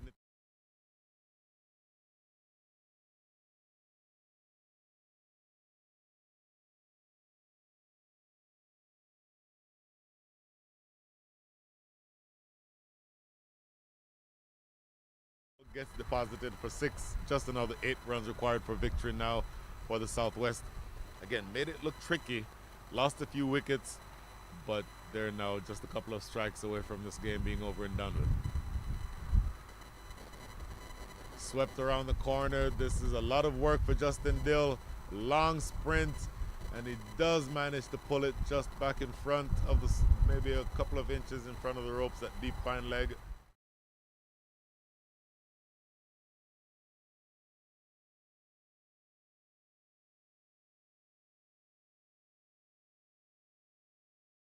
That delivery, so staving off the inevitable, at least for the time being. And this should be, I would think, close to the last over. Goes big. And it goes all the way for 6, and that, your friends, is the ball game. A big strike to close things out, and that is signs, as I said.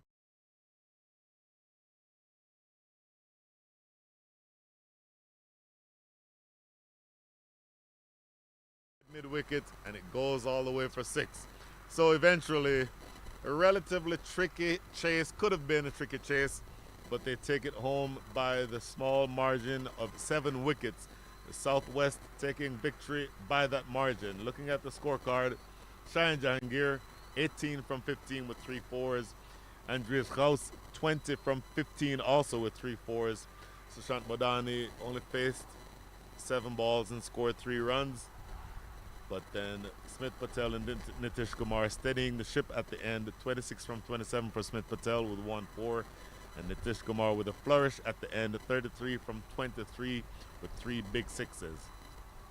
Bowlers, Justin Dill, Parth Patel, and Siddhant Shah all took wickets.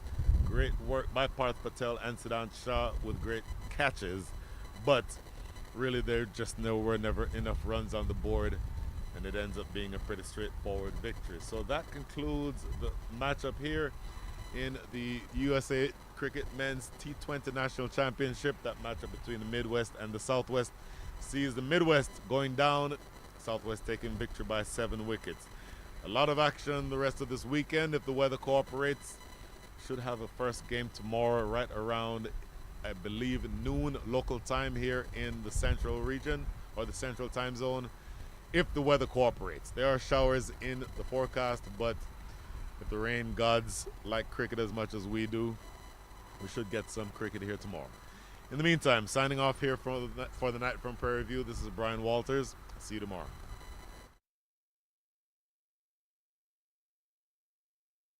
Registrations for spring and summer sessions are now open. For more information, visit our website at cuca.org. Hey parents, are you looking for an academy in Queens and Long Island for your boys and girls? Whether you're a beginner or an advanced player, Queens United Cricket Academy is the place to be. Registrations for spring and summer sessions are now open. For more information, visit our website at cuca.org. Hey parents, are you looking for an academy in Queens and Long Island for your boys and girls?